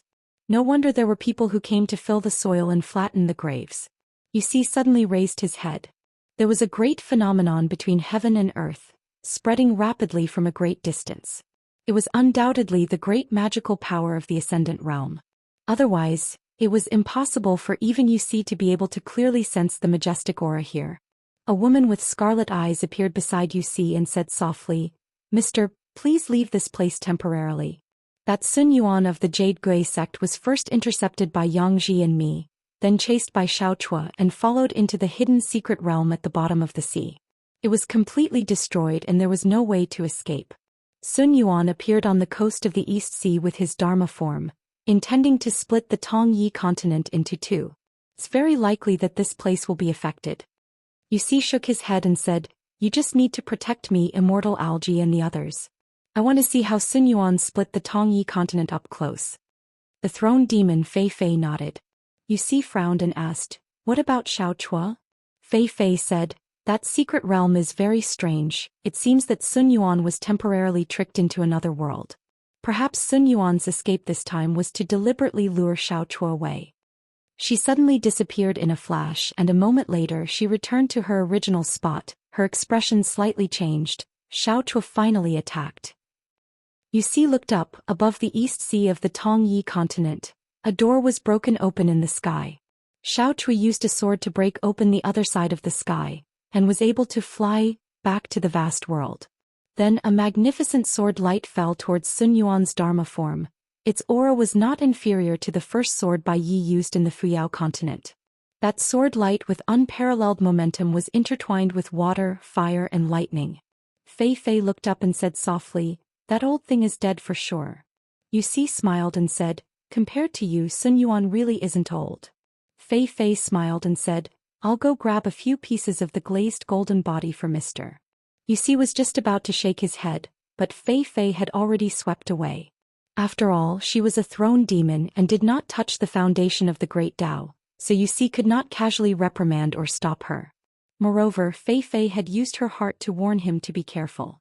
Yusi did not bat an eyelid and strolled leisurely in this rich mansion. Suddenly, Yusi was all around and the long river of time seemed to have stagnated for no reason. Yusi was not afraid. The robe he was wearing was given to him by Fei Fei, and could withstand the full power of an immortal sword cultivator without dying. Moreover, once Yusi's robe was hit by a spell or flying sword, Fei Fei could arrive in an instant as long as she was not a continent away. Yusi turning his head to look at the ridge of a roof. A handsome man wearing a laurel hat and a golden robe was gently tossing the yellow silk bag that the inky flood dragon could not break free from. That person glanced at Yusi's robe and smiled. "It's rare to see something that you want, but my little life is still more valuable." Yusi cupped his fists and said, "Greetings, Sect Master Jiang." Jiang Shangzhen raised his hand and waved it lightly. "You don't have to be so polite. It's rare for father and son to reunite. Just call me father. In the future, remember to let that little maid Fei Fei massage your father's shoulders and legs. Consider it as making up for your filial piety." Yusi laughed involuntarily, and after a moment of silence he asked, "How is the young man protected by the inky flood dragon slave?" Jiang Shangzhen giggled and said, "His soul has been swapped with a handsome guy. I reckon that when the river of time disperses he will be more confused. Who am I? Where am I? What am I going to do?" Yusi asked. "Sect Master Jiang did not save Sun Yuan, but came here to chat with me instead? You did not even kill the one who was close at hand. Why would you save the one who was far away? Once I, Jiang Shangzhen, am smart, even I don't know what I'm thinking. How can you predict it?" Jiang Shangzhen curled his lips. Besides, your bastard son is a little trash. That lowly maid Fei Fei was willing to give her natal robe to you. I'm timid, it's not a good deal to kill you and lose a sword, so I can't do anything to you. I'm already very satisfied to have picked up this half-immortal weapon yellow silk bag for free. Yuxi was silent. One of the magical powers of this robe was sword lock, which was more mysterious than Du Mao's sword boat. Yuxi wanted to use himself as bait long ago, to get hit by Jiang Shangzhen's sword that was known as killing immortals with a willow leaf. Jiang Shangzhen put the yellow silk bag into his heaven and earth sleeve, and the stagnant long river of time returned to normal. Yuxi asked, why don't you go to that credit month or Dooku? One was one of the 10 young people of several worlds and the other was one of the candidates. The key was that they were not like him and Jiang Shangzhen. There was not a single sovereign great demon as a guardian. Jiang Shangzhen smiled without saying anything. In a study, a handsome man in luxurious clothes was wrestling with a young man. Originally, without the protection of the Black Flood Dragon retainer, Lu Jianxin, who could have beaten the Han clan's young master to death with just his strength alone, was now being ridden by someone who was punching him until his face was covered in blood. Lying on the ground, the handsome young master was in great pain from the beating. He regretted it very much. If he had known this would happen, he would have gone to look for that beautiful woman first. That Lu Jianxin, with a face full of tears and a pair of fierce eyes, cursed with a strange voice while beating the him on the ground. In the end he grabbed the him by the neck with both hands. Jiang Shangzhen smiled. All right, Sister Fei Fei, you don't have to hide anymore. You're so good looking, why don't you dare to show yourself? Fei Fei actually walked out from Yuxi's robe and said to Yuxi, young master, it's just a kind of secret illusion, roughly equivalent to the cultivation of nascent soul. Jiang Shangzhen's real body isn't here.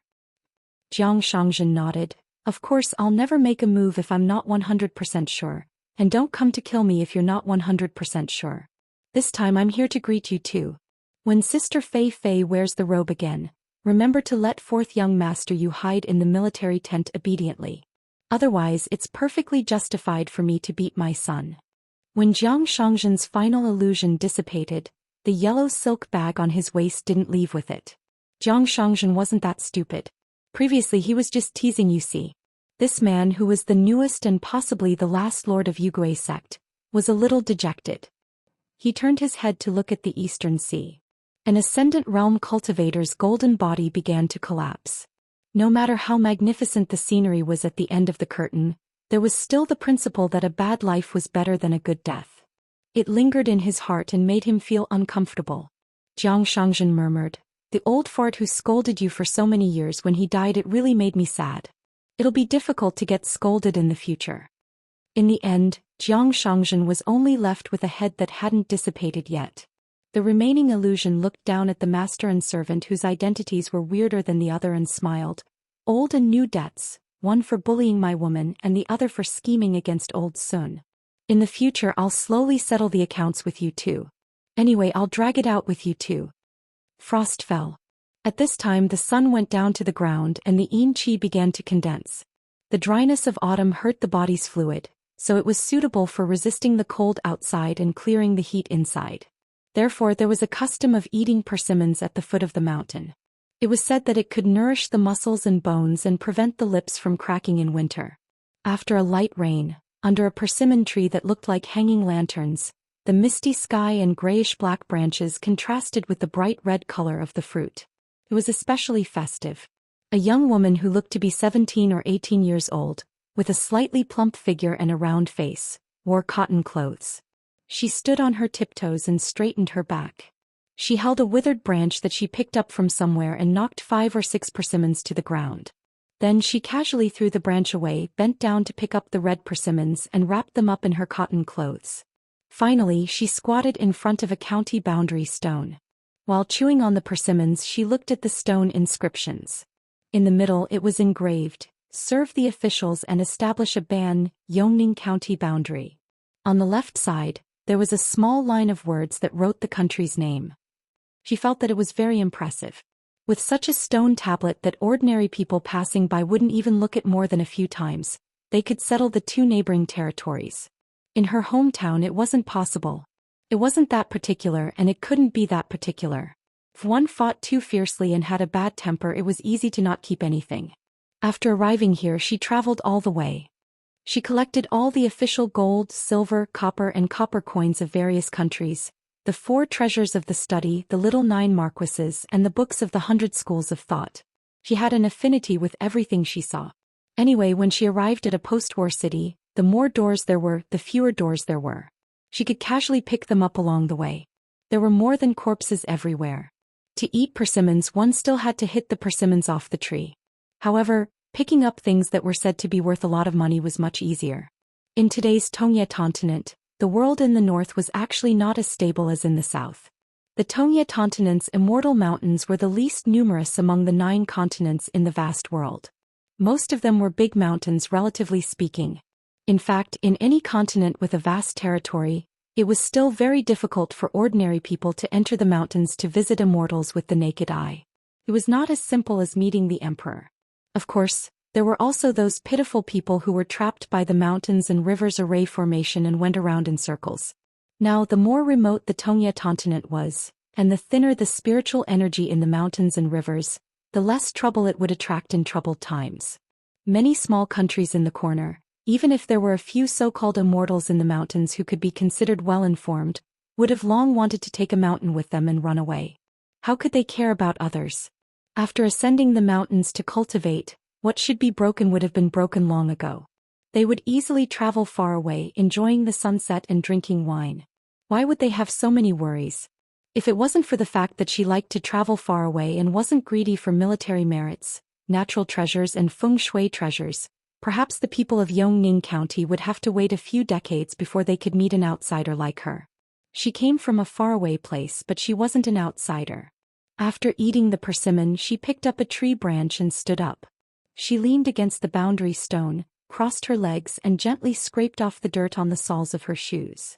Previously, outside the Confucian temple in the county town, there was an official with a group of Confucian scholars chanting, plowing and weaving to avoid the wind and rain, probably because it was frost. The descendants of I'm so hasty, anyway she couldn't understand them. She only learned some of the great and elegant language. Other than that, she couldn't speak or understand the language of the Tongye continent. She didn't know anything about the official languages and dialects of the various countries. She only saw the group of people who had become officials and those who had not yet become officials gathering together to do something for the people. It was quite a scene. However, wasn't the person in the official's robe a little too fat? His face was flushed and even his neck was almost invisible. Shouldn't all scholars be as thin as Mr. Zhou? There was a group of children who were playing around on their childhood horses. They were playing house as they carried the palanquin to get married. Previously, when they saw the woman standing beside the rock, the children only glanced at her a few times and ignored her. The woman looked unfamiliar and wasn't pretty. She continued to travel alone. Following the traces of the movement of spiritual qi, she finally saw an immortal sect. It was a small sect and was not common in the Tongye continent. However, the cultivators on the mountain seemed to have gone out, so she did not pay them a visit. In the end, hundreds of miles away between 2 mountains, there was a vast mountain fog that flowed slowly like a stream. Between the mountain peaks, there were immortal qi cultivators who had set up a huge net with spells to catch a type of bird. It was as if they were catching fish at the foot of the mountain and chasing the fish into the net. A few qi cultivators who could control the wind kept scaring the flock of birds. Some cultivators of the lower 5 states who could not control the wind kept flying in the mountains, making noises and deliberately startling the birds. The cotton-clothed woman sat on a branch of a low mountain and watched this scene quietly. It seemed that after the wasteland reached the Tongye continent, the scene was similar. There were constantly startled birds flying in the sky and crashing into the big net. It was just that she didn't know if those immortals on the mountain who saw the rulers below as puppets would turn to envy these lowly ants at the foot of the mountain in her eyes when they were about to die. They probably couldn't care less. In the moment of life and death, even those who had attained the Tao would probably be confused. He suddenly wanted to find someone to chat with. She didn't expect that they could speak the language of the wasteland, but at least they could speak the language of the central divine continent. It wasn't easy to find them now. The city god temple and the mountain shrine in the small places were useless. They definitely only knew the language of the Tongye continent. It was a pity that those Confucian scholars of the academy had either died on the battlefield or retreated to the Jade sect and the Tongye sect. The 5 mountain lords of the great dynasties were definitely dead. The disciples of the Shang clan were even more slippery. Their ability to earn money and hide was too good. It was hard to catch them. As for the cultivators of the upper 5 realms, she was fortunate enough to meet one previously. He was hiding in the deep mountains and had yet to establish his own sect. He was probably the so-called hermit of the vast world. When she met him, she ignored him. It was mainly because she was too lazy to fight him. Previously, she went to a medium-sized immortal residence. There were Jindan and nascent Soul Earth immortals overseeing it. They didn't have a pleasant conversation and she killed each of them with a punch. Not bad. When she just came ashore, there was a pure Jade Realm cultivator whose name she forgot to ask. Wasn't he also killed with a punch? Several young men and women of the lower 5 realms slowly descended the mountain in her vision. There was a female immortal master holding a chrysanthemum that had just been plucked. Frost had killed hundreds of flowers and only this grass was flourishing. The cotton-clothed woman placed her hands on a tree branch. She wasn't interested in the female immortal masters. She was more interested in the chrysanthemums. Her thoughts drifted away. She heard that there was a place called the Blessed Land of 100 Flowers in the vast world. Among the deities of 100 Flowers, it seemed that this flower had a very high position. It had many elegant names and they were all very pleasant to the ears. Frost Pistol, Smiling Flower Gold. As for Sun Essence and Zhouing, they were a little strange.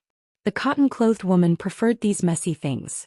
When she was cultivating in her hometown, she always felt that there were too many interesting things in the vast world. Therefore she had to come here to take a look. As for the fighting and killing, it didn't mean much to her. The reason why she had returned to the human world from the wasteland and came to the Tongye continent was because the sovereign demon, the Lotus Nunnery Master, was killed by Dong Sanjing's sword. After all, to a certain extent, she and the Lotus Nunnery Master were neighbors. Of course they were neighbors, but they were actually very far apart. In the wasteland there were 3 moons hanging in the sky. However, the moons were only close to each other. Occasionally, only the one called Yao Jia would drop by her house. Men and women walked in the mountains. Some said that the autumn clouds did not fall into the water on that moonlit night. Fire burned the cold mountain stream and pine trees into ashes. Then there were poems sung by others. Some were from books and some were from their own stomachs. The cotton-clothed woman couldn't understand anything. She was a little annoyed. In the past she would have tolerated it. She was just a passerby on the way here. However, when she wanted to find someone to chat with, she was a little annoyed. She habitually reached out her hands and slapped her cheeks. Her movements were not small and attracted the attention of the young immortal masters who had sharp ears and eyes. Some of them looked at her unkindly. Some saw her as a thief and some disliked her for being ugly. There were also those who looked at her as if she was a bird in a net. He hated it the most. However, when she saw a round-faced little girl staring at her curiously, the cotton-clothed woman grinned. She was in a good mood. She couldn't speak, so she raised her arm and waved at the little girl as a greeting. The little girl hurriedly waved at the unfamiliar elder sister. Then, when her senior brothers and sisters looked at her, she immediately put her hands behind her back and looked up at the sky. The cotton-clothed woman smiled. A round-faced girl was the cutest. In the end, the group of people didn't say anything. They didn't know that they had taken a turn at the gates of hell and went back to the mountain. The cotton-clothed woman was still holding the branch with her hands. She smiled and said, "Are you Jiang Shangzhen?" A man stood on a treetop. He smiled and nodded. "Miss Kuyu has a round face and is very beautiful. So I changed my mind." The cotton-clothed woman was still looking into the distance. She said, "I'm not someone you can kill just because you want to." Jiang Shangzhen sat beside her and accompanied her to wait for the moonlight to come to the human world. He asked, "Have you seen Chen Pingon?" She thought for a moment. "I've seen him once. He's not as good-looking as you." Jiang Shangzhen laughed. "No such thing." 709. This month's update is very unstable. There will be a lot of small chapters in the future. I apologize to everyone, please forgive me. On a stone arch bridge in the middle of a busy city, weeds grew in the cracks of the bluestone slabs. A royal mausoleum that had not been worshipped for a few years was already a bleak scene of foxes and hares. The spirits of the mountains and lakes left the hidden caves in groups and rampaged in the market below the mountain. They clamored outside the Wenwu Temple, City God Temple and Xianxia Temple without fear. A king was drunk in the arms of a beauty and repeatedly murmured, "It's not my fault." The woman reached out and gently rubbed the cheeks of the man in the dragon robe. Previously, in the main hall, the generals were pale and the civil officials suggested that they go out of the city to present the imperial seal.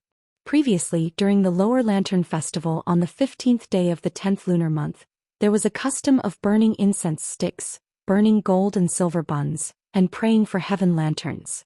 This year no one burned incense sticks, gold and silver buns, and no one put up the heaven lanterns to pray for blessings. There was a father and son who were respectively the prime minister and assistant minister of a country. They discussed with the immortals in a secret room. As the cultured leader of a country, the old man kept comforting himself, saying that there would be a way. There was no reason to eliminate the root of the problem. It was impossible to kill them all and leave nothing behind. There was a theater in the county city that was adjacent to the village school. Originally, the old master hated the students who went to watch the girls perform. On this night, the old master and the young children sat together on the bench and listened to the ghosts sing the opera. In a small remote country that had not been affected by the war, there was a Taoist temple built on a cliff. There was only a winding mountain path that led to this place. It was like a small Taoist temple that was embedded in the cliff. It was once a temporary stop of a Taoist immortal of Taiping Mountain. He took in an anonymous disciple there in his early years. Although there was a lot of incense, it was still passed down. However, it was just an unintentional move. The disciple was not good enough. As a cultivator, he was already old at 100 years old. His several disciples were even worse. It could be said that each generation was worse than the previous one. It was believed that the old Taoists still did not know who the young master on the statue in the Hall of Ancestral Masters was. The scholar and the swordsman traveled here together and did not seek anything. When the scholar came back from Tongya sect, the swordsman happened to be in a military tent nearby. They agreed to come here to relax. Previously, the three big demons had been plotting for a long time in Tongya continent. Among them, the young Taoist who successfully became a direct disciple of Taiping Mountain contributed the most. The so-called young Taoist, who was exposed by the youth of Fuming sect, forced him to take action early. It seemed that he had ruined the plan, but in the long run it was an accident. It was a pity that he could not join forces with the white ape to kill Zhong Kuei. Since his whereabouts were unknown, it was most likely that the old Taoist in the temple did something. Then the remaining incense in the vast world would help him gather. The scholar said, "You shouldn't have killed her. It doesn't matter if you killed a few people in the pure jade realm, but you shouldn't have killed her. You even wanted to protect the Yuji Hill for her." The swordsman said, "Sir, I saw that she was begging too much, so I couldn't hold back." The scholar laughed and said, "If it was Firen who said this, I wouldn't be surprised. But when it comes from you, the scholar, it doesn't feel right." The scholar nodded and said, "Things went too smoothly in Tongya continent. I was a little carried away." The scholar said, "The incident at Yuji Hill could have been the turning point of Tongya continent's situation. It would have meant that the continent's mountains and rivers could have gradually changed from a chaotic world to a peaceful one. Then I would have been able to help you in the Jiazi period.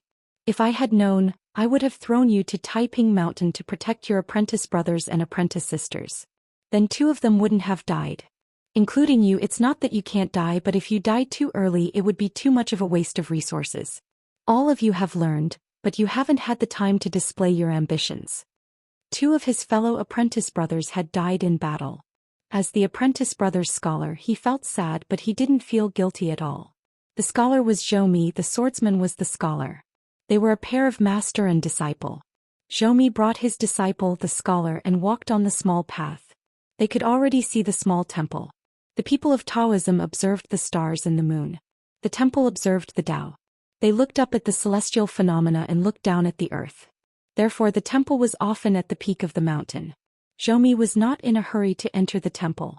He brought the scholar to look at the mountains and rivers. Zhou laughed softly and said, "A person who has seen the sun, moon, mountains and rivers and is blind again feels worse than a person who was blind when he was young." The scholar understood the meaning behind his teacher's words. A person who regained what he had lost would cherish what he had now. Therefore, as long as the Wasteland World's plan was right, the the survivors of the Tongyi continent would not be grateful for the world that brought them this. Most of them would only be secretly thankful that the wasteland world had given them a way out.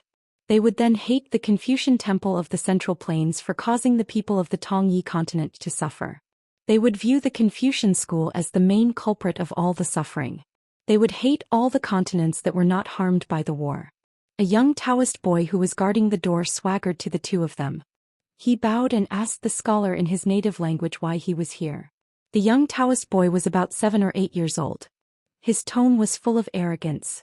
He bowed to the Taoist boy because he felt that the etiquette he learned from his grandmaster should not be learned for nothing. Otherwise he wouldn't be so courteous to two mortal teachers who were about to decay.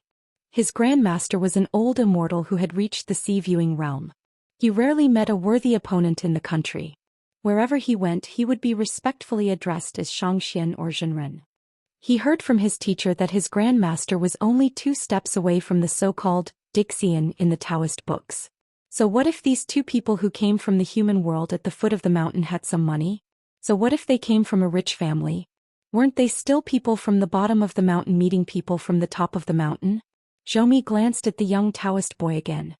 He turned his head and laughed. I searched high and low for it only to find it by chance. Now the great Tao of the Tongyi continent is indeed on our side. Scholar, do you see any clues? The scholar was confused. Please enlighten me. Zhou reached out and grabbed the young Taoist boy's arm.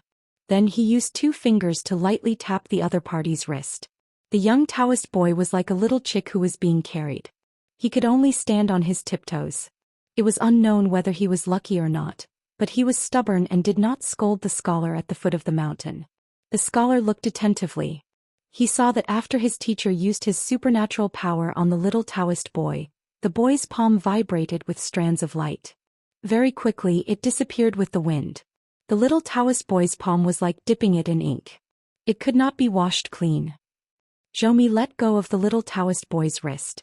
He asked, did your Taoist temple once have a Taoist named Lu Kai who went down the mountain to travel? When he went down the mountain did he carry a few large and small gourds with him? The little Taoist boy rubbed his wrist and took a few steps back. He cowered and said, how do you know these things? But our Taoist temple did not have a Lu Kai. There was only a country bumpkin nicknamed Lu Mu Tu. He was a fisherman, a hunter, a woodcutter. He did all kinds of odd jobs. According to my teacher, if there was a nunnery on the mountain he could sell rouge and face powder. Every few days the country bumpkin would come to our Taoist temple to cheat money. He was one of the biggest pilgrims in our Taoist temple. He was the first to bring the country bumpkin here. My teacher did not argue with Lu Mu Tu these years. The last time the country bumpkin came to the temple he carried a basket of pine nuts and a few big black carps. He did not ask for copper coins or silver. In the storeroom he picked up a lot of broken gourds that had been collecting dust for many years. He said that he was going to exchange them for silver. At that time I felt that it was strange. He was at the storeroom holding those broken gourds by his ear and shaking them. The so-called storeroom of the Taoist temple was actually a firewood room where old and broken things were piled up. Zhou glanced at the small Taoist temple. He smiled and said, everything is connected. What an expert. The bodyguard asked telepathically, Mister, did Lu Kai's worry and immediately, the 2 blade strengthening gourds come from here? Zhou shook his head and said, Lu Kai first had the 2 blade strengthening gourds, then he had the 2 life origin flying swords. Otherwise, the founding master here as in upper 5 realms, would not be so bad that he could not tell the quality of the blade strengthening gourds. Moreover, he had a hobby of collecting blade strengthening gourds. Therefore what he could not tell the real from the fake and the real from the 2 strange flying swords. Mister's following words made the bodyguard's expression even more solemn. The big pilgrim of the Taoist temple is most likely Lu Kai's preacher and protector. Because the Lu Kai who came to this Taoist temple is only an out-of-body Yin spirit, his real body may not even be in Tongya continent. The bodyguard asked, Mister, you want to find Lu Kai on credit? Actually, you don't just want Lu Kai to win against Chen Pingon? You also want to meet that pilgrim?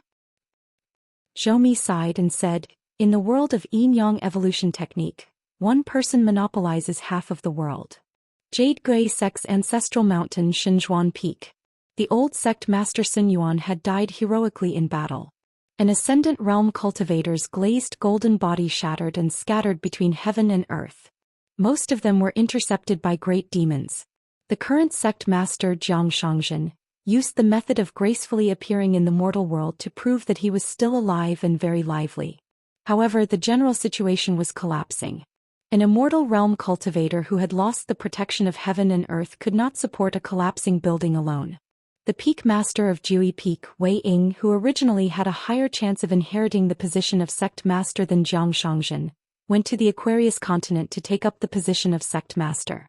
She temporarily served the Song clan and was destined to be unable to cross the continent to return to Jade Grey sect.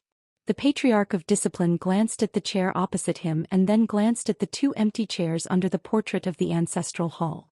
Zhou Xian had moved from the opposite seat to under the portrait. It was really heart-wrenching to take another look. He then glanced at the moonlight outside the door. A god of wealth who was in charge of Jade Grey sect's immortal money and heavenly materials and earthly treasures was named Song Xingtang.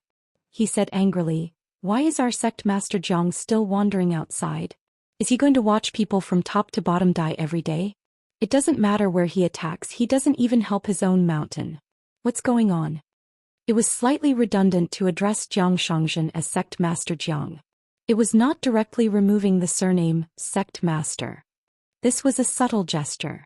Zhou Xian had not truly convinced the masses in Jade Grey sect's ancestral hall.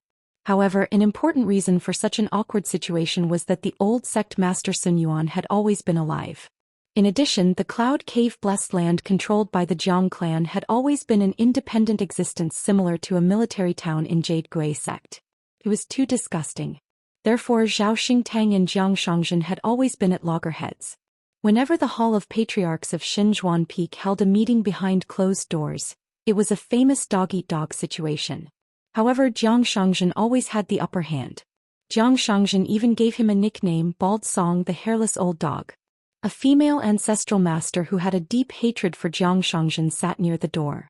Her surname was Lu Huamao. Her aptitude was not outstanding. In her early years she relied on a large amount of immortal money and heavenly materials and earthly treasures to enter the upper 5 realms by luck. Every time Zhou Xian had a discussion he would almost always strike up a conversation with Lu Huamao first. Sister Lu was a good name. She was in her prime. Every year she turned 18 and her appearance was as beautiful as today. In such a perilous situation, Lu Huamao had no choice but to be stubborn and speak up for Zhou Xian. There must be a sovereign stage great demon watching over here and responsible for killing Zhou Xian. Perhaps there is more than one old beast waiting for him. She could forget about calling Zhou Xian sect master. The reason why she was like this was because when she was young she was close to the water and wanted to travel well. She went to the Cloud Cave blessed land. As for training her Dao heart, it was just a side trip. In the end, Zhou Xian, this bastard, was still the young master of the Cloud Cave blessed land at that time. He secretly attached himself to a woman of the blessed land with a strange Abhijina secret technique. Then he met Lu Huamao and hit it off with her, calling her sister. After that, the two of them naturally traveled together. Then they visited a place called Hibiscus Pond in the Cloud Cave blessed land. Taking advantage of the pleasant moonlight and secluded, the woman shyly undressed and actually blushed. At that time Lu Huamao even teased her and pinched the woman's pink cheeks. When she thought about it later, it was really a tragic event. After that, Lu Huamao began to cultivate crazily. She wanted to catch up to Zhou Xian's realm so that she could find an excuse to chop that bastard half to death. It was a pity that on the path of cultivation, there would always be someone better in terms of talent, foundation and temperament. Zhou Xian, as the recognized next peak master of Jui Peak, did not cultivate diligently.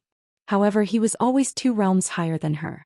Once after she caught up to him by 1 realm, Zhou Xian met her.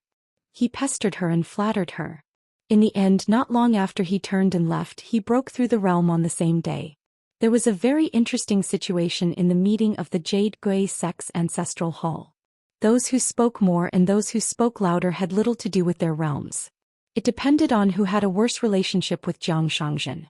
As time passed, people like Lu Huamao, who had ordinary aptitude, would have a lot of weight whenever she spoke in the meeting on the Divine Seal Peak's ancestral mountain. On the other hand, such an old immortal had a high seniority and was of the same generation as the old sect master Sun Yuan. His cultivation was also high. However, because he never argued with Zhang Xianxia and liked to be a peacemaker, he was not valued when he really talked about important matters. He did not even curse Zhang Xianxia or throw a chair at him. How dare he say that he was wholeheartedly devoted to the sect? The Patriarch of Justice was a little depressed. He patted the chair's handle lightly. The situation changed and the situation reversed. The old sect master should not have appeared. With the protection of the 3 enclosures 4 symbols great array, although Sun Yuan had just ascended to the Ascendant Realm, his cultivation seemed to be at the perfect peak of the first realm due to the favorable conditions. When Taiping Mountain and Fuyao sect were destroyed one after another and the great array dissipated, he immediately returned to his original state.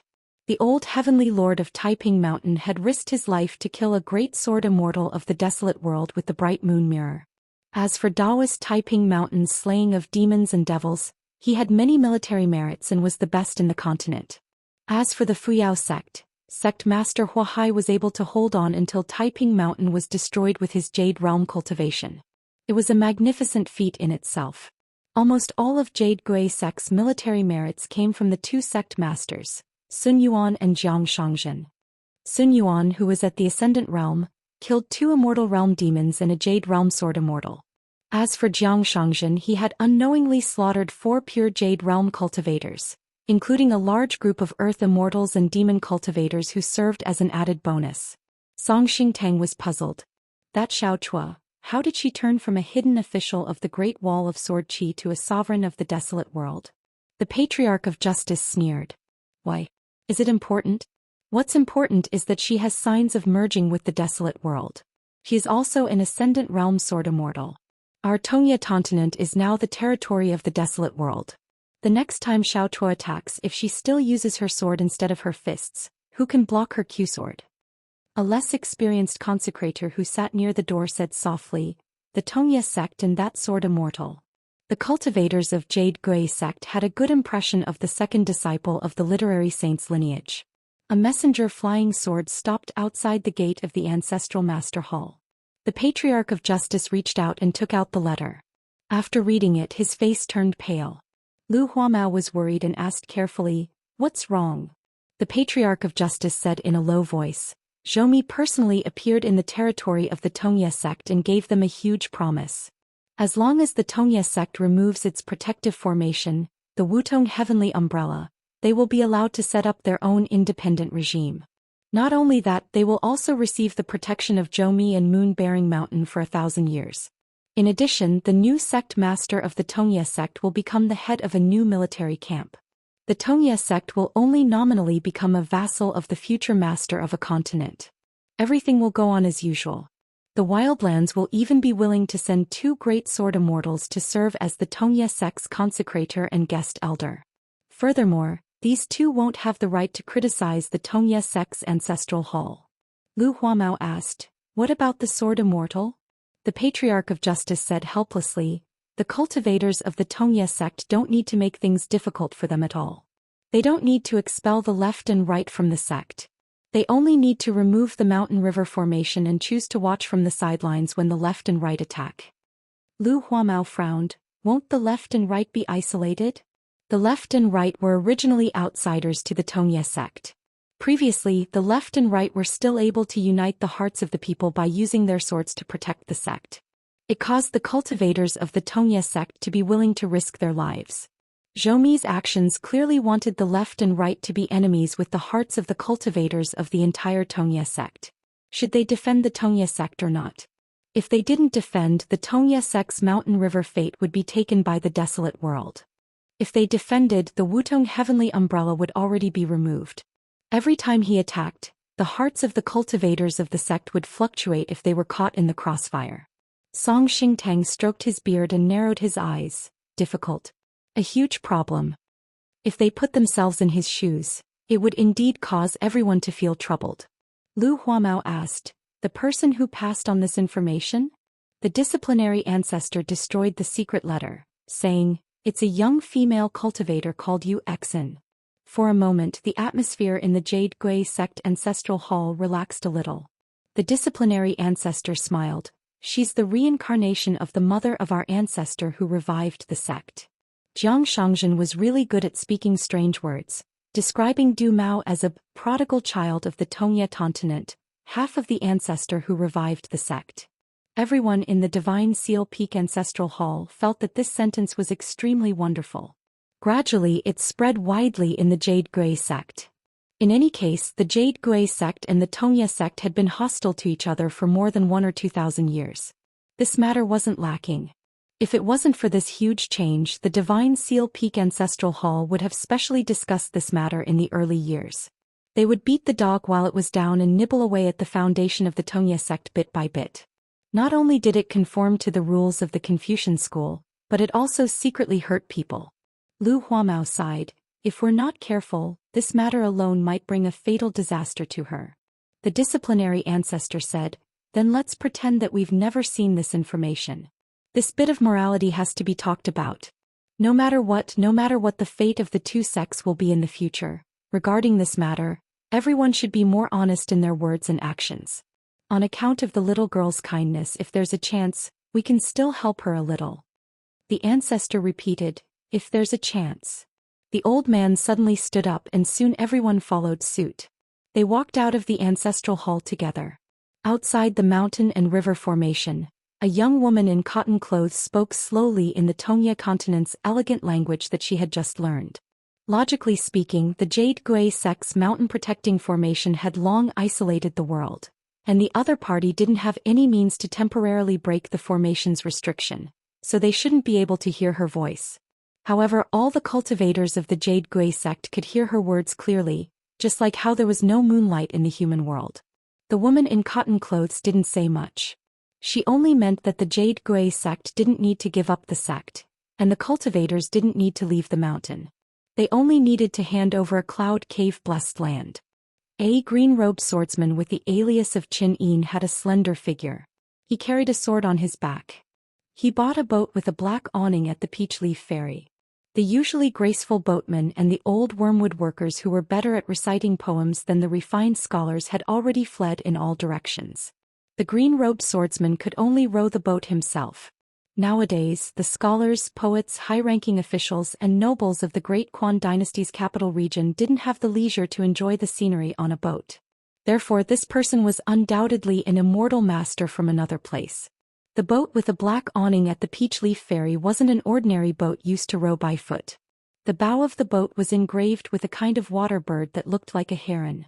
It was because of this ancient bow that the green-robed swordsman became interested in rowing the boat. There was a jade tablet of the ancestral hall hanging on his waist. Ancestral hall continues incense and Taiping Mountain cultivates me. This jade tablet was only one of the spoils of war from a certain military camp, so it was given to him. Fei Ran had a good impression of the Great Quan dynasty. It had many advantages and had many outstanding people. This was especially so for the elite cavalry of the Great Quan border army.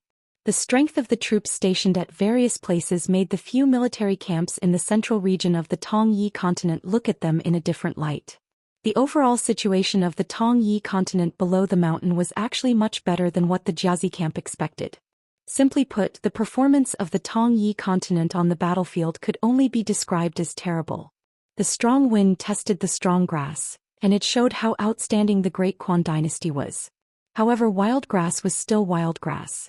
No matter how strong it was, it would be reduced to ashes when a huge fire started. After all, the current time of the Tongyi continent was controlled by the moon-supporting mountain. Fei Ran threw away the bamboo and the boat went forward on its own. However, the military camp in the capital of southern Qi was arguing about the survival of the Great Quan Lu dynasty. One side wanted to wipe out Mirage City and build a temple to warn the entire central region of the Tongyi continent. They wanted to chop off the heads of the kings and officials and then send cultivators to hang them at the gates of the various small countries. This was the result of stubbornly resisting. One side felt that the civil and military of the Great Quan dynasty had many talents and had the ability to support them. As long as it was done well, they could create a puppet emperor. It would be a huge help to the military camp. Anyway, the young emperor had abandoned the country, swept clean the treasury and fled to the Fifth World. They could use this to spread the news. The various cities of the Great Quan dynasty were already under martial law, and only people were allowed to enter and not leave. This was to prevent the people from escaping as they pleased. The demon race would secretly guide and use them to break those defensive lines and ultimately lead to the destruction of the country. However, Fei Ran was not here to sightsee. She wanted to meet someone. The head of the Golden Peak Temple, Du Hanliang. His realm was not high and he was an earth immortal. He was not a sword cultivator, but he was very smart. The young man on the water observation platform of the Unjust Sentence sect met Fei Ran. Fortune and disaster came together in an instant. He originally had the chance to follow Fei Ran to the mountain to cultivate, but in the end he mysteriously died. Lu Jianxin, who was eventually strangled to death by himself, met Wuxia. If Jiang Shangzhen had not interfered, he would have had the chance to become a fish dragon and obtain great fortune. Becoming the head of a city was secondary. Climbing up to Wuxia and having a wooden clog that he used to observe the Tao was simply the two biggest protective talismans. It would be difficult for him to die even if he wanted to. Fei Ran had been thinking about Mr. Zhou's words. The Confucian Academy and the Confucian Academy had given too much power to the secular dynasties. They were not willing to use an iron fist to control and restrain the people's hearts. The 3 Confucian academies and 72 academies sounded like a lot, but in the huge Tongye continent, it was only 3 academies, including the Dafu Academy. In the end, the Confucian Temple had to restrict the gentlemen and sages of the academy to not be too involved in the matters of the imperial court. They would not allow the Confucian scholars of the academy to be the emperor behind the scenes of the various countries. As a result, everyone did their own thing. The mountains avoided the world, the experts hated the world, and the generals, ministers, and officials were all fishing for fame. They pretended to be ostracized by the Confucian Academy. True sages. On the mountains, below the mountains, in various countries, they were all in a state of disunity.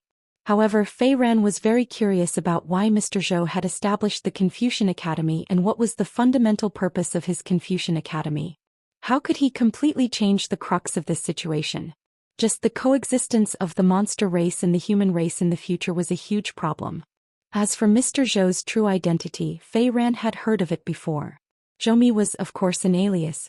He was once a true Confucian scholar. According to senior brother Qiyun, Mr. Zhou was young and talented. However, his knowledge was not accepted by the Confucian Temple. After a discussion with someone, he was completely disheartened, which was why he traveled to the wilderness. This scholar came up with 12 strategies for peace for the Confucian Temple. First, he came up with a cultivation manual for all the scholars in the world. The Confucian Academy's sages, gentlemen, and saints corresponded to their families, countries, and the world. All the emperors of the secular dynasties and vassal states had to be disciples of the academy.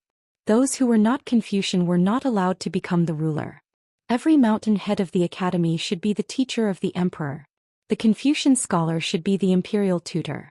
Regardless of whether it was the 3 ministers, 9 ministers, or the 3 provinces and 6 ministries, these important officials should also be disciples of the academy. Every temple had to have an official position that could ignore the restrictions of the palace. They were responsible for recording the merits and demerits of a country's emperor, generals, ministers, and ministers as part of the 3-year examination of the academy. Second, all the monster cultivators of the upper 5 realms, including the earth immortals and monsters, were exiled to a continent and strictly restricted.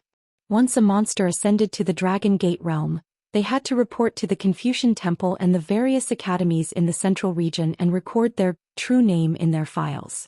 After this group of monster cultivators reached the Golden Core realm, they had to assist the gods of mountains and rivers to ensure that the land under their jurisdiction would be peaceful for 100 years. Their main task was to kill the monsters that caused trouble, which was similar to the position of county guard. Then the academy would judge whether they could be promoted to mountain head or water deity or continue to work for 100 years. Once they were promoted to mountain head or water deity, they would be like a clear stream in the officialdom of the human world. Their path of promotion was no different from that of the river deity or the mountain lord. Third, 3 areas near the inverted mountain would be chosen to connect the South Sa continent, the southwest Fuyao continent, and the southeast Tongye continent. For example, the territory of the old Rain Dragon sect. Then they would gradually station troops at the Great Wall of Sword Aura. First, they would move the mortals and those who were not suitable for cultivation to the islands under the Rain Dragon sect's jurisdiction. Then they would transfer the sword cultivators of the northern Reed continent to guard the Great Wall of Sword Aura for a long time. All the cultivators who had committed serious crimes in the vast world could redeem their lives on the battlefield with their merits.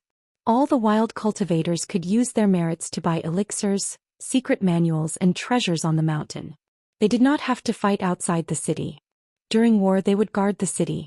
After war they would use the Great Wall of Sword Aura as a base to build cities in the south.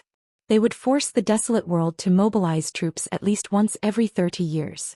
The geography of the Great Wall of Sword Aura was unique. Qi cultivators who were not sword cultivators were naturally suppressed. Therefore they would cultivate a sufficient number of pure martial artists.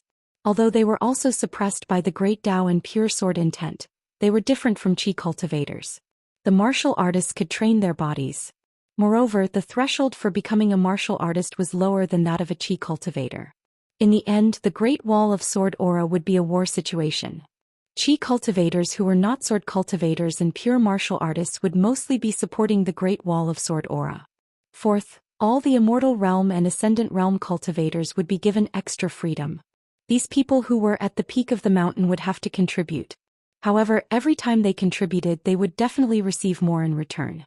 The Confucian Temple acknowledged their superiority. For example, when they rushed to the Great Wall of Sword Aura, the Confucian Temple of Heartland promised that they would not have to fight to the death and that they would not harm their great Tao. They only needed to do things that were not perfect. For example, if they had the upper hand in the battle they would expand their advantage. If the battle was unfavorable, they would use their Dharma treasures that were not great refinement items to resist the attacks of the great demons. They would also build mountain and river formations to protect the cities, the city walls and the sword cultivators and the martial artists. Fifth, the Confucian temples in the Central Plains built 72 Daoist academies in addition to the 72 academies in the various continents and countries. Apart from taking the initiative to inspect their cultivation aptitude, they also accepted tributes from the imperial courts of various countries and took in cultivation seeds from all over the world. This group of Confucian scholars, in addition to scholarly pursuits, specialized in the art of war.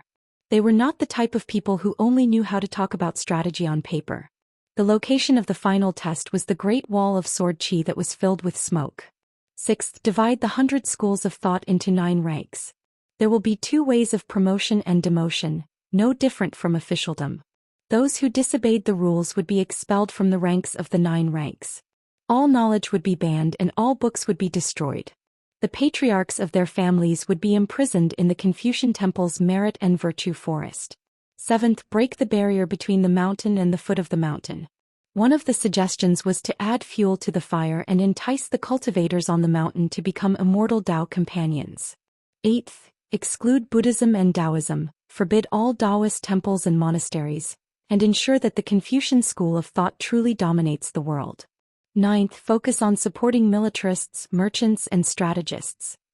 Apart from that, there were 3 strategies that specifically targeted the 2 neighboring worlds and the ancient gods. Firen sighed and put away her complicated thoughts. She muttered to herself, in the end, Mr. Zhou proposed these 12 strategies in the past to seize power for the Confucian Temple of Thought. He wanted to let the scholars obtain greater freedom and bring peace to the world. Near a crossing of the Peach Leaf Ferry, 2 black awning boats met. Firen frowned. That Du Hanling actually did not come alone. Beside the nascent soul cultivator was a young golden core cultivator and a Lord Xing Wang in official attire. Fei Ran only frowned, while Du Hanling and his grand disciple Xiao Yuan ran, as well as Lord Xing Wang of Great Spring Riding Crane City, had an expression as if they had seen a ghost in broad daylight. Du Hanling was an ambitious and ruthless person, but when he saw Fei Ran's green robe with a sword on his back, the familiar attire of the Taiping Mountain Ancestral Master Hall's jade tablet hanging on his waist, as well as that vaguely recognizable face, he was shaken. Du Hanling only felt that it was a coincidence, otherwise how could it be this person? 2 people walked over from the crossing. They were the Great Spring feudal Lord Lu Tsong and the Duke Gao Shizhen. When they saw Firen, they almost turned around and left. Firen understood and smiled. It seemed that they all recognized the hidden official. Moreover, it seemed that they did not have a good relationship in the early years. Firen smiled and said, "Long time no see. We meet again." When the black-clothed girl saw the white clouds flying over Luapa Mountain, she would wave her golden pole and green bamboo cane to greet them. This was called treating guests well. Hey, I am the right protector here, the big water monster of Mute Lake. I have two friends, one is called Pei Qian and the other is called Nuanshu. Do you know? Today the right protector of Luopa Mountain brought the left protector of Dragon Riding Alley who had not been promoted. One was squatting and the other was lying on the cliff, waiting for the white clouds to pass by. The left protector of Dragon Riding Alley, a small official, could not be compared to its big official. White clouds and dogs. In the mountains it was most afraid of Wuxia. On Luopa Mountain it was most afraid of Pei Qian. However, it liked this little silly girl very much. It once accompanied Zhou Mili and squatted at the gate of the school opened by Madame Chen in Longwei Creek. They waited for Pei Qian, who kept saying that he was the most heroic person who could beat a goose and beat a dog, to come home after class. They often waited for half a day. The little girl would chat with it for a long time. She would definitely not be like Pei Qian, who would grab its mouth and twist it skillfully to ask it what was going on. Little Mealy was eagerly waiting for the white clouds to visit Luopa Mountain. What could it do? On Luopa Mountain, everyone was traveling far away and did not return home. The good mountain lord, who was her best friend, Pei Qian, who never greeted her, the old chef who bent down and walked with his head lowered to see if there was any money to be picked up but never found any. The crazy and silly big white goose who never got angry even after being beaten and scolded. The cheerful Defeng who loved to read books the most. The old man who looked like a scholar the most, Teacher Chow. Zhou Mili frowned. The more she thought about it, the sadder she felt. What if Pei Qian was already as tall as her and sister Nuanshu combined when he returned home? What if the mountain lord carried a wicker basket up the mountain one day and there was an unfamiliar little girl standing in the basket? Miyu came to the little girl's side and sat down. Zhou Mili clapped and laughed. A white cloud passed by the valley. However, as soon as Miyu sat down, he immediately got up and spoke to Wei Pai telepathically. Then Miyu immediately took out his intrinsic flying sword, Rosy Sky. At the same time he rode his sword to the ancestral hall of Jisei Peak. Finally, at the main door Miyu saw a scholar and a tall and sturdy man. The scholar with the sword smiled at Miyu and disappeared in an instant. He had actually traveled across the continents without making a sound. His trip to the Aquarius continent was to cover up for his good friend. If not, his good friend Yufeng's movements would be too big. When the old scholar first showed his face at the Fuyao continent, he quickly slipped away and disappeared. Only the tall man was left. He said to Miyu, "You can call me Lu Shirlu. I just returned to vast heaven and came here to burn incense. Since I can't see teacher, I will see teacher's portrait. Later, when my face is covered in snot and tears, you can pretend you didn't see it." Miyu was speechless. After stabilizing his mind with great difficulty, Miyu said, "The key to the ancestral hall is with Nuanshu." The man nodded. "Then I will have to trouble Sword Immortal to make the trip. I will wait here." Wei Pai sent Nuanshu and Xiaomili over. The two young ladies bowed respectfully to the so-called senior martial brother mountain chieftain of Wei Shanjun. After seeing the two girls, a smile appeared on the man's face. Little junior brother really wasn't bad. After Qin Wanshu opened the door of the ancestral hall, he saw the tall and sturdy man standing outside with a solemn expression. He first straightened his clothes and then stepped over the threshold. The scholar who was about to cross continents on his sword suddenly stopped. He met the sneaky old scholar. He asked, "Why didn't you show up earlier?" The old scholar said confidently, "Let's wait for that big fool to finish crying first." The scholar glanced at the canopy in the sky. The old scholar asked, "Brother Bai, don't miss this opportunity. Why don't you teach him a few sword moves? What is called a sword immortal? Isn't it Lin Feng who wants to kill the flood dragon spirit? Aren't those ancient divine spirits who don't greet guests stronger than the flood dragon? All the more you should use your sword." Previously, Xiao Chui used her sword in the Tongyi continent. How shocking it was. That little girl has such sword intent. Bai, you are also 8 feet tall and wielding an immortal sword. Can you bear it? Brother Bai, just go all out. If you're being courteous with me, I'll be impatient with you. To tell you the truth, I'm good at cleaning up a mess. But let me say this first, 3 to 5 strikes should be enough. I won't be able to take any more than that. If you're really unhappy, 7 or 8 strikes at most. The scholar ignored the old scholar and disappeared in a flash.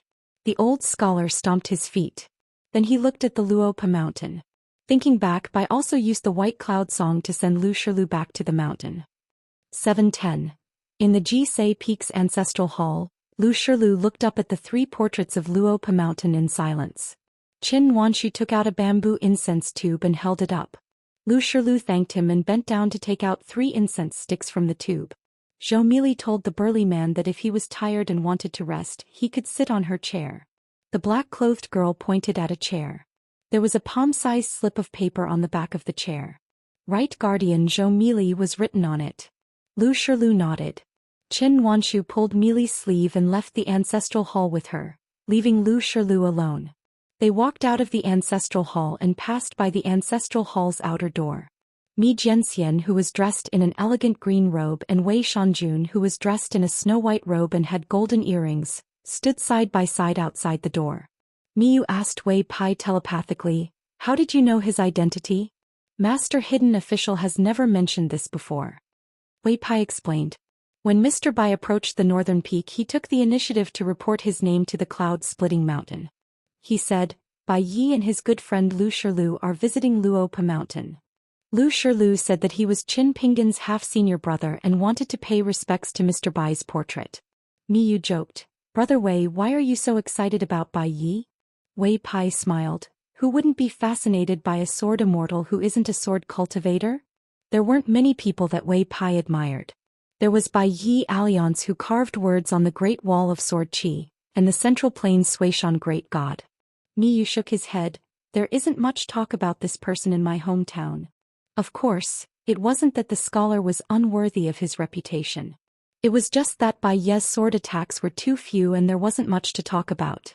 Other than drawing water from the Yellow River waterfall, Bai Yi didn't seem to have any other achievements in the long years after. Until this time he appeared in the Fuyao continent and killed a sovereign stage demon with 3 swords. In fact, between the 2 attacks, Venerable Fiery Dragon had visited the isolated island in the sea.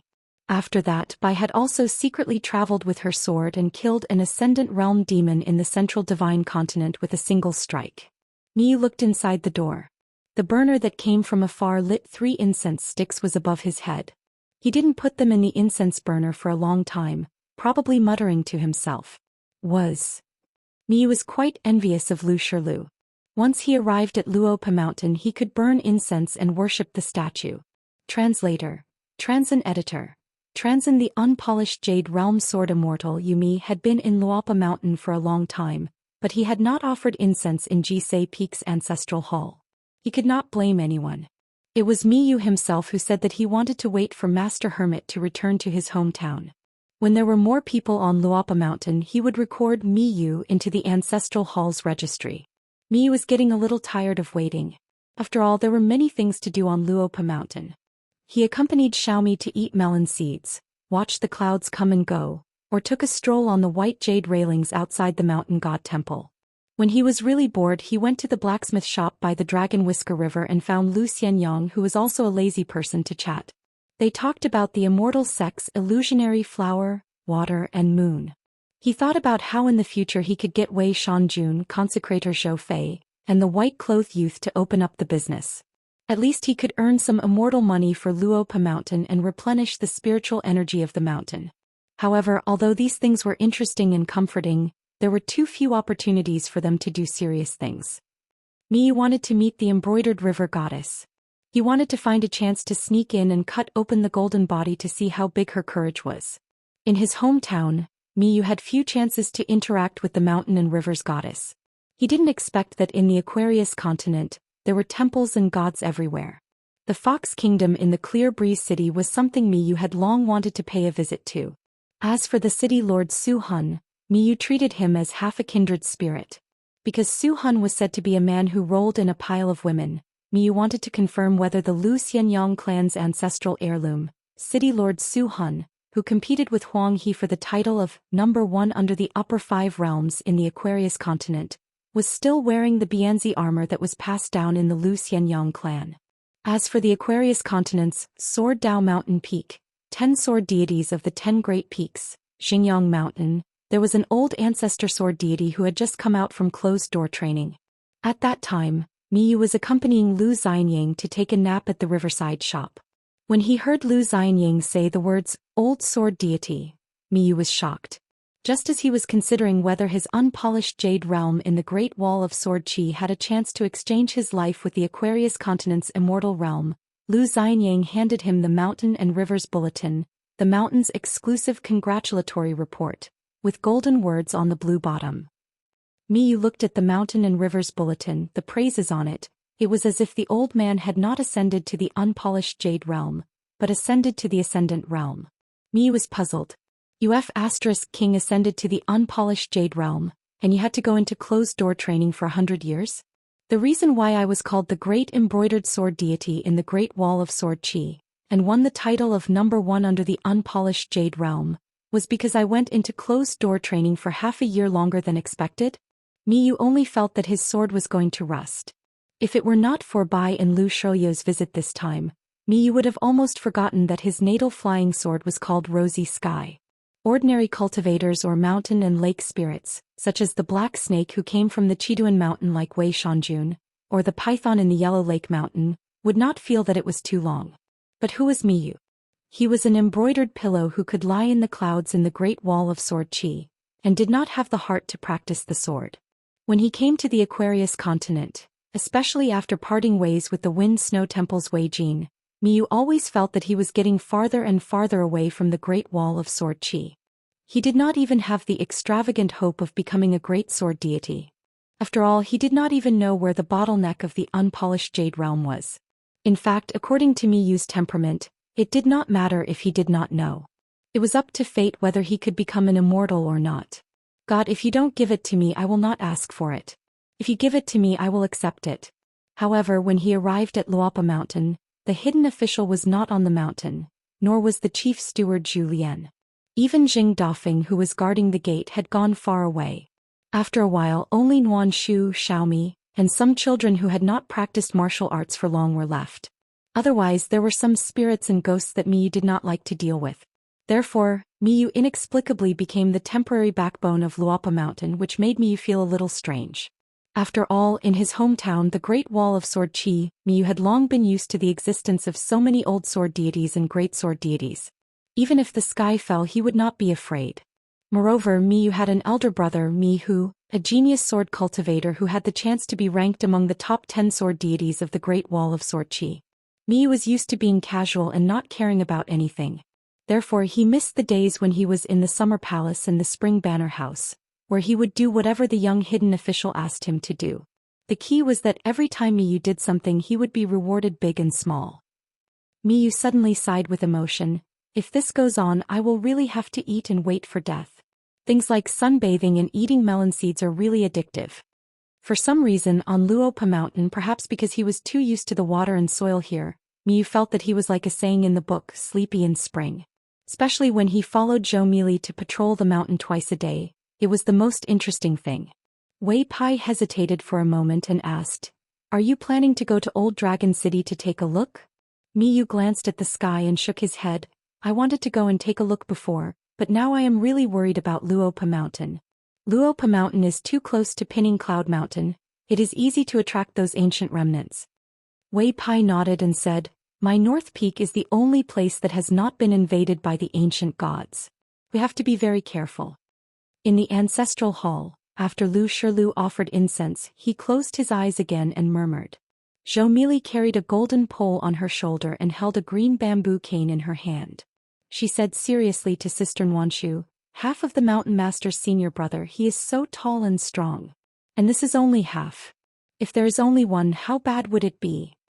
Qin Nuanshu had a few keys hanging on her waist. She said helplessly, "1.5, that's not what I meant." The black-clothed girl raised her eyebrows and was very happy. "Sister Nuanshu, I was joking with you. If you can't even tell, it's like I said it for nothing." Qin Nuanshu smiled and stroked Xiaomi, who was shorter than him. He said softly, "Xiaomi, you're smarter than yesterday. Keep up the good work tomorrow." Zhou Mili nodded vigorously. "Yes, yes, yes." Pei Qian said that one's ambition is not determined by age, nor is one's cleverness determined by height. Lu Shirlu left the ancestral hall and crossed the threshold. He smiled at Qin Nuanshu and said, "You can lock the door now." The girl in pink nodded and went to close the door. Xiaomi hesitated for a moment, but still followed Sister Nuanshu to get down to business. As for how to entertain Lu Shirlu, she had to think about it carefully. Lu Shirlu gave a fist salute and thanked Miyu and Wei Pai. Little junior brother hasn't been on the mountain for many years. Thank you for taking care of him. Miyu said, You are welcome, Mr. Lu. I am a consecrator of Luopa Mountain. Wei Pai also said, I can become Dali's Lord Beiyu thanks to Alliance. I am also good friends with Chen Pingon. A close neighbor is better than a distant relative. It is only right for me to help. Lu Shirlu said, You don't have to call me Mr. Lu. You can call me Zhou Xian. Although it is also an alias, I have always used this name in the world. Smoke lingered in the backyard of the Yang family's medicine shop. Old Yang put his smoking pipe on his waist and got up to welcome them. It was the old scholar and Bai Yi who came together. Bai Yi was about to leave the continent and enter the sea. However, the pestering old scholar stopped her and insisted on having a seat here. Bai Yi remembered the fate of Taoism at Chunming sect in Yuan Bao's last years and did not refuse the old scholar's invitation. If Qin Chunan of the South Sa continent was said to have the title of Mellow Scholar, Bookstore Net, then Bai Yi was said to have the title of Immortal. His swordsmanship was superb and his movements were both superb. He was clearly unrivaled in poetry, yet his poems and songs were spread around, shocking the later generations. They always felt that it was fake, but they didn't dare to be sure. As a result, it became an unsolved case. In the end, there was only one explanation. Immortals could do anything. When the old scholar arrived at the yard, he immediately clenched his fists and raised them up high. He shook them vigorously and smiled brightly. It was not until today that I was lucky enough to meet Heavenly Lord Qing Tong. I have lived in vain. Finally, I did not die in vain. Old Yang smiled and said, Mr. Wenxing, you are still as elegant as before. A 14th-level cultivator's unification with the heavens and earth was not as simple as blindly seeking greatness. What truly made Old Man Yang think highly of this sage of literature was that his Dao integration locations were the South Swirl continent, the Tongyi continent and the Fuyao continent. They were not stable places like the Central Divine continent, Snowy Peak continent or Liuxia continent. Now that the two continents had fallen, this old scholar was not having an easy time. Bai Yi only nodded to Old Yang. Old Yang did not exchange pleasantries with Bai Yi. However, the old scholar did not intend to let Bai Yi go. He took out a scroll of calligraphy that he had kept for a long time and handed it to Old Yang. He smiled and said, This is the last years of Yuan Bao's calligraphy, also known as the proud calligraphy. It is authentic, absolutely authentic. There is no reason not to bring a gift when visiting. The gift is not light, but the affection is more important. Old Yang opened more than half of it. It was the last years of Yuan Bao. During the day he was drunk and slept beside the spring bright gate. In his dream he traveled the galaxy with Heavenly Lord Qing Tong. When he woke up from his drunken stupor he was in the mood to write a poem. Old Yang rolled up the calligraphy and kept it in his sleeves. It was originally a matter that Bai Yi and Old Yang did not need to talk about.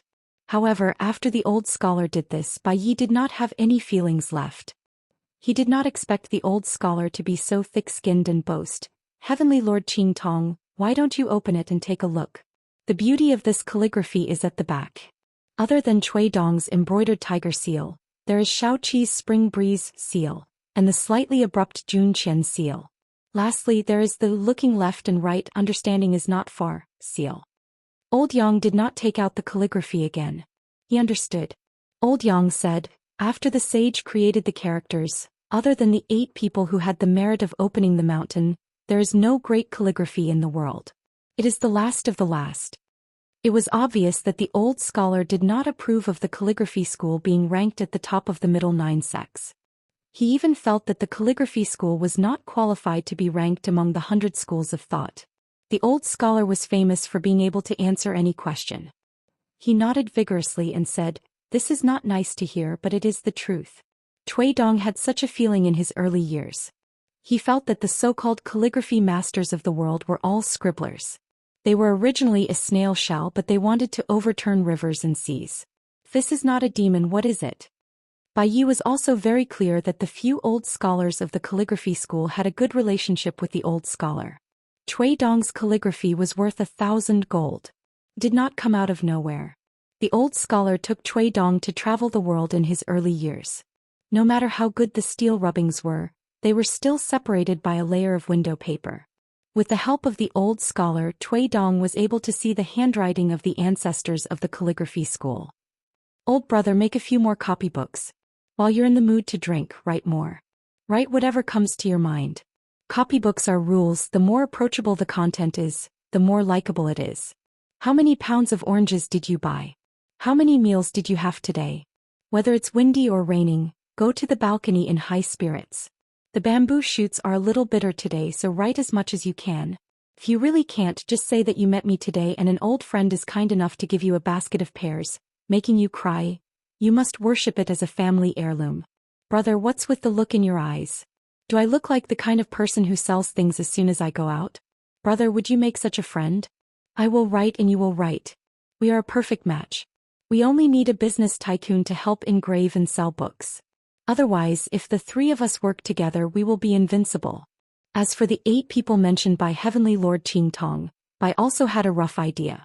They were Grand Scribe of Big Script, Li Tonggu of Small Script, Yuan Xin of Li Script, Jianjue of Zhang Chao, Zhang Chunhua of Modern Script, Zhang Huai of Wild Script, Wang Zhong of Regular Script, and Zhong Yao of Small Script. Among them, only Cui Dong was not engaged in proper work. Cui Dong's small script was the most famous. In fact, Cui Dong's small script was extremely exquisite. The scriptures he copied were the treasures of many Buddhist temples in the central region. The old scholar turned around and sat on the bench under the eaves. He patted the bench and said, "Sturdy." Old Yang asked, "The sage of literature came this time. Other than asking me to give the copybooks to Luapa Mountain and stamp more seals, what else do you want?" The old scholar replied, "Nothing else. I just wanted to express my gratitude to you." Of course, old Yang did not believe him. The old scholar was not in a hurry to slap his own face. He looked left and right. Most likely Xiao Qi and Xiao Ping'an sat here in their early years. The teacher was not by their side. Therefore, when the students sat here alone, they could not rest their feet. They could not feel at ease. It was more tiring. The three of them looked up almost at the same time. In the sky of the Aquarius continent there was a huge hole. A golden body spirit slowly poked its head out. Thousands of miles around the sky, countless golden lightning interweaved like a net. Its line of sight seemed to have landed on the northern peaks pinning Cloud Mountain. The old scholar stomped his feet and said, brother, by provocation. This guy is definitely provoking you. Do you need me to help you shout, Bai is here too? Bai also said with an indifferent expression, Lu Shirlu is here. The old scholar stood up and rubbed his hands. Blockhead is unarmed. He is at a disadvantage. Brother Bai has an immortal sword. Just as the old scholar was speaking, a tall and sturdy figure that was originally at Luopa Mountain's Jisei Peak was first sent to a secluded border area by the mountain lord Wei Pai. Then within 100 miles, there was the sound of an earth bull flipping its back. Then the figure straightened up and rushed into the sky. Wei Pai wiped the sweat from his forehead. Just sending that guy who called himself Zhou Xian to the border area was so tiring? He was no longer the local lord of Chiduan Mountain, but the mountain lord of the northern peak. If it was so tiring, then wasn't Lu Shoyo's Dao a little too heavy? The figure turned into a rainbow and rushed to the sky, straight to the highest point of the sky. Because the ancient spirit was in the sky, it was still far from the ground. Therefore it was not suppressed by the Dao too much. It was worthy of being called a huge monster hanging in the sky like a mountain. The old scholar laughed and scolded, "This blockhead is always at a disadvantage in a fight. He is far worse than his junior brother. However, this indomitable spirit is still quite sufficient." In the sky of the Aquarius continent, the remnant of the divine path that was as big as a mountain was knocked away by a figure that was as small as a mustard seed. That incomparably small figure punched the towering spirit non-stop. For a moment, thunder rumbled in the sky. In the end, the uninvited guest, along with his palm, arm and head, instantly exploded. Almost half of the continent's sky was splashed with countless golden raindrops. Before they fell on the human world, most of the golden fragments had already disappeared and melted into the heaven and earth. Then, as if they were guided by the Tao, the remaining golden raindrops almost all fell on the land of 1,000 miles around Mount Biyun. But just as they were about to fall into the mountains and rivers, a golden light flashed and disappeared. Many spirits of the mountains and rivers and Immortal's abodes were dumbfounded. Could it be that the mountain lord Wei Pai had stolen it? Some of the masters who had attained the Tao immediately looked at the mountains and rivers. Then they looked at Mount Biyun again. It seemed that the spiritual energy of the mountains and rivers did not increase much. It was strange. On the stairs of the dragon riding alley, a smiling woman shook her sleeves that were overflowing with golden light. However, the strange phenomenon suddenly disappeared. The old scholar said, "Senior, please show me the way." Old Yang nodded. Lu Shoyo's mind moved slightly. Then he suddenly shrank the mountains and rivers for thousands of miles and came to the backyard of the medicine shop in the small town. Seeing the old scholar who was already standing on the bench, Lu Shoyo's eyes turned red. Fortunately, he had cried in the Hall of Ancestral Masters on Jisa Peak. Otherwise it would be even more embarrassing now. The old scholar stood on the bench and smiled while stroking his beard. Lu Shilu walked quickly with tears in his eyes. He bowed and said loudly, "Junqian pays her respects to teacher." Among the 4 students in the past, Cui Dong was introverted and sharp.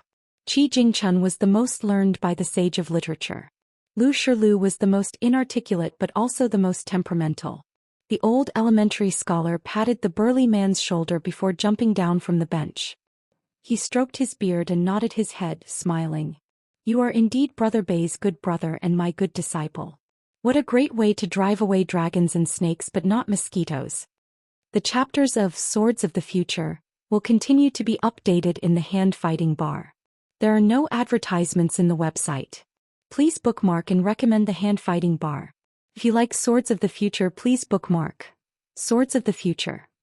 7-11. The old scholar brought Lu Shilu to tour Huaihuang County. Lu Shilu had never toured Lizhu Grotto Heaven, so he did not feel that things had changed. The big guy only felt sad. This was the place where Shao Qi felt at ease despite being in a foreign land. True scholars were easily at a loss. The hardest thing was to find a place where they could feel at ease in the boundless sea of books. Lu Shilu regretted his trip back to the mountain. He should have waited a little longer. Even if he could not change the ending of Lizhu Grotto Heaven, he should have let Shao Qi know that there was a fellow disciple who was watching him when he was traveling alone. He would not have been so lonely as if he was the enemy of the whole world. How could he not be lonely? He would even be pitiful, a joke, and incomprehensible. The old scholar said softly, "Silly big guy, don't be too sad. We are scholars. When we read books, we understand what they mean. We are neighbors and friends with the previous generations. After we put down the books of the sages, we will not pass on our responsibilities. If not me, who else can do it?" The old scholar murmured, "If not me, who else can do it?" Lu Shilu nodded, but he was still a little depressed. Restraining one's nature and heart had always been his forte. Time passed and the sea house grew. In terms of real age, not to mention his fellow disciples, even his teacher and his close friend Bai were not as old as him. They were far inferior. It was just that there was a seniority in learning Tao. That was why the short and thin old scholar beside Lu Shilu was called Old Scholar. Huaihuang County was now a first-class county of the Dali dynasty. In the past, the biggest and only official in the small town was the manufacturing of porcelain. Now almost all the local people had left the small town and the dragon kiln. They had sold their ancestral homes and moved to the state capital to live a happy life. In the past, the biggest and only official in the small town was the manufacturing supervisor. Now officials of all sizes could be seen everywhere. Now the peach blossoms bloomed every year. Without the old porcelain mountain and the Immortal's grave, there were incense from the civil and martial temples. On the top of the mountains and by the banks of the rivers, there were endless streams of pilgrims. In the past, the small town did not have a county government. Instead, it had an old locust tree that covered an acre of land. Every evening, under the tree, there would be a group of old people talking about old stories and young children who were tired of listening to stories and playing by themselves. During the hot summer, when the children were tired of playing, they would run to the iron lock well and eagerly wait for the family elders to lift the basket from the well. Then they would cut the fruits that were naturally frozen. Even if the weather was hot and the clothes were hot, the water was cold and the knife was cold. It seemed that even the eyes were cold. The old scholar came to the ruins of the iron lock well. The well without the iron chain was still there, but the mystery inside was gone.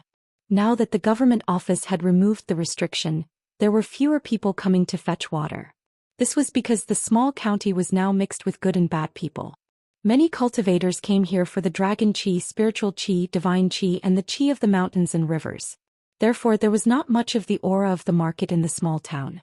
It was not as good as the city in the north, with smoke rising in spirals and dogs barking. The old scholar suddenly smiled and said, "Your youngest brother was an apprentice in the kiln in his early years. He was very good at it. Later, when he was young, he traveled far away. Because he did not really finish his apprenticeship, he did not work easily. So if you see him in the future, you can ask him to make some literati's offerings for you. You can choose any of the 4 treasures in the study or the 9 marquises. You can tell him directly." Lu Shirlu nodded. Lu Shirlu was not jealous at all. Instead, he was happy because Mr. State of Mind had not been so relaxed for a long time. Mr. State of Mind had not been so relaxed for a long time. Mr. State of Mind had not been so relaxed in a long time. The old scholar obviously meant something, but after waiting for a long time, the blockhead still did not understand. He kicked Lu Shirlu's calf. The teacher felt guilty about his little disciple and did not have the face to ask for the items himself. Didn't the other students know how to share the teacher's burden? The blockhead was not as smart as his youngest brother, he was far behind.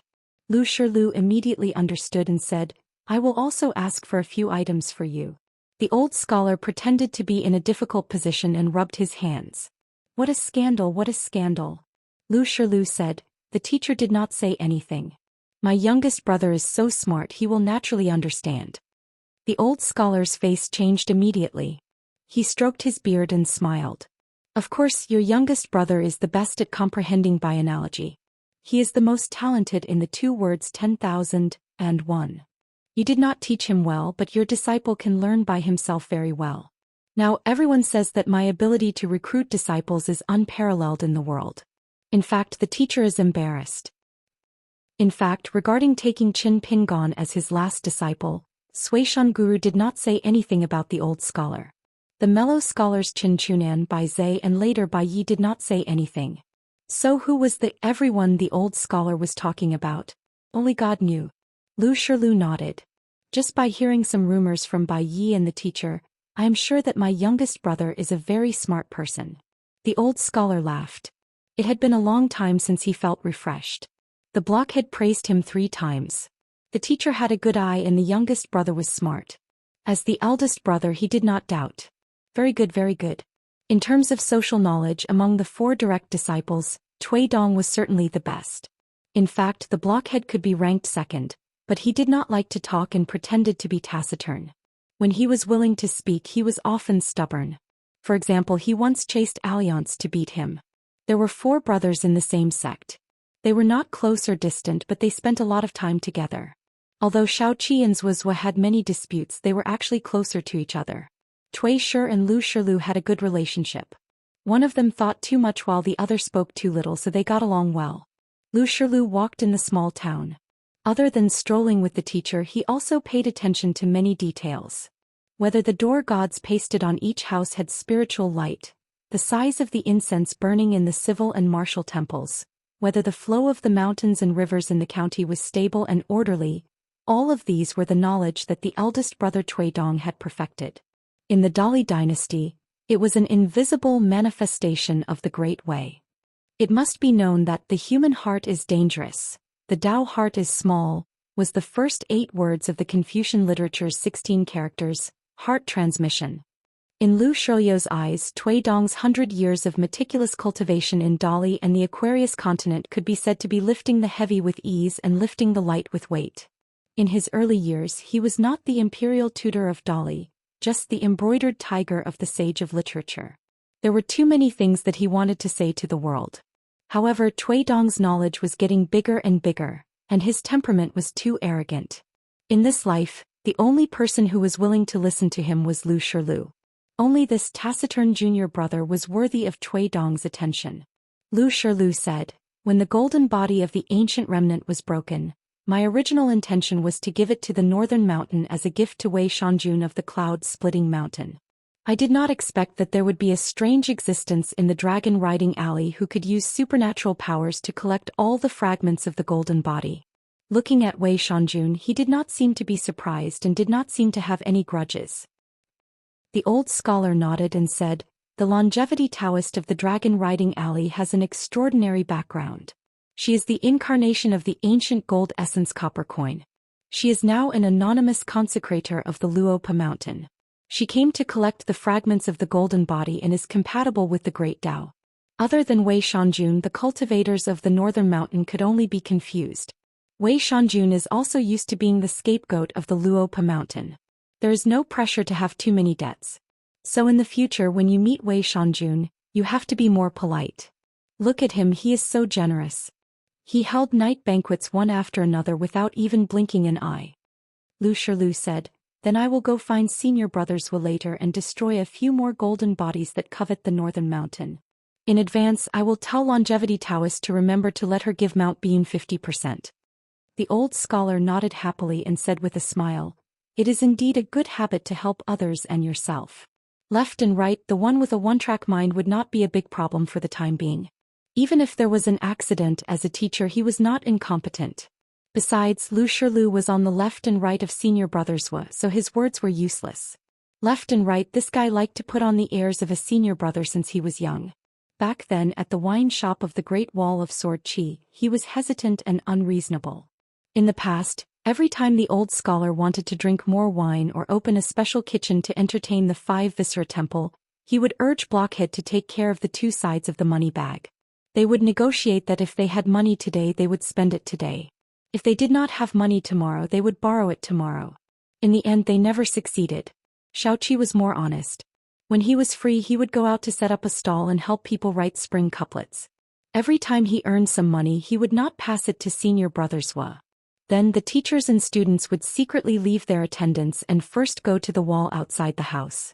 After burping and dispersing the smell of alcohol, they would enter the house. Lu Shilu asked, "On the way here Bai also mentioned something to me. He said that the former hidden official of the Great Wall of Sword Chi Xiao Chua should have merged with the wild world." The old scholar said, "Xiao Chua is a sword cultivator and has merged with the wild world. Of course she should not be underestimated. However, if she was forced into a corner she could reach the 14th level without merging with the wild world." At this point the old scholar was worried and shook his head. He said, "It is best not to do so. Which 14th level can be a free person? Moreover, your senior brother's Wu is the most taboo sword cultivator. It's not like you don't know how great of a problem that is. If he gets stubborn, let alone you junior brothers, even my words as a teacher won't be of much use. In the past I was not particularly willing to switch to the left and right to learn the sword." Lu Shilu said, "Senior brothers will practice the sword extremely late, yet he managed to turn the potential sword Immortal into a joke on the mountain. Even Bai feels like the path of the left and right is not small. His sword skills will be great." The old scholar sighed. The path of profit and loss cannot be ignored. As they strolled along, many people on the street noticed the burly Lu Shilu. Fortunately, the people of the Dragon Province had grown accustomed to immortals on the mountain, so they did not find him particularly frightening. Due to the matter of his final disciple Qin Pingon breaking his contract with GQ from the Mud Bottle Alley, the Dali dynasty had only left behind a false image of the ancient well that was similar to a small dwelling as a reward. They had moved the truth to the pond behind the bamboo lofts on Desolation Mountain. There was a completely different world within the well. The Song clan were knowledgeable and knew about the many secret uses of the well, but they had always been powerless to open up a separate dwelling. At the end of the day there were just too few sword immortals in the Aquarius continent. Otherwise, the dwelling within the well would be a rather impressive place for cultivation, especially suitable for serpents and demons of the water sheen. Of course, it was also possible that Cui Dongshan had purposefully kept it to himself, treating the well as his own possession a long time ago. The old scholar sat beside the well for a while, thinking about how he could open up a connection to the Blessed Land and connect the Lotus Root Blessed Land with the dwelling. After thinking about it, he found someone to lend him a hand. That would be fine. After all, the old scholar had accumulated some goodwill from the righteous nation. It was just a pity that money was far too difficult to borrow, so all he could do was sigh. A single copper coin stumps a hero. A poor scholar will die from worry. As a result, Lu Shilu said, "I can borrow money from Bai. However, the old scholar shook his head. He said that borrowing money from friends and never returning it would hurt their relationship. Afterwards, the old man raised his head and looked at the blockhead. Lu Shilu thought about it and said that it would not count as borrowing money from Bai. It was said that when Bai sent Zhou Xian back to the mountains for the first time, he wrote the word magnificent, and deliberately added a little more, strong. It implied that his friend Zhou Xian had more than a little spirit and had watched the mountains and rivers of the human world for thousands of years. Thinking back to those years, the scholar who was known as the proudest scholar in the human world was able to write such a book. He was indeed not disappointed at all. After sending his friend back to the mountains, when he went down the mountain alone, Bai also wielded his sword in the human world. With one strike of his sword, he split open the yellow river and the heavenly abode. The scholar resisted the heavenly Tao with his own strength and prevented the central divine continent from having to worry about droughts. It also caused the water fortune of the righteous nation to soar by 10%. How high-spirited and vigorous. As a result, Wei Pai, who came from the old deities of the divine water country, naturally held Bai in high esteem. The only person who could be so impolite to Bai was probably this brother Zhou Xian, who had once visited the Immortals with Bai. Only then did the old scholar smile. He stood up and patted the blockhead's arm with all his strength, praising him. Shilu, you have improved. How could there be a senior brother in the world who did not take care of his junior brother? Anyway, there was definitely no such person in the line of the sage of literature. It was not that the old scholar could not get some money by himself. The unification of Tao was vast in the 3 continents. Those heavenly materials and earthly treasures could not escape his eyes no matter how well hidden they were. However, there were some things that should be done and some things that should not be done. He still had to talk about the rules of getting money, especially the order of the great Tao. What he got today was unreasonable, but it was inevitable that he would lose it tomorrow. It was not worth it. As a teacher, he did not want to cause trouble for his youngest disciple who was gradually growing up. He brought Lu Shilu to the Great Scholar Square, which was commonly known as the Crab Square. The old scholar stopped and said, "This is the ascension platform that Heavenly Lord Qing Tong was in charge of guarding. In the end, it was refined into this state." The old scholar put one hand behind his back and pointed to the sky with the other. There was once a heavenly general who was in charge of guiding the Earth Immortals to ascend. Of course, the so-called Earth Immortals at that time knew that the human world was real. They were more valuable compared to the heavenly immortals. As for today's nascent soul and golden core cultivators, they are also called Earth Immortals. In fact, they are incomparable. The seeking the truth of the immortal realm was, in general, seeking the truth. They wanted to comprehend the heavenly Tao, be free of tiredness and finally ascend. In that earth-shaking and extravagant battle, this heavenly general was wearing the great frost armor. He was the only one who chose to fight to the death and not retreat. He was given to a certain senior. No, to a senior who was not old at all. That person was nailed to the door with a sword. It was not without reason that the last true dragon in the world had to escape to this place after going through so many hardships. As long as Heavenly Lord Qing Tong was willing to reopen the ascension platform, it would have a slim chance of survival. Since the sky was gone, of course, it could not ascend. However, it would not be difficult to escape to a secret realm that shattered mountains and rivers. However, as one of the most serious criminals in the world, Heavenly Lord Qing Tong was in a difficult situation. It was no different from a clay bodhisattva crossing a river. It was as if he needed to hold incense with both hands above his head every day to prevent the incense from dying out. Naturally, he was not willing to break the rules with the 3 15th level cultivators for a mere true dragon. In the Pearl Grotto Heaven, Old Yang used a series of interlinked truths to cover the superficial illusion that the world could see. In fact, it was to hide the biggest truth. This was the real smokescreen. The old scholar stopped by the memorial arch for a long time and looked up at one of the plaques. Lu Shilu asked, "This time when the wasteland entered the vast world, that guy named Zhomi had many tricks up his sleeve. Sir, do you know who he is?" Because of his identity, Lu Shilu was not very interested in the affairs of the world. The old scholar's expression became serious and he slowly said, "His surname is Jia, but I won't say his full name so as to avoid his prying eyes. He was once a student of our Confucian school, so I will call him Jia Sheng." Lu Shilu immediately understood. It's him. Thinking about it, he felt that it was both unexpected and reasonable. In history, many scholars after Jia Sheng's death felt injustice for him. There were even people who said that Jia Xing was the greatest Confucian of the generation. Those who said that weren't normal people. The so-called Great Confucian praised Jia Xing for his talent, boldness, and generosity. It was obvious that within the Confucian school, there were some who had no objections to the current rules. In the Western Buddhist country and the Qingming world, there were no 100 schools of thought. Lu Shilu asked, "In your opinion, what do you think of Jia Xing's 12 strategies for peace? A strong dose of medicine can really bring peace." The old scholar smiled and said, "It's a pity that there is a problem. Jia Xing only cares about treating illnesses. Even if he does save people, the strength of the medicine is too strong.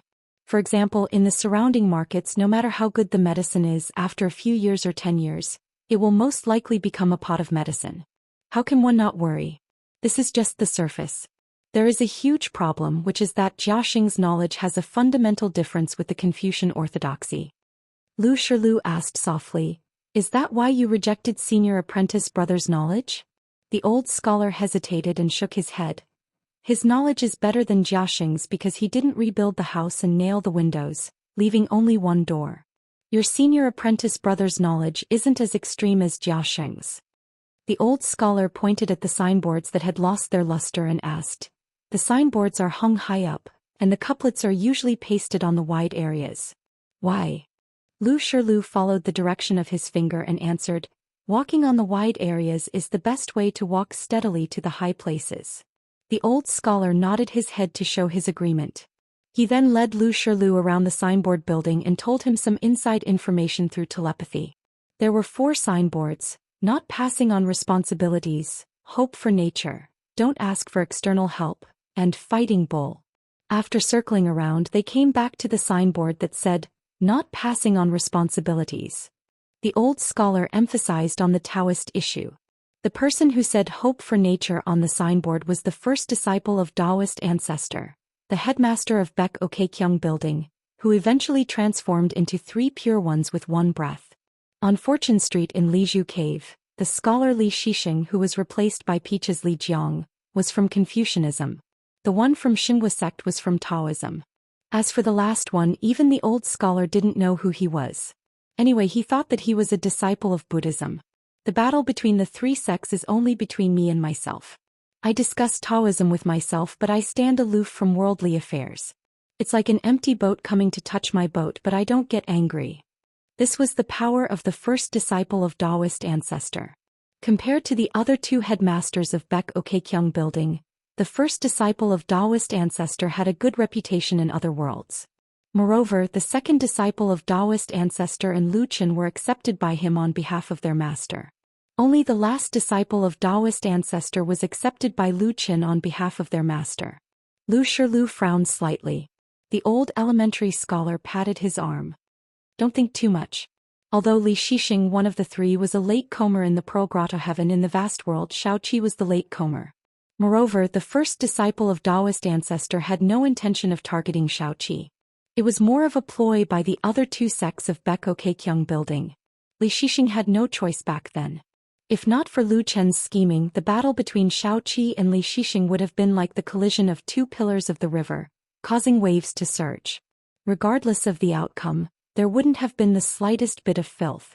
Perhaps, even though the old elementary scholar was speaking from the bottom of his heart, he still didn't reveal his thoughts to his disciple. The old elementary scholar originally wanted to say, fellow Daoists, establishing sects and calling themselves ancestors, one orthodox and one vice, mutually benefiting from the great Tao. Whether it was Li Shixing, the first disciple of Daoist ancestor, or Xiaoqi, once the 2 sides truly began discussing Taoism, they would all be open-minded. It was just that they didn't reach that stage. Now that things had come to this and the overall situation had been decided, there was no point in saying more. Just because the old elementary scholar didn't want to say more about it, it didn't mean that he didn't care. The old elementary scholar didn't advocate repaying evil with good without a bottom line. That wasn't open-mindedness, it was ignorance.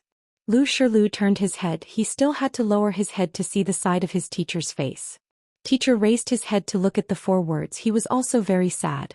It's just that he was too lonely. There weren't many people who could drink with him and let him speak freely.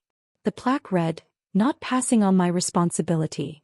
The old elementary scholar didn't retract his gaze for a long time. If not me, who else could it be? Of the lineage of the sage of literature, Qi Jingchun of Pearl Grotto Heaven, Cui Dong of Aquarius Continent, left and right of Tongyi Continent, Qin Pingon of the Great Wall of Sword Qi. Now there's Lu Shilu who has returned to the vast world. A light breeze brushed past his face. The old elementary scholar looked around and laughed. He raised his hand to scratch his head and murmured, "The spring breeze knows my intentions, sending me back to the past. There are many inappropriate people in the world, there are many unjust things in the world, but don't even think about killing the beauty in my heart." Lu Shilu muttered softly. The past is the past, the future is the future. Every moment is the past, every moment is the future. The past is the future will be the past. In the end he was kicked by teacher who scolded him jokingly, don't come, the lineage of the sage of literature has your little shitty, otherwise people would laugh at us for being a monk's nest." Lu Shilu grinned and scratched his head like teacher. Luckily he still had a lot of hair. But when he looked at teacher's thin figure, if he didn't merge with heaven and earth, would he weigh 90 kilograms? Lu Shilu was very sad, he was about to cry again. Lu Shilu raised his head. Why aren't they here yet? Why is there no movement from the sky screen? If one's heart is unhappy, one can fight with one's fists, one can forget one's worries. The old elementary scholar laughed angrily. Blockhead, have some hope. Fighting and killing, you're not a scholar. After that, old Xiao brought Lu Shilu to the old school. The old school was the old school, no one was the old school, but there was no decline. Everywhere was clean, everything was neat and tidy. He heard that the little girl Nguan Shu would come down the mountain on time to clean the school and the ancestral home in Mud Bottle Alley. Then he went to the new school opened by the Qin family in Dragon Tail Creek. The old elementary scholar especially liked to see the children shaking their heads. Some children would memorize it by heart, some children would stumble over their memorization, but they were all very good. While the old elementary scholar toured the school, he also looked at the teacher's methods of teaching and dispelling doubts. He also looked at the teacher's godly tone. Actually, the true Buddha only spoke ordinary words. Being in the officialdom, it was inevitable to speak in an official tone, but one couldn't only speak in official words. One must remember that all official words came from human words. When one became an immortal on the mountain, one couldn't only have the immortal aura of clouds and wind, one had to have some human touch. After reading too many sages' books, one had to hope that the world would change for the better. Otherwise, it wouldn't be good if one just grumbled and said strange things, dragging others into disappointment and despair. After the old elementary scholar left the school and walked in Apricot Blossom Alley, he said to Lu Shilu for no reason, "Back then Xiaoqi accompanied Zhuo to travel the mountains and rivers, while you visited White Emperor City with Cui Dong." Lu Shilu nodded and said, "After senior brother Cui and the mayor of White Emperor City finished the Rosy Clouds game, he wrote a cursive calligraphy for Xingjuzhong.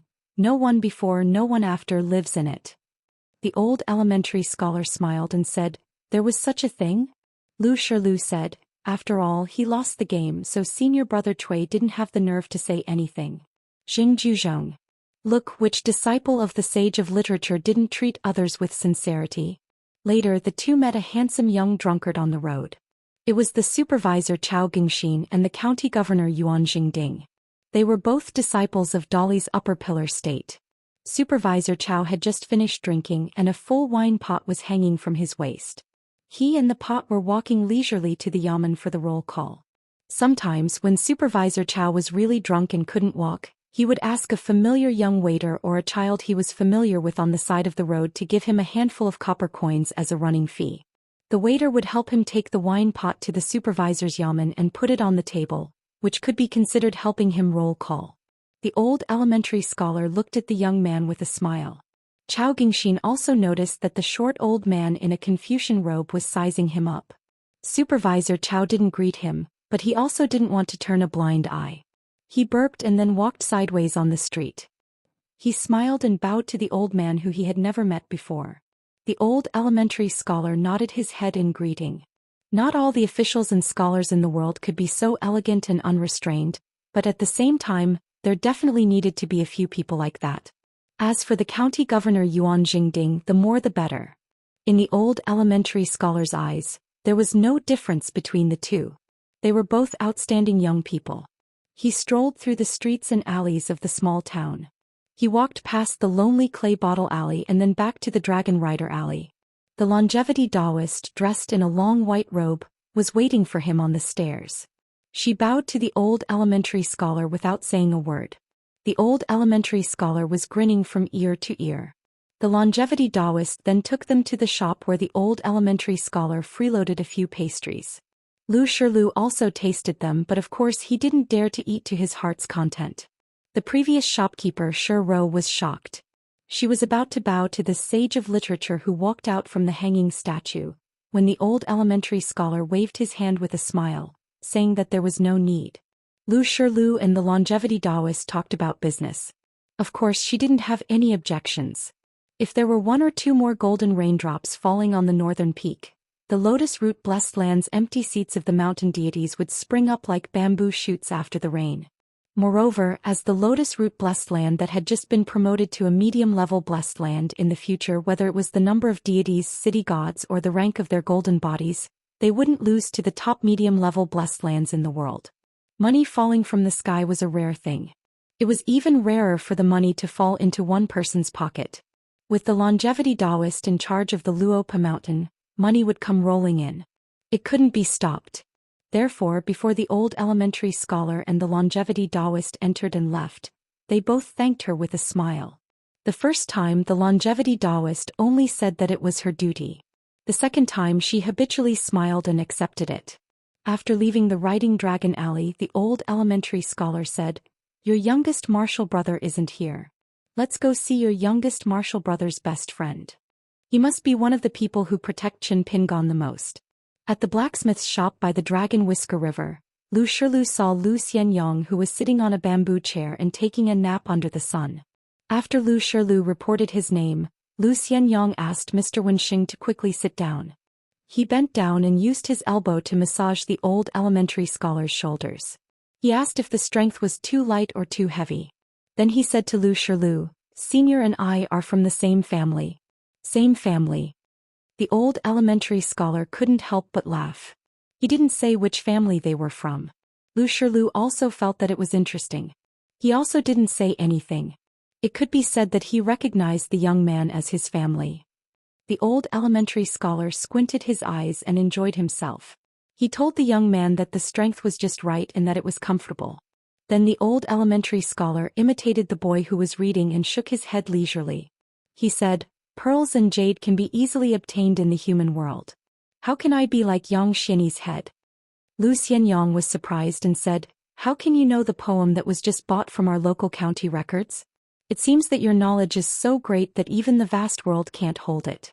At least you have to add the fifth world." Since he was Qin Pingon's teacher, then he could be considered half a teacher to Lu Xianyang. He had flattered him. Lu Shilu was tall and sturdy. He could only sit on the steps. He put his fists on his knees and looked straight ahead, pretending that he didn't hear anything. However, the teacher took it very seriously. This kind of words should be said among family members. Don't spread it. Don't spread it. Otherwise it will easily attract jealousy and hatred. Lu Xianyang sat on a bamboo chair and said righteously, "Teacher, you are naturally righteous. However, as a student and disciple, if I have the opportunity to say a few words of justice for you, I will not hesitate to do so. You can't have too many nice words." Lu Shilu couldn't help but look at the sincere Lu Xianyang. He had heard from the teacher that this was a Confucian disciple who had been studying in the South continent for many years. Lu Shilu thought back to the scene on Luopa Mountain. Wei Shanjun, the sword immortal, the girl in the pink dress, Qin Wanshu, and the girl in black, Zhou Mili. They all seemed to be very educated and reasonable. He was relieved. As long as his younger brother didn't speak like Lu Xianyang, there would be no problem. The old elementary scholar chatted with Lu Xianyang about some serious knowledge from the books. The old elementary scholar was very satisfied with the questions and answers. The depth of one's studies and hard work indeed depended on talent. However, the sincerity of one's heart didn't depend on talent. After that, the old elementary scholar let Lu Xianyang ask questions. It was another round of questions and answers. From the beginning to the end, Lu Xianyang sat upright and still. The old elementary scholar finally said something to the young man. "Xianyang, take it as a lesson for you. Think carefully about how to harmonize the fundamentals of life and the way of life. After nodding, Zhou Xian stood up and took a few steps back. As a Confucian disciple, he bowed respectfully with his hands folded in front of him. The old elementary scholar stood up and nodded with a smile. I won't follow the example of the Taoist scholars of the future and return the bow. Because I have a question that you haven't answered. It won't be too late for me to return the favor in the future. It was as if Zhou Xian had stepped out of a small world of Confucian orthodoxy. He straightened his back and laughed. Teacher, you are too kind. Lu Shilu understood more than Zhou Xian. The teacher's question was a big one. In fact, the three doctrines of Confucianism, Buddhism and Taoism were similar in many ways. For example, in the Record of the Lamp, there was a monk who asked, "What about learning without a place?" The teacher asked, "Where will you settle down and live your life?" The old elementary scholar said, I'm leaving. Lu Shilu quickly stood up and bowed. Zhou Xian, farewell, teacher. The old elementary scholar said, the emperor loves the eldest son and the people love the youngest son. As a teacher, it is inevitable that I will be biased towards my last disciple. Zhou Xian, don't think too much. After all, Qin Pingon is different from the rest of you. He spent the least time by my side and relied on himself the most. He is also the youngest and is still too young. At this point, only then did the old scholar stop talking because he suddenly realized that even his last disciple was not young anymore. The young man with clear eyes who did not know how to drink wine and who walked through thousands of mountains and rivers in straw sandals, was now 10 years old and was approaching the age of 40. The old elementary scholar sighed and stomped his feet. His figure disappeared. Lu Xianyang handed a handful of melon seeds to Lu Shilu. Lu Shilu sat back on the steps and shook his head. Lu Xianyang took the initiative to say something. Lu Shilu either nodded or said a few simple words. In the end, the two family members, who met for the first time, became silent. They each had their own thoughts, but neither of them felt embarrassed. In the end, Lu Shilu asked, when you dozed off earlier, I saw the signs of your sword while moving around your body. Were you practicing swordsmanship in your dream? Lu Xianyang nodded and said casually, there is a sword manual passed down from my ancestors. The method of practicing swordsmanship is a bit strange. It is a pity that it is not suitable for Qin Pingon. Lu Shilu said, I am also friends with Bai. His swordsmanship is good. In the future, if you encounter a big bottleneck in swordsmanship on your path of cultivation, you can go to him and learn from him. Although Bai has a cold personality, he is actually warm-hearted. If he meets a junior like you, he will definitely be impressed. Lu Xianyang turned his head and said with a smile, okay, even if the bottleneck is not that big, as long as Mr. Bai is willing to teach me, I am willing to learn. Lu Shilu nodded. Young people were not narrow-minded but big-hearted. He did not feel that he was giving alms from above. Bai was good. No wonder he could be friends with junior brother. Just like him and Bai Yi. Lu Shilu stood up and said goodbye to Lu Xianyang. He did not like to talk, especially when it came to polite words. Lu Shilu asked Wei Shanjun to help him hide his tracks and return to Luopa Mountain. He planned to stay here for a few more days. When the sky screen opened again, he would be able to receive guests. After staying on Luopa Mountain for a long time, he became familiar with Wei Pai and Miyu from the Great Wall of Sorqi. Lu Shilu and Mi Jianxian asked about junior brother's hidden deeds. They were very gratified. Lu Shilu now knew more about Luopa Mountain. Although junior brother often traveled, he did not spend much time in his hometown and spent more time in a foreign land. However, he still managed to save up such a large fortune. It was not easy. Luopa Mountain's fortune. Other than the relationship with Wei Shanjun of Cloud Splitting Mountain, just the commission from the Ox Horn Mountain ferry business was enough to make a lot of money. It was a pity that Lu Shilu was not able to meet Zhu Lian, who was nicknamed Old Chef. And the teacher said that junior brother's first disciple, Pei Qian, would shock the entire world sooner or later. Thus Lu Shilu was curious. Sword Immortal Miyu, who had changed his name to Yumi, had not offered incense at Ji Mountain's ancestral master hall. But in the Aquarius continent, a jade unpolished realm sword cultivator from the Great Wall of Sorqi was not light at all. However, this swordsman was indeed a little too lazy. It is said that through the ink-flipping fairy of her family, she asked people to buy a lot of mountain utensils used to watch the reflection of flowers, water and moon, such as white bowls, picture scrolls, ink stones, rulers and so on. She collected more than 20 of them for Miyu and spent money like water. When Zhou Mili told Lu Shirlu about this, the little girl felt sorry for Yumi. She said that it was obvious that Yumi was going to be a bachelor. Jing Dafeng, who was guarding the gate, was purely a martial artist and went to the fifth world. Sun Yuanji was from Luopa Mountain's ancestral master hall, and at the same time, was Zhu Lian's unofficial disciple. The young lady was very sincere in her training, and would walk back and forth on the path at the top and bottom of the mountain every day. Lu Shirlu saw this and planned to find an opportunity to teach her a few fist techniques according to the rules of the mountain. The siblings Yuan Bao and Yuan Lai were the direct disciples of Lu Baixiang. It was said that they had just left Luopa Mountain not long ago. Thus, the current Luopa Mountain was even more deserted. At the sword-worshipping platform, the bottleneck of Jindan realm was Cui Wei, while Jiang Chu became a Qi refinement warrior and walked the talisman Dao.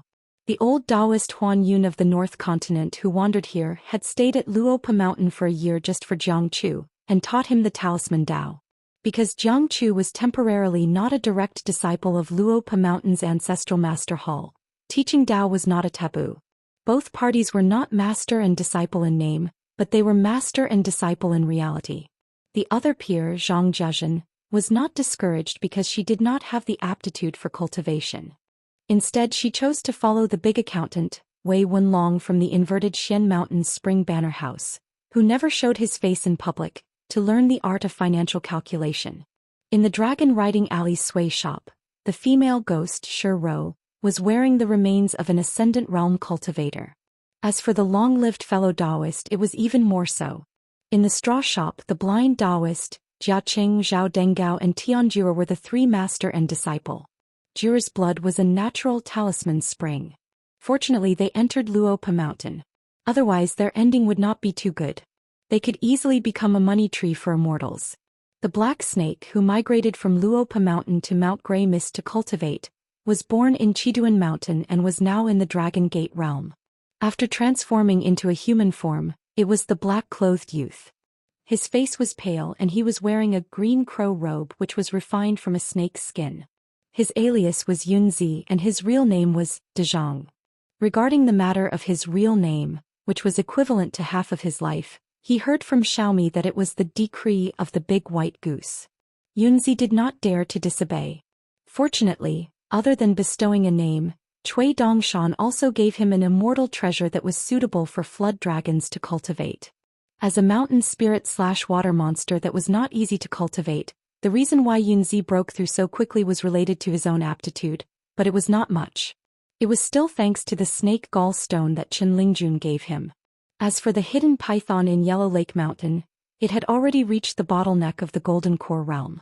However, the python was still unwilling to walk on the river. Wei Pai, the great mountain lord, had revealed the heavenly secret for Lu Shirlu. It originally had a chance to compete with a certain little loach for the opportunity of the great Tao of water of the five elements. Unfortunately, it lost and was unable to leave Black Pearl Grotto Heaven in the end. The python's cultivation aptitude was naturally not bad. It could already transform into a human form. However, it rarely showed up. When it occasionally appeared, it would show up with its real body. It liked to hibernate at the bottom of the lake and silently open up a cave residence of the water monster. The old owner of Yellow Lake Mountain, who had once bought the mountain with gold copper coins, only knew that there was a lake monster at the bottom of his lake because the python had never gone ashore in its human form. However, it was not clear about the level of the lake monster, nor was it aware of such a great opportunity that involved the flow of Black Pearl Grotto Heaven's fate. Otherwise, it would not have sold Yellow Lake Mountain to Luopa Mountain. The python's real name was also given to her by Cui Dongshan. It was Buddha Pine on the registry. She would only occasionally leave the water and go ashore to meet Zhou Mili. Zhou Mili still did not dare to go down the mountain alone. She relied on bags of melon seeds to do business with Wei Shanjun. Every month he would throw her to the shore of Yellow Lake Mountain. The woman in yellow had green eyes that were as clear as autumn water. After she went ashore, her entire body was filled with a looming natural mist of water. There was an old pine by the lake. It was also mysterious and restrained. It did not cause any changes in the mountains and rivers for the time being. What a good saying. When did the python not move for 1,000 years? When did the old pine not meditate? She was completely different from the overbearing Yunzi. The real python, the woman in yellow, preferred to be quiet and not move. The latter's nest was called Green Mud Slope. It was located in Grey Mist Mountain. It had the meaning of poisonous flying kites fall, stinky giant pythons pass. The white-clothed youth had once brought the left protector of the riding dragon alley to tour Yellow Lake Mountain. When they were near the water, he smiled and said that the great scholar had once written a poem, "Stay to slay the flood dragon below the pond. Don't test the dog on the street." Hearing that, the python at the bottom of the lake buried its head in the mud. As for the dog behind the white-clothed youth, it shivered and lay on the ground. The vassal Yellow Court Country, Red Candle Town, and the Old Divine Water Country were all part of Gushu's territory. It was said that the Flood Dragon Cave was endless. It attracted sword immortals to appear between the clouds and water. The sword light descended and killed the Flood Dragon. However, Lu Shirlu did not plan to meet Yunzi and the woman in yellow. He did not want to disturb their cultivation. To be precise, he did not want to disturb their Dao hearts. After all, it was not a good thing for anyone of the water race to meet Lu Shirlu. Only Xiaomi, who carried the golden pole and green bamboo cane every day and patrolled the mountain day and night, did not feel tired. Even if she spent every day with Lu Shirlu, nothing happened. Firstly, this mute lake monster had a low cultivation level. Secondly, Zhou Xiaomi's Dao heart was clear and pure. He was fine. Other than that, there were also some people from Luopa Mountain's ancestral hall who were not on the mountain. After Lu Shirlu familiarized himself with Luopa Mountain, he realized that from the young mountain master to the students and disciples, to the direct disciples of the ancestral hall, and to the consecrators, they were all traveling. The atmosphere was strange. Normal mountains would not be like this. Martial artists, sword cultivators, Confucian scholars, Daoist qi cultivators, all kinds of monsters and female ghosts. There was also that long-lived Daoist with special roots. Yet they got along well. It was strange. Today Zhou Xiaomi pulled the big guy to sit at the peak of the mountain and accompanied her to watch the silly big sister Tsun practice her fist skills. Her figure became smaller and smaller, making Xiaomi so happy that she covered her mouth with her hands and laughed. After Zhou Xiaomi laughed, she felt a little sad without Pei Qian reminding her to be more ladylike. Therefore she planned to say something happy. She turned her head and asked Lu Shirlu softly, "Senior brother half-mountain master, let's guess riddles? I know a lot of riddles. Not to mention big sister Nuanshu, even Pei Qian can't compare to me. She can't think of an answer every time, so she can only be anxious." Lu Shirlu smiled and said, "Go ahead." Zhou Xiaomi coughed. "There is a drum in the sky, hidden in the depths of the clouds. Bang, bang, bang, bang, bang. What is it? Do you know?" Lu Shirlu said, "Thunder." Lu Shirlu glanced at the sky. The ancient god who was knocked down by him was not from the Thunder sect. However, the next one might be. Zhou Xiaomi gave him a thumbs up. Then the little girl began to ponder. "Oh, I've met an expert." Little Mealy, who originally wanted to remind the big guy, asked again, "There is a grass on the mountain with many pearls. If I don't get it, you'll be running for nothing." Lu Shirlu smiled and said, "It's dew, right? In the book there was a saying, for example, the morning dew is long gone. Fortunately, it's safe and sees the light of day again. As for the rest, it's only the morning dew." Zhou Xiaomi crossed her arms and frowned. She thought of a more difficult riddle. "There are many chess pieces and the chessboard is big. We can only watch but we can't play. Let me ask you, what are the chess pieces?" Lu Shirlu smiled and shook his head. He had once traveled far away from the sky alone and saw the ritual Saint Dharma form with his own eyes. He picked up those chess pieces and stopped those ancient existences. Zhou Xiaomi shook her head and said with a smile, "It's difficult, isn't it? It's okay if you don't know. As long as you look up at night, you'll know the answer." Then the little girl looked at the big guy, who seemed a little lonely. She said, "Small stone tablets one by one stand in 2 rows at the door." She opened her mouth slightly and chuckled. Lu Shirlu smiled and rubbed the little girl's head. "Got it. He's tall and close to the sky. I'm so envious." Zhou Xiaomi held her cheeks and looked into the distance. She was sad, but she was really worried. "Senior brother half-mountain master, let me tell you a secret. I actually don't like to patrol the mountain that much, but I'm on the mountain every day eating melon seeds and doing nothing. I can't help much. Don't you think I'm worried? So every time I patrol the mountain I run very fast. I'm secretly slacking off." Lu Shirlu nodded. I'll keep it a secret for you. Zhou Xiaomi leaned closer and whispered, then let me tell you a big secret. When I was wandering the martial arts world with the good mountain master in the North Continent, the little girl placed the green bamboo cane and the golden carrying pole by her feet, then stood up and said, I stood in a big basket and knocked on Master Pei Qian's head with all my might. Qin Hao said that a piece of snow cost a chestnut, but I didn't even blink. Lu Shilu smiled and said, then you're really amazing. Zhou Xiaomi, who was originally in high spirits, suddenly became gloomy. He taught me those riddles. If he didn't come home I would have forgotten. 712. 1 second to remember. Wonderful no pop-up window free reading. A Luopa mountain where the mountain master was temporarily absent was like a gentleman hiding his weapon, waiting for the right time to move. If there was a Dao then there was a Dao. If there was no Dao then there was a Dao. There was no such saying in Luopa mountain. The way of the world is not good, it's not good for the immortals and hermits who keep by Yun and Qingshan company, so everybody goes down the mountain. However, the truth had not been revealed yet, so Lu Shilu was not in a hurry. Moreover, with the choice of that little junior brother as a senior brother, he could not ask for more. Therefore, as an outsider of Luopa mountain who was the mountain master's senior brother, his impression of this mountain was getting better and better. But Lu Shilu had a big doubt in his heart. Was she the sword attendant who had followed the supreme existence in the past to conquer the world? Was she the so-called spirit of the immortal sword? Or could it be that she was the true master of the sword attendant, but she had deliberately changed her appearance to deceive the later generations? Because in Lu Shoyo's view, the sword attendant or sword spirit did not exist, at least not a complete existence. He asked, but unfortunately she did not give an answer. Her eyes were as cold as ever, and she even disdained to give a disdainful look. Miyu did not accompany Xiaomi to patrol the mountain today, but went to the top of the stairs and found Lu Shilu sitting on the ground.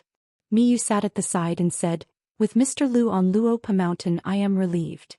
Miyu planned to take a trip to Old Dragon City with his sword. Therefore Miyu took off the blade-strengthening gourd Haoyong from his waist and said with a smile, I am not asking to die, but just in case I will trouble Mr. Lu to hand it to longevity fellow Daoist. I will not go to Dragon Riding Alley and be rejected. Lu Shilu shook his head and said, I will not stay for long. Suddenly he thought of the existence of the Yang family's medicine shop. Luopa mountain was adjacent to Cloud Splitting Mountain, and the woman from Dragon Spring Sword Sect.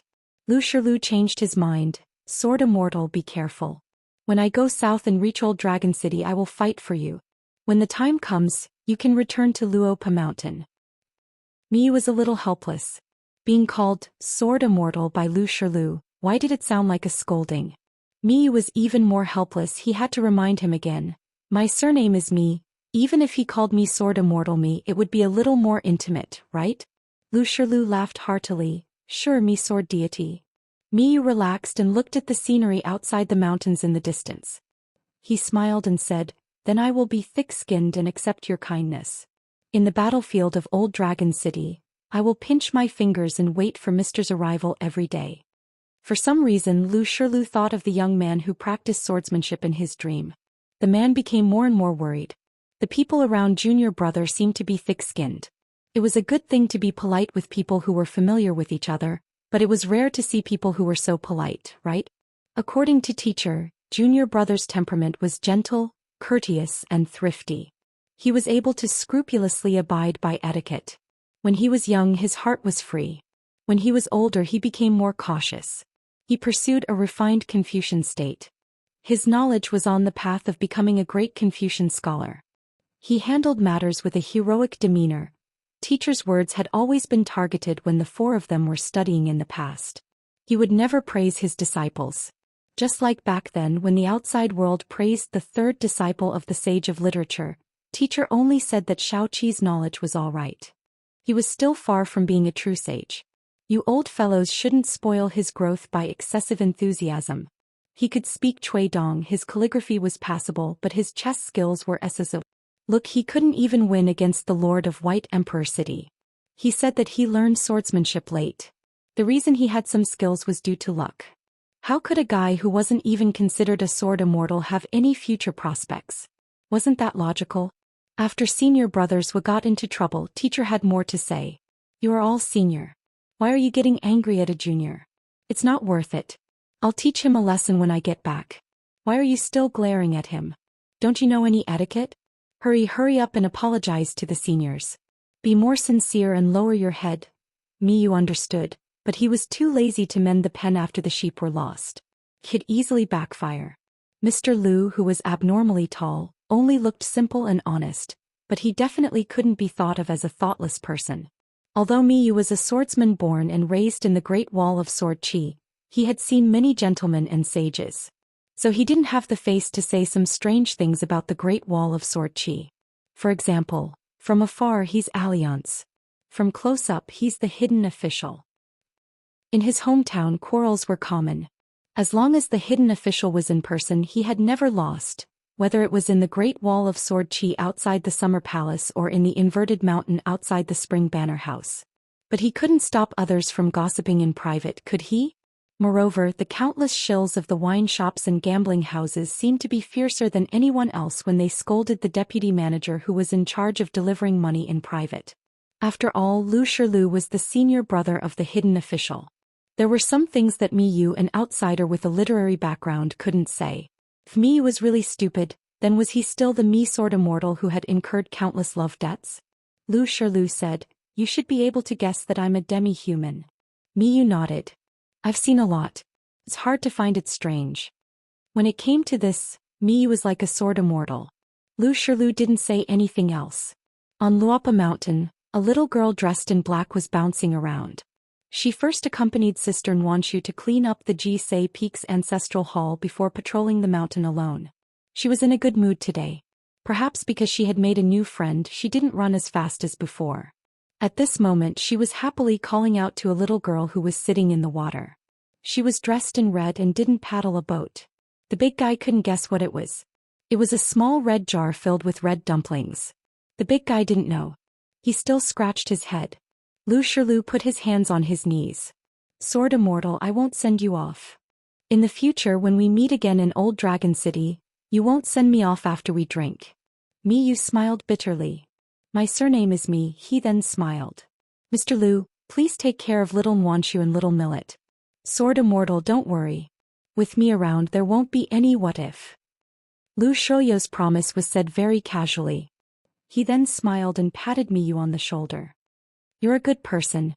Miyu didn't care about being addressed as Sword Immortal without the word "me." It was useless no matter how many times he cared.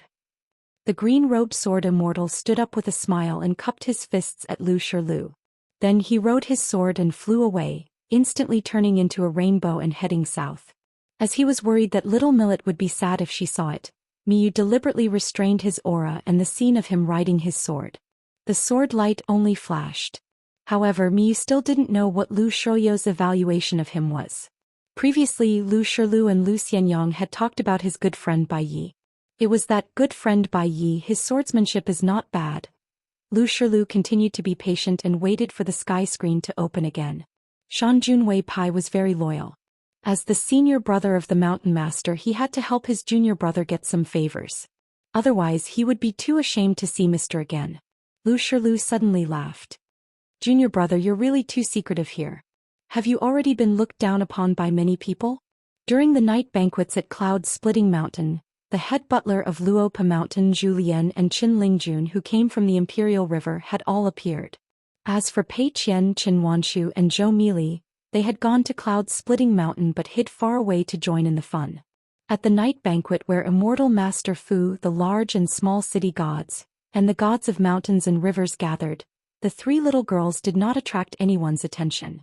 In the territory of the northern peak, the Luopa Mountain, which followed closely behind the Dragon Spring Sword sect, had a deep impression of them.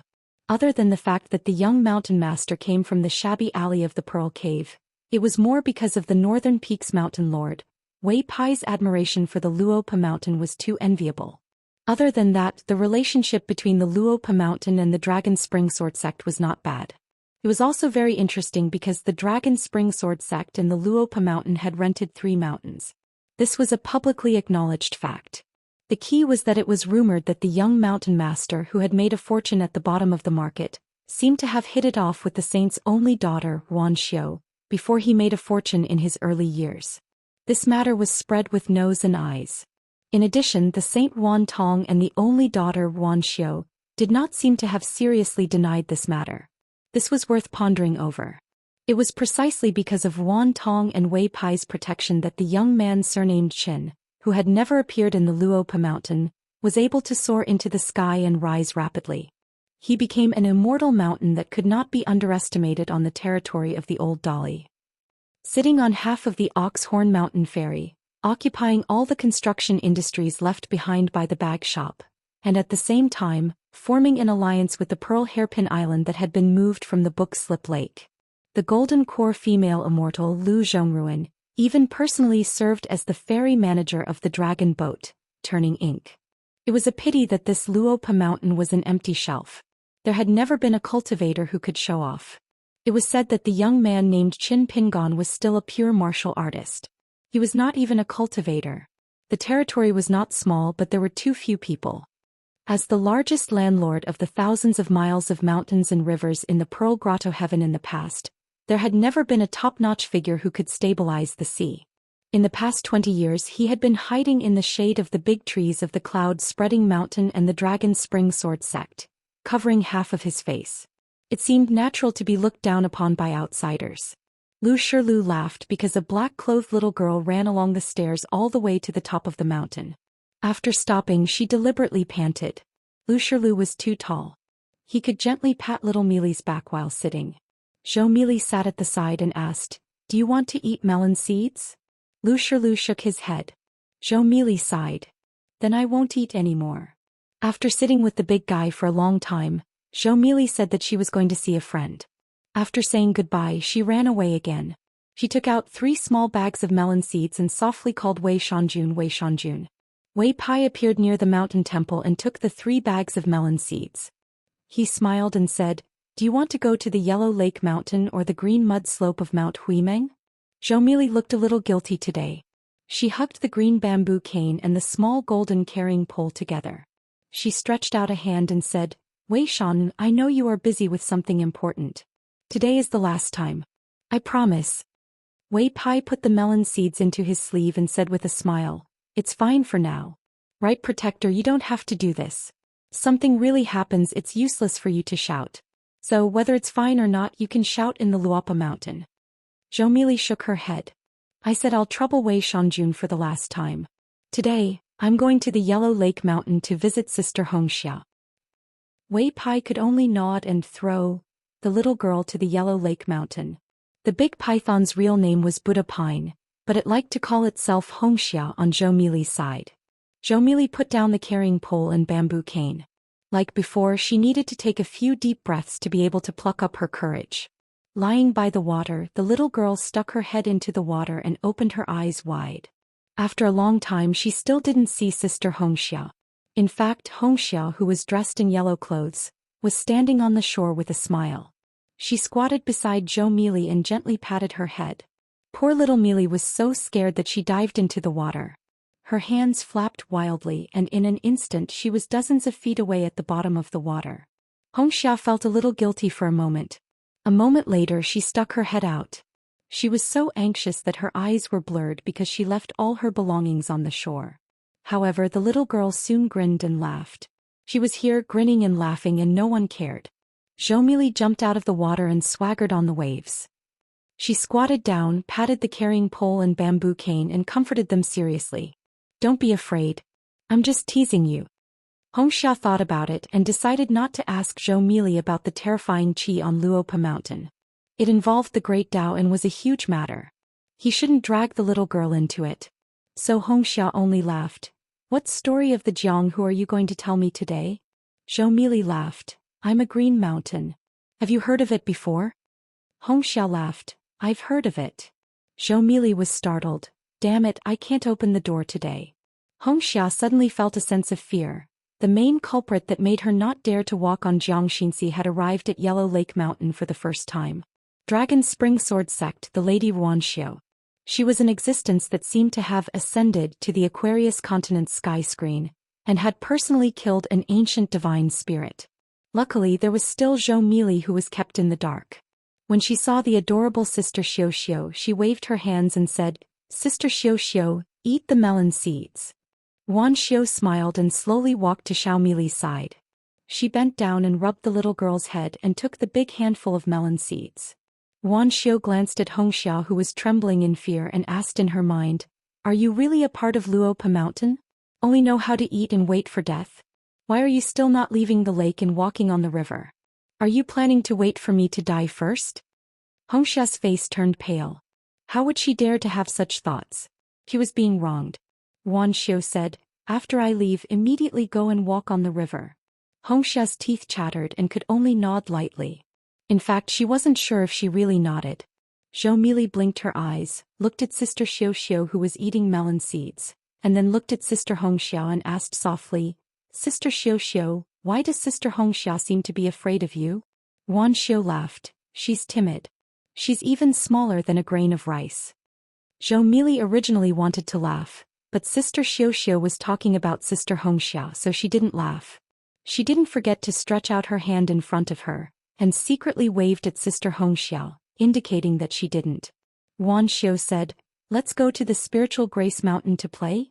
Zhou Mili said awkwardly, "I just arrived and I haven't talked much with Sister Hongxia." Wan Xiu said, "Then you guys talk first, I'll sit at the side." In the end, the black-clothed girl sat in the middle. How would Hongxia dare to sit beside Wan Xiu? After hearing a story about the mute lake, Wan Xiu spread out her handkerchief, picked up a piece of pastry and handed it to Xiaomi. Zhou Mili immediately understood and shook her head to eat the pastry first. Then she would tell a story about the good mountain lord. He had a big basket of them. Like last time, she said that Qin Jilan and she met the mountain spirits by chance, and they couldn't recite a poem and were chased out of the cave by them. Sister Xiu was very happy, and it was the first time Zhou Mili saw her smile like that. At that time, Sister Xiu went from really pretty to the prettiest. Yang family shop. They invited Lu Shirlu to help guard the array. Old Yang also called Wan Xiu. Lu Shirlu was really helpless. It was fine if they didn't meet before, but now that they were face to face, it was really strange. Moreover, there was also that Li Lu, who had a great relationship with them, but couldn't get along because of the divergent path. What was going on with the place where Junior grew up? Old Yang pinned the old tobacco pipe to his waist. Old Yang suddenly looked at Wan Xiu, took the tobacco pipe and said, "Here, help me pass it to him." Wan Xiu nodded and took the tobacco pipe that Old Yang tossed over. Lu Shoyo's eyes lit up and he smiled. Back then, in the line of the sage of literature, Lu Shoyo's 3 senior and junior brothers were all dragons and phoenixes among men, but all of them seemed to be chaste. In fact, there were many women who liked the 3 of them, up and down the mountain. They didn't dare to say that there were as many as the carps crossing the river, but there were indeed many. It was a pity that eldest senior Cui Dong didn't have any distractions, and his ambition was high, so he treated women with courtesy at most, although he never deliberately ignored them. Senior brother probably thought that women were annoying, so why did he like me? If you like Cui Dong or Qi Jingchan, you can go. Shao Qi didn't understand at all. After Lu Shirlu and Wan Xiu, Shanjun Wei Pai was also called over. This landlord of Northern Peak had a solemn expression. Wei Pai and Lu Shirlu, who had used a camouflage technique, stood at the side. A few days ago, when they occasionally asked, Wei Pai would announce to the public that he was an old friend of Cloud Pall Mountain from the Central Plains. As for whether or not anyone believed it, Wei Pai didn't care. After all, it wasn't like he was telling outsiders that he would never hold a night party again. Wei Pai asked, "Do you need me to operate the mountains and rivers?" Old Yang shook his head. "I know a little about divine powers." Wei Pai was speechless. Lu Shirlu smiled. This old man who used to be serious was getting better at chatting. He didn't live in the mortal world for 10,000 years in vain. In the blink of an eye, the entire northern peak was shrouded in white mist in the eyes of the cultivators. As for the regular people, they failed to sense anything at all. Today was a day that had never been seen before in 10,000 years. It was because of this old Yang who had guarded the human world bitterly for 10,000 years to continue the path of godhood. He wanted to re-establish the ascension platform in the human world as the ancient heavenly lord of Azure Child. They still did not see old Yang use any divine powers, but the earth immortals who had secretly hurried to various parts of the Dragon Province seemed to find themselves on a high platform. It was far too strange, such that many nascent soul and golden core cultivators looked at one another. However, they calmed down very soon and steadied their minds. On the high platform were old people who had lived in the mountains for a long time, as well as talented young people from the mountains.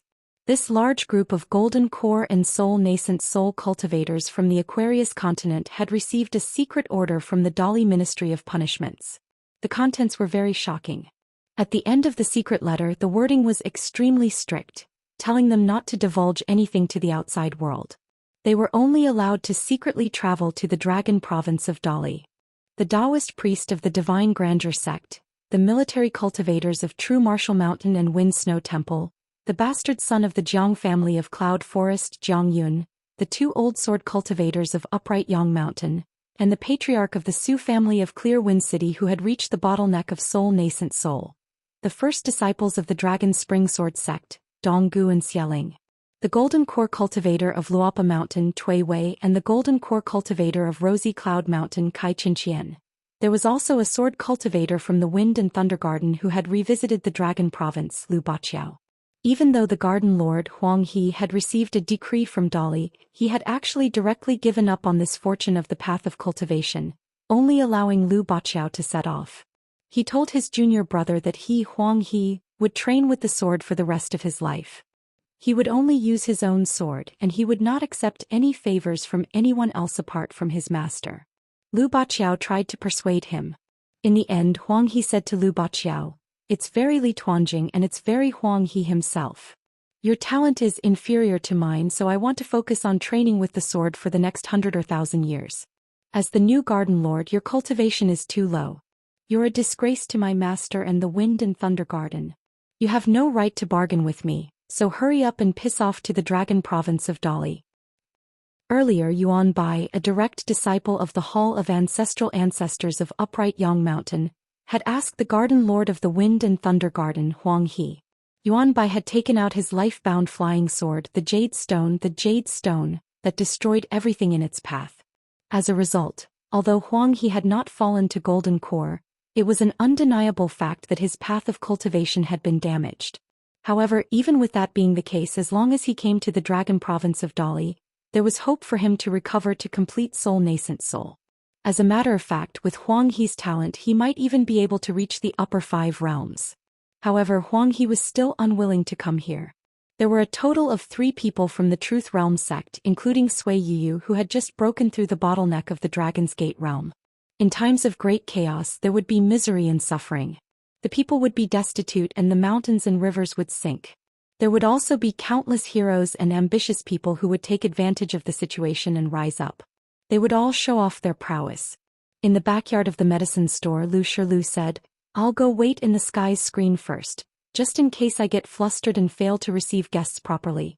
It'll be more sincere if I receive guests at the entrance." Wan Xiu had just finished eating a pastry. She clapped her hands and said, "Same logic." Old Yang nodded. The imperial tutor of Dali and the Confucian scholar Cui Dong held the Baek Okekyung building in their hands. The corpses of gods sat in the sky. Cui Dong uttered a single word softly. "Kill." On the continent, wherever Cui Dong's gaze could reach, there was a flash of light. He immediately beheaded an immortal great demon. In the area of the 5 peaks, in all the mountains and rivers under the jurisdiction of the Dali vassals, there were many incense burners that were used to worship the 5 peaks. The local civil and military officials led the people to worship the incense day and night. The various city gods and officials, civil and military officials and mountain and river deities were in charge of inspecting and measuring the quantity of the incense burners. They would report it to the various departments of rites and then submit it to the departments of rites and academies of Dali. In the small Aquarius continent, there were tens of thousands of poems that were called the Poems of the 5 Peaks. Finally, 100 of them were selected and compiled into books. They were distributed to the various academies and rural schools in the continent. They were sung by the children on the streets in the form of ballads. The monarch of the 5 Peaks kept half of the incense burners that flowed into the great peaks to maintain the majestic golden body. The remaining 20% was given to the mountain of the monarch, and the remaining 30% was distributed to the mountain and river shrines under the jurisdiction of the various vassal states. It would increase the fate of the state, and finally, it would increase the power of the state. Once again, it would nourish the Dali dynasty and the continent's geomancy. In the Tongyi continent, even the emperor ran away, even the land immortals ran away.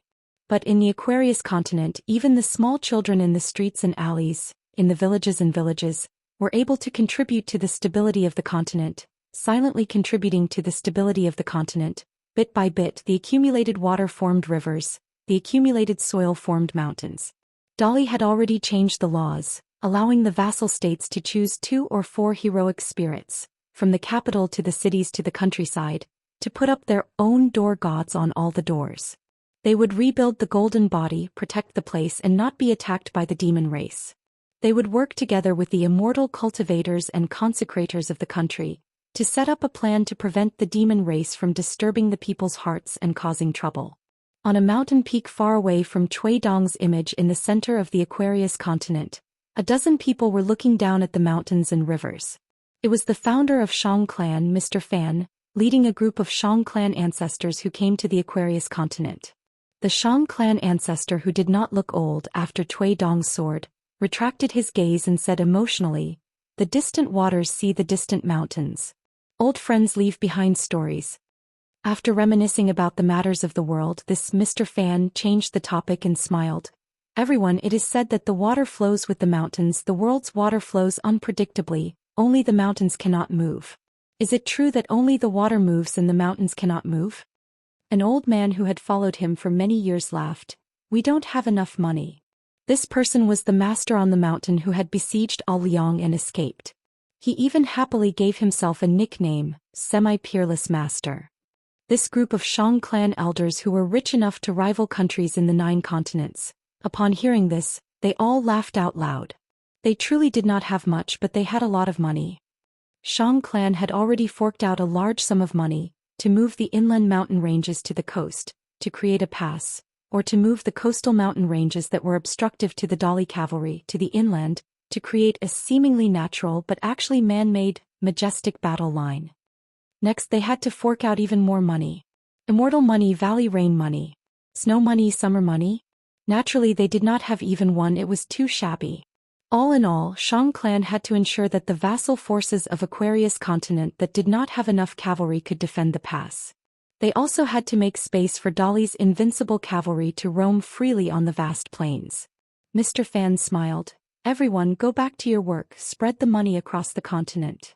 All of them obeyed their ancestors' orders and disappeared with the wind. On the battlefield of Old Dragon City, the few spiritual gods that had appeared before were unstoppable. Zhou Xian had only returned to Aquarius continent's military ancestral court, Zhenwu Mountain, and not long after he returned he met with the spiritual gods that had descended from the heavens to visit Aquarius continent. Zhou Xian, who was one of the 10 young candidates, had also ordered 10 ancient spiritual gods to return the favor and attack the heavens. There was also the Nanyu Great Mountain Lord, the only female mountain lord, Fan Junmao, whose golden body was over 10 kilometers tall. She held a portion of the ancient moon, Truth, which was secretly given to her by Lady Gui. In Fan Junmao's hands the crescent moon was like a bow, pulled to a full moon, using the pure light of the sun and moon as the bowstring and arrow. When the arrow was shot out, regardless of whether it was to kill the ancient spiritual gods in the sky, or to kill the great demons in the sea, it had a might that could shake the heavens and earth. On the Dragon Ascension stage in Old Dragon City, there was a lady, GQ, her golden eyes stared at a king great demon in the sea far away. The other party was also looking at GQ. GQ's mouth twitched, she slowly raised her hand, and made a gesture of breaking Imperial Concubine Faye's neck. Book Slip Lake. An elegant old man with a laurel belt stood on the shore of an island. Sect Master Wei Ying of the True Realm sect was moved, but she didn't use the Mountain River View divine power to look into the distance. Hundreds and thousands of strange spirits, without exception, were all Yin spirits who could still maintain a little bit of their true spirit after hundreds and thousands of years. They all surged out of the lake and returned to the human world. When they were alive, they were all at the Book Slip Lake, a lawless place filled with wild cultivators. Throughout history there were many people who died suddenly. Some were innocent, some deserved it, and some didn't deserve to die, but they still died here. Then they gathered around the old man and looked at the Book Slip Lake. Year after year people's hearts remained the same. Year after year life and death were uncertain. The strong wantonly killed the weak and the weak didn't know what they did wrong. They probably felt that their cultivation was too low, and that was all. In the end, all the Yin spirits and ghosts inevitably had the same question. Between the bottom of the lake and the shore, which was the world of the living and which was the world of the dead? In the end, a haggard young man from another city came here and answered the question in the hearts of the countless Yin spirits and ghosts that lingered after death. Gukan was wrong to kill indiscriminately. He was also wrong to not kill Gukan. The customs of the book slip lake would be wrong even after 1,000 or 10,000 years. Some mistakes in doing things and the pain in one's heart would definitely be painful for a lifetime. Because in the world what was wrong was wrong. Therefore if there was a mistake it had to be corrected. It had always been like this, right? Did they want the people of the future to keep asking this question thousands of years later? Of course not. Of course not. The same answers were given by the ghosts who had died in vain after bidding farewell to the young man one by one. It was them and the young man who gave the book slip lake an answer. An answer that would still be filled with sadness. An answer that was filled with guilt and regret. Surnamed Chen, you're as thin as a bamboo pole. How are you going to find a wife in the future? When you leave this damned place in the future, you must remember to eat a few more bowls of rice. I'm not bragging. My cooking skills are excellent. I'm famous for making a pot of messy stew that can make Buddha jumps over the wall. Haha, unfortunately you don't have the luck to eat it. Chin Pingon, take it easy. Let's not reunite too early. Also, you useless bookkeeper, remember to slap that Gukan a few times to relieve your boredom if you don't have anything to do. You have 8 lifetimes of bad luck to have a son of a bitch like Gukan. Don't meddle in other people's business in the future. It's not worth it. Mr. Chin, I still think that the world is not too beautiful, but it seems that there is still a little hope. I'll take my leave then. Take care, Mr. Chin. In those years, the foreigners who were just a few years old would smile and wave goodbye to them. They would say, "Take care," in a hoarse voice. When they couldn't say anything, they would reach out and tap their chests with their fists, or clasp their fists together to bid farewell. However, after those ghosts dissipated, the young people would become more and more silent. Other than acknowledging that the young people's actions of asking for trouble and making up for it, the old man was also gratified by those who left with regrets but did not completely despair. The old man collected his thoughts and smiled. Since you can still hold on to your spiritual light and not dissipate, it means that you are not numb. That's why you were imprisoned here and could not escape. Now that your souls have completely dissipated, I will help you gather some good karma. Mistakes will offset mistakes. Good karma will accumulate good karma. The old man's words seemed to contain heavenly law. Those otherworldly beings seemed to have received amnesty. From the heroic spirits, they seemed to have transformed into golden water gods. Before this, Dali had already laid out a land divine path, allowing these heroic spirits to head towards the Qi Dao in the center of the Aquarius continent. The old man smiled again. The heavens, water, and mountain spirits are all my friends. Am I right? The old man answered his own question, yes and no. On the mountains and peaks of the continent, countless mountain spirits suddenly condensed. The old man raised his hand, heavenly falling elephant. There were a total of 24 mountains along the coast of the continent. There was a white-clothed young man who had buried 24 bamboo scrolls. The group of mountain spirits was majestic. Like an unprecedented army of ghosts passing through, they rode the wind towards the 24 mountains. The old man finally went to the verdant Canyon Islands ferry. He stood there and looked down. That day, after the young man fell asleep due to exhaustion, Wan Xiu and Zhong Kue had come to visit the young man who was lying on the ground snoring. Actually, it was not just the two of them. The old man laughed. The boundless universe was full of strange things. The old man raised his head again. He saw that the Aquarius continent did not have the 3 enclosures 4 divisions formation. Instead, it had the 24 heavenly times formation that was even more majestic. The formation followed the flow of time, protecting the continent without any gaps. A middle-aged ascetic monk who was traveling with alms bowls had once traveled all over the continent year after year. He chanted once. Wherever his feet touched in the past, on the ground, between the wells, beside the mountains and rivers, in the bustling and secluded places, lotuses appeared. The final continent, the Aquarius continent, resembled a vase on a bookcase somewhere in the mortal world. Inside the vase there was a huge golden lotus flower. 12 sword boats that were as big as mountains were placed behind the front line of the battlefield, hovering behind Old Dragon City. There was a dense group of military soldiers using a secret method to beat drums to strengthen the momentum, adding a mysterious heavenly time to the sword boats and flying swords. On the flying swords, the talisman sect cultivators had already racked their brains, sparing no expense and spiritual energy to inscribe the cloud-patterned secret records on every flying sword. In a moment, the flying swords were as dense as a storm, flying towards the demon army that was attacking the city. Although the Aquarius continent had the smallest territory in the world, it was the only continent that not only had a stable defensive position, but also had the strength to launch a magnificent attack against the savage world. Vassal King Zhou Xian did not guard the Dali capital in the middle of the Aquarius continent, and did not even move the vassal residence to the relatively stable southern peak mountain. He stayed in Old Dragon City all his life, along with the two Dali military officials who were the highest-ranking hunting inspector Chao Gui and Su Gaoshan, as one of the backbone of the southern battlefield. But the two great generals would not be in the city, but on the ground behind Old Dragon City, waiting for the battle. And Dali Song Mu, who was no longer the young noble of Clay Bottle Alley, was now clenching his fists. His eyes were red. The war had been going on for a year, but the vassal king did not have the slightest intention to retreat. It was said that the savage world had once used tens of thousands of sword cultivators and sword chi to challenge the Great Wall. Zhou Xian stood on the top floor of the vassal residence, his hands pressed on the railing, the veins on the back of his hands were exposed. He laughed angrily. "Come. Challenge the Great Wall of Dali again." A gentleman from the Lakeview Academy, after arriving at Old Dragon City, before leaving, he bowed to the teacher of the headmaster of the academy. He was going to the front line of the battlefield. The gentleman held a jade porcelain bottle which was crystal clear as if it was filled with thunder and lightning like a small thunder pool. In fact, the thunder and lightning in the bottle were the subtle manifestation of the sage's words. After bidding farewell to the teacher, he had a private conversation with a young man from the academy who came from the same hometown. "Next year the flowers in my hometown will bloom. Please take a few more glances for me." A Confucian scholar from the academy who had a dispute with him on academic matters, and even used fierce words, just happened to be going to the battlefield with him. It turned out that the dispute between scholars was really just a dispute between gentlemen.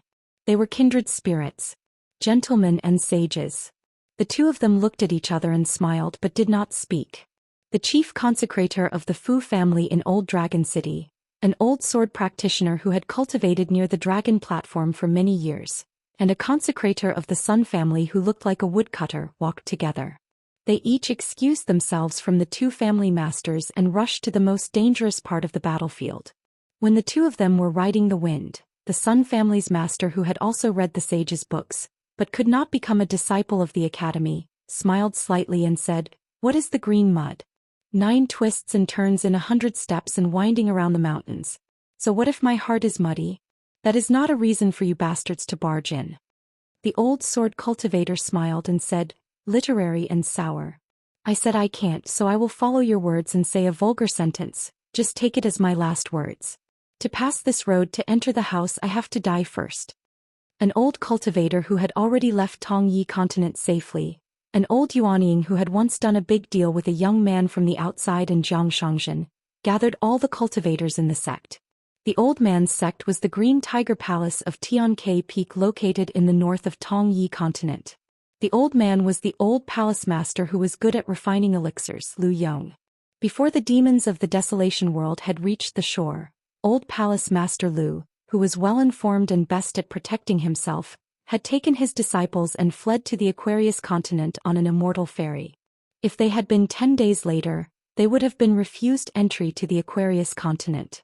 However, like other smart people, even if they entered the boundary of Old Dragon City, they could not take refuge in the city.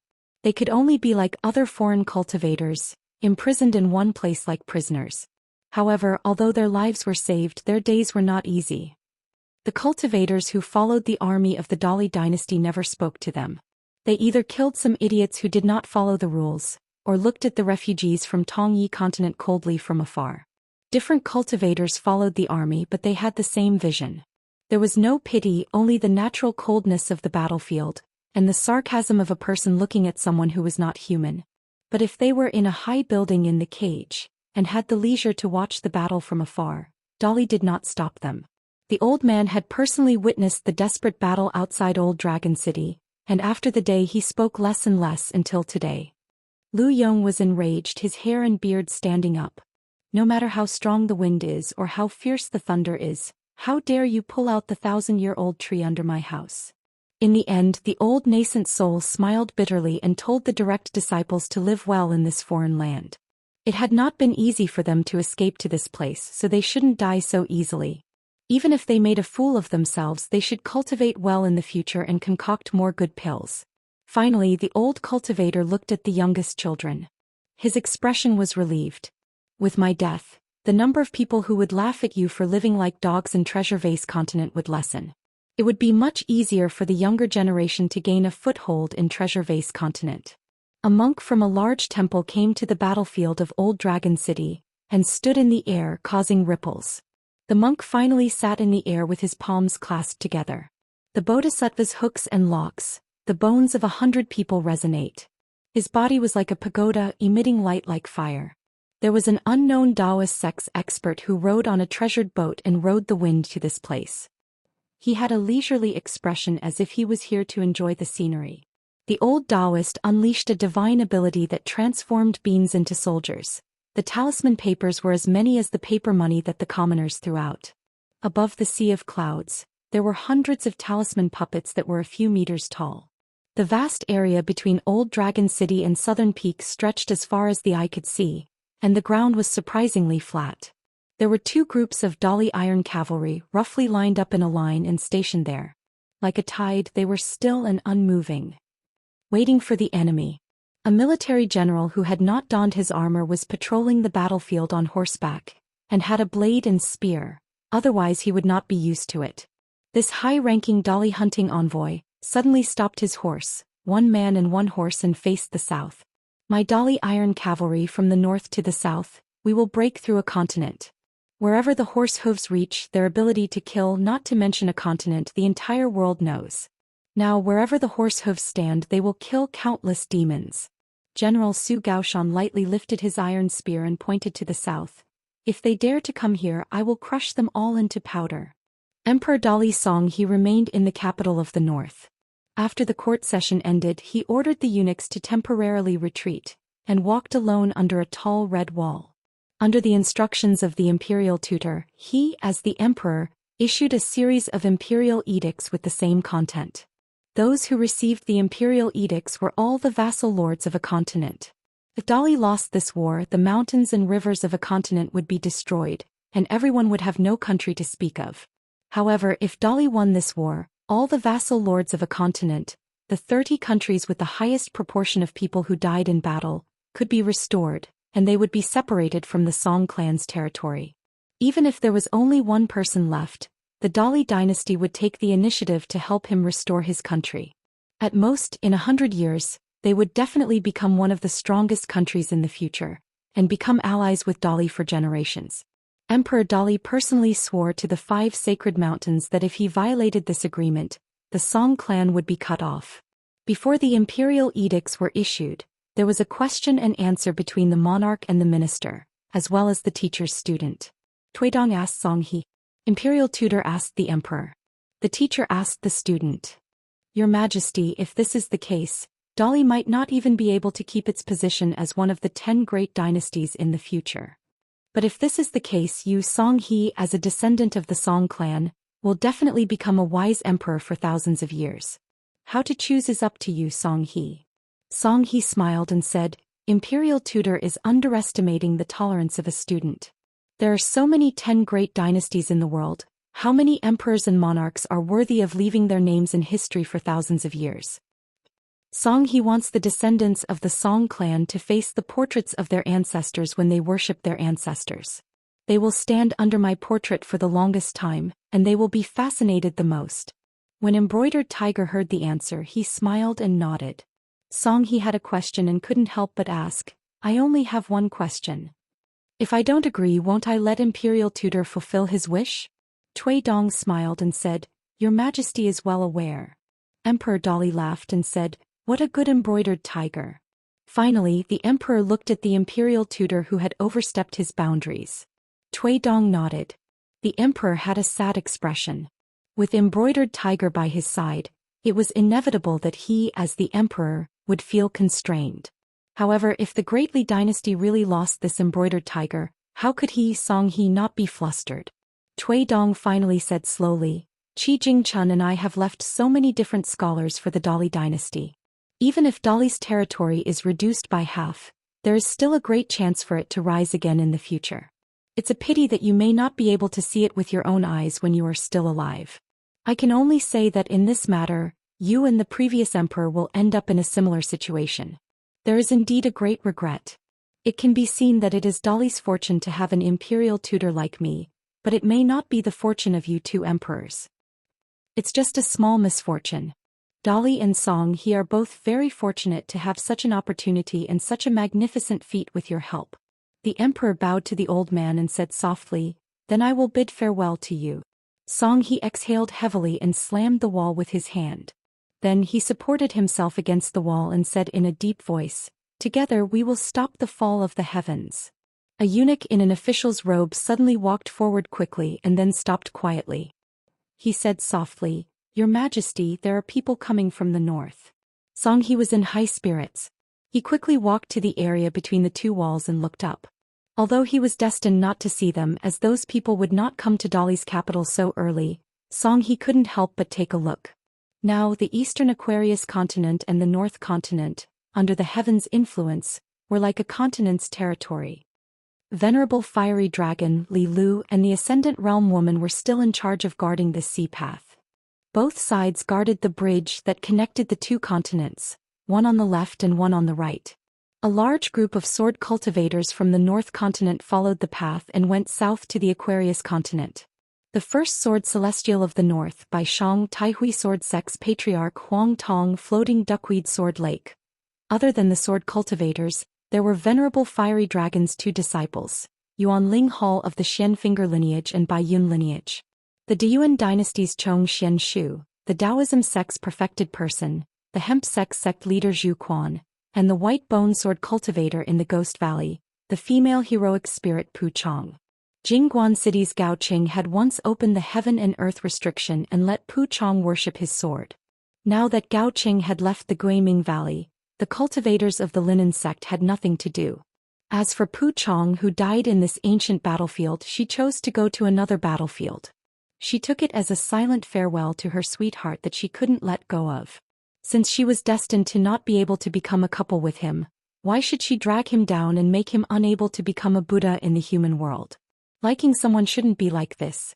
The sword celestial of the Wind Snow Temple in the Aquarius continent, Wei Jin, once crossed continents to challenge the North Continent's heavenly monarch, Xianxia. This time he was also traveling with the heavenly monarch Xianxia. Both of them could be considered as returning home. Floating duckweed sword Lake Shirkai was with her eldest disciple Rong Chong. Before leaving, she told her two direct disciples Chen Li and Gao Yuqing that she was going to take a look at the old dragon city. In your hometown, my master's foreign land, I killed many demon beasts. There's no reason for me to not kill some demon beasts in my hometown Hao Ran world. Wouldn't I be a joke in front of my good friend Li Yu? How can I put on the airs of a master in front of you two children in the future? However, Li Kai had another reason which she was too embarrassed to tell her junior disciples. Over there, it was the southernmost point of the Aquarius continent. There was no need to be separated from the North Continent by a continent, so she could be closer to a certain heartless man. After returning home, Li Kai kept hearing about the situation in the Tongyi continent. It was as if the knot in her heart had been untied. That heartless man had let her down. In fact, he had also let down the hearts of many infatuated women. However, in the end he did not let down the responsibility that a man should have. This kind of Jiangshangzhen was worthy of Li Kai's sadness and love. When they were traveling south to cross the sea, no matter if they were sword cultivators or not, none of them had a heroic look on their faces. Their state of mind was calm, because it was as if they were doing something normal and natural. The cultivators of the North Continent, behind closed doors, no matter how much they fought, schemed against each other, used flying swords, cultivators and martial artists to fight against their own people. However, when the general trend came, the cultivators of any other continent could be missing, but the North Continent could not be missing. When people went south, their chivalry went south. Lu Shilu drank wine with Miyu at the dusty medicine shop. However, Miyu, who was supposed to go north, said that he would return to Luopa Mountain later. Lu Shilu drank an extra jug of wine with this sword Immortal. On this day, Madame Gray, who was worshipped by the Fan family, suddenly came to the dusty medicine shop. Lu Shilu said, "I am more surprised that you would do this." Whether it was Lu Shilu or the world's most orthodox Moon Palace seed, Madame Gay, accurately speaking, they could be considered as remnants of the ancient times. The books of the future like to talk about the strange and bizarre immortals. They said that there were ancient immortals on the distant sea, and that the sea had turned into mulberry fields. In fact, to the two of them it was not a strange person or strange thing. They had looked down on the earth from the sky. They saw the human race appear, saw the human race climb the mountain, and finally saw the human race ascend to the sky. In the center of the Aquarius continent. A big blasphemy. The night was calm and peaceful. On a small boat, a child was struggling to support the wormwood. But there was a lazy young man in white, lying at the bow of the boat, his snow-white sleeves drooping into the water. Under the moonlight, the white sleeves became whiter. The young man closed his eyes and sang loudly, "The spring water carries the boat carries the people, the spring water is in the sky together." The young man suddenly sat up and complained bitterly, "The heavens do not pity me, the singer, for suffering." Cui Dongshan rubbed the corners of his eyes with one finger on each hand. He wanted to cry with grief and indignation. But before he could squeeze out tears, he saw two people walking together. One came from the skeleton beach of the North Continent, and the other came from a place even further away. Jingguan City's Gao Qing. Cui Dongshan came behind the child who was supporting the wormwood and slapped the back of his head. "What are you doing? Turn around and call Big Brother. This is your big brother." On the shore, Gao Qing finally knew why he had been uneasy all these years in the Ghost Valley's Jingguan City, even though there were no internal or external troubles. As for the old monk who wandered here from the Qinghuan kingdom in the southeast of a continent. Wearing a shabby kasaya, the old monk walked by the water.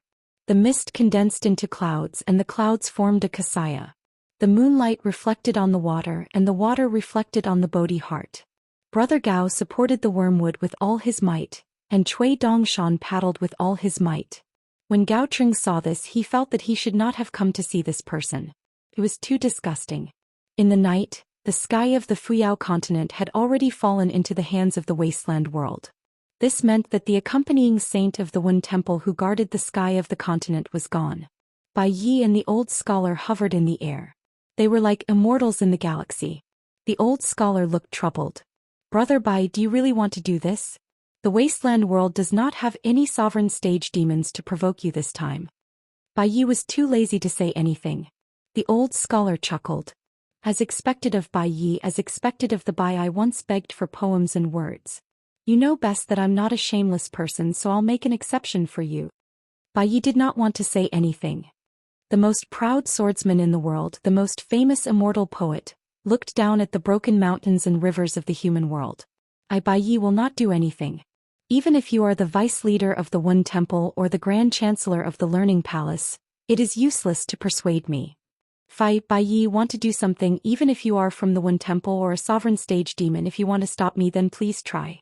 The old scholar closed his eyes as if he was listening to the sounds of the continent. The clouds moved, the flowers bloomed and withered, the elders gasped for breath, the children cried. Bai Yi used his thumb to lightly touch the hilt of the celestial sword at his waist, waiting for the old scholar's answer. When he got the answer, he, the frustrated person, would leave the sword one continent. The old scholar mumbled, "In a time of peace, no one would wear flowers, no one would coax wine, no one would care about drunkenness. That is also the way of the peaceful world." Today the Fuyao continent was a place where no one would bury the dead. The Buddhists said that this world was the whirling world, which meant tolerance. It meant that the way of the world was lacking in every way. But even if that was the truth, everywhere in the human world the spring rain, the apricot blossoms would fall, and the carriages and horses would travel slowly in the spring. The scholars at the foot of the mountain who did not know any spells and supernatural powers, when drunk, dared to say that they would draw the river into their cups and pour it on their breasts. The bright moon did not know that the ruler had left, and late at night, it still shone on the window. When a woman was alone in her hometown, she would turn her eyes and pray that the ruler would be like the moon, and the night would be bright and clear. When the strong person unsheathed his sword, the sword gleam would not only go towards the strong person, but also towards the general situation. The old scholar's sleeves billowed as he waved his hands, starlight sparkled. Bai Yi also pulled his sword out of the scabbard. He did not really unsheath his sword, but thousands of sword gleams fell on the mountains and rivers of the continent. In the places in the Fuyao continent that were lucky enough not to be affected by the war, as long as there were still books in the schools, a sword gleam as cool as snow would quietly descend. In this day and age, reading books was still useful. Each person wielded a sword, and the sword gleam turned into thousands of sword gleams. They were enemies with the demons of the continent. Bai Yi finally said, "Old scholar, no matter how annoying your nagging is, it is better than not nagging at all." The old scholar said, "It is enough." Bai Yi wielded his sword and went to the human world. The old scholar was silent for a moment, then nodded and smiled. Bai Yi's poetry is unrivaled and dispels the worries of the ages. The old scholar suddenly wrung his hands. These words should have been said before Brother Bai left. In the wilderness, at the foot of Mount Tuyue, a sloppy man who could not even drink the northwest wind was in an awkward situation, like a tortoise carrying a mountain on his back. He could only mind his own business and keep on nagging. A tortoise who did not listen to his chanting? "Li Huai, you little bastard, your mouth is really poisonous." An old blind man, leaving his own mountain for the first time, accompanied by a bony old dog, came to visit this bastard Alliance. After all, it was not enough for one person to watch a good show. The old blind man did not get too close to Mount Tua. After all, he was not here to fight. He only stood 1,000 miles away, his head tilted and his ears perked up. He happened to hear Alliance's nagging and was very happy. "Bastard, back in the Great Wall of Sword Chi you used to stroll around my house. Didn't you like to jump around? Why aren't you jumping around now?" The old blind man touched the ground with his palm and sneered. "Back then, who was the one who shamelessly boasted in front of me, saying, 'With such swordsmanship, you don't need such looks, with such looks, you don't need such swordsmanship?'" Alliance was stunned for a moment, then laughed and said, "Hey old blind man, are you here to help me move the mountain? You don't know how comfortable it is to have a mountain rubbing your shoulders. Don't worry about me. If you dare to, I will call you uncle." Now that the hero was in trouble, he could only whisper, "Old blind man, you have been blind for 10,000 years and you can't see my handsome face." He could lose, but he could not lose. A good habit had to be maintained. The old blind man laughed and said, "Seeing such a beautiful scene, I am at a loss for words." The old blind man felt that the old dog that was running around his feet was a hindrance, so he kicked it away. The skinny old dog rolled a few times in grief and indignation. "I'm kind enough to remind you that you shouldn't stay here for too long and that you should quickly finish chatting and go home." The old blind man remembered something and laughed. "Who is Li Huai?" Alliance laughed and said, "My good brother is your good brother, old blind man." The old blind man didn't care. "Just from that prophecy of the child, I like him very much." Alliance scolded, "Blind man, your fart is pleasing to the eye." The old blind man planned to leave. Alliance didn't urge him to stay and only swallowed his saliva. Us brothers are eating dog meat in the winter, old blind man, you have a very good conscience." The old blind man raised his hand and the two words Li Huai appeared on his palm. He stared at the name on his palm for a moment and nodded with a smile. "Li Huai, I'll remember it." Alliance was stunned. "Li Huai, can I call you Uncle Li? Your mouth is really blessed. Old blind man, help me pass a message to that kid. Get him to tell Alliance to quickly go home and eat meat." Then he said sadly, "Damn it, I'm really convinced. Li Huai, you are my uncle. Is it too late for me to agree to be your brother-in-law now? Is it okay?" The old blind man had a complicated expression and said, "It's not like you can't leave. What nonsense are you talking about? Are you willing to waste your sword will and cultivation like this every day? Do you really think you have completely stabilized the 14th realm? If you are so capable, why didn't I see you pierce through the sky when I was at the door? Oh, you like to pretend to be a great sword immortal of the 5th realm? You really have perseverance." Alliance bitterly laughed dryly and then fell silent. Damn it, the old blind man didn't talk like this in the past. Today he was actually being eccentric. He didn't know who he learned it from. The old blind man retracted his hand and stood up. "Who can you blame if you don't leave? In the vast world, opening the canopy of the sky attracted many ancient gods. At the foot of moon-bearing mountain, the earth veins were opened and countless malicious ghosts and spirits emerged. Therefore Alliance wanted to leave this place. Firstly, it was because of the weight of moon-bearing mountain. Secondly, it was because of his conscience. He didn't dare, or rather whether he was willing to release those creatures of the underworld and let them escape from the Western Buddhist kingdom to this desolate world. Then they would be led to the vast world by the moon-bearing mountain grand ancestor. Alliance suddenly said, "Old blind man, open your eyes and look at the world. It's different now." The old blind man who had his back facing moon-bearing mountain stopped in his tracks. He put his hands behind his back and seemed to be looking up at the sky. Really? Alliance couldn't free his hands. Otherwise he would have definitely patted his chest and said, "Trust me once. Otherwise you're my father." The old blind man still didn't turn around. He smiled and said, "I don't dare." He had been living in seclusion in the small country in the North Continent. On this day, Li Shixing, who was studying in seclusion, bade farewell to the scholar who was supposed to be called Li Baozhou and said that he was going on a long trip. After Li Shixing returned to his courtyard, he asked the servant Tui Ci to continue cleaning the courtyard every day and study diligently. For the first time, the Confucian scholar Li Shixing hung the peach talisman on his waist. When he took a step and landed on the ground, he had already arrived at the central continent from the North Continent. The saints guarding the canopy of the two continents did not stop this phenomenon. Instead, they nodded and bowed to Li Shixing, who had traveled across the continent for an instant. How could the sect leader of the Baek Kyung building, even if he was only one of the three clones, not be able to receive such treatment? Li Shixing stretched out his hand and patted the peach talisman. This trip to the central continent was silent. Even the saints of the canopy of heaven could not detect it. Li Shixing did not go to the Confucian temple of the central continent or the mountains of the Immortals. Instead, he found an inconspicuous middle-aged man in a market at the foot of the mountain. Beside the man was a strange young man. In Li Shixing's eyes, the person he saw was the person of the future. It was like being pieced together by two pieces of paper. The Yang spirit and Yin spirit overlapped but did not completely merge. It was still the Yang spirit's external body and the Yin spirit that had yet to return. The Yang spirit was the body of a man, but the Yin spirit was the body of a woman. It was as if it was waiting for the real body. Only then could the two truly return and become a complete person.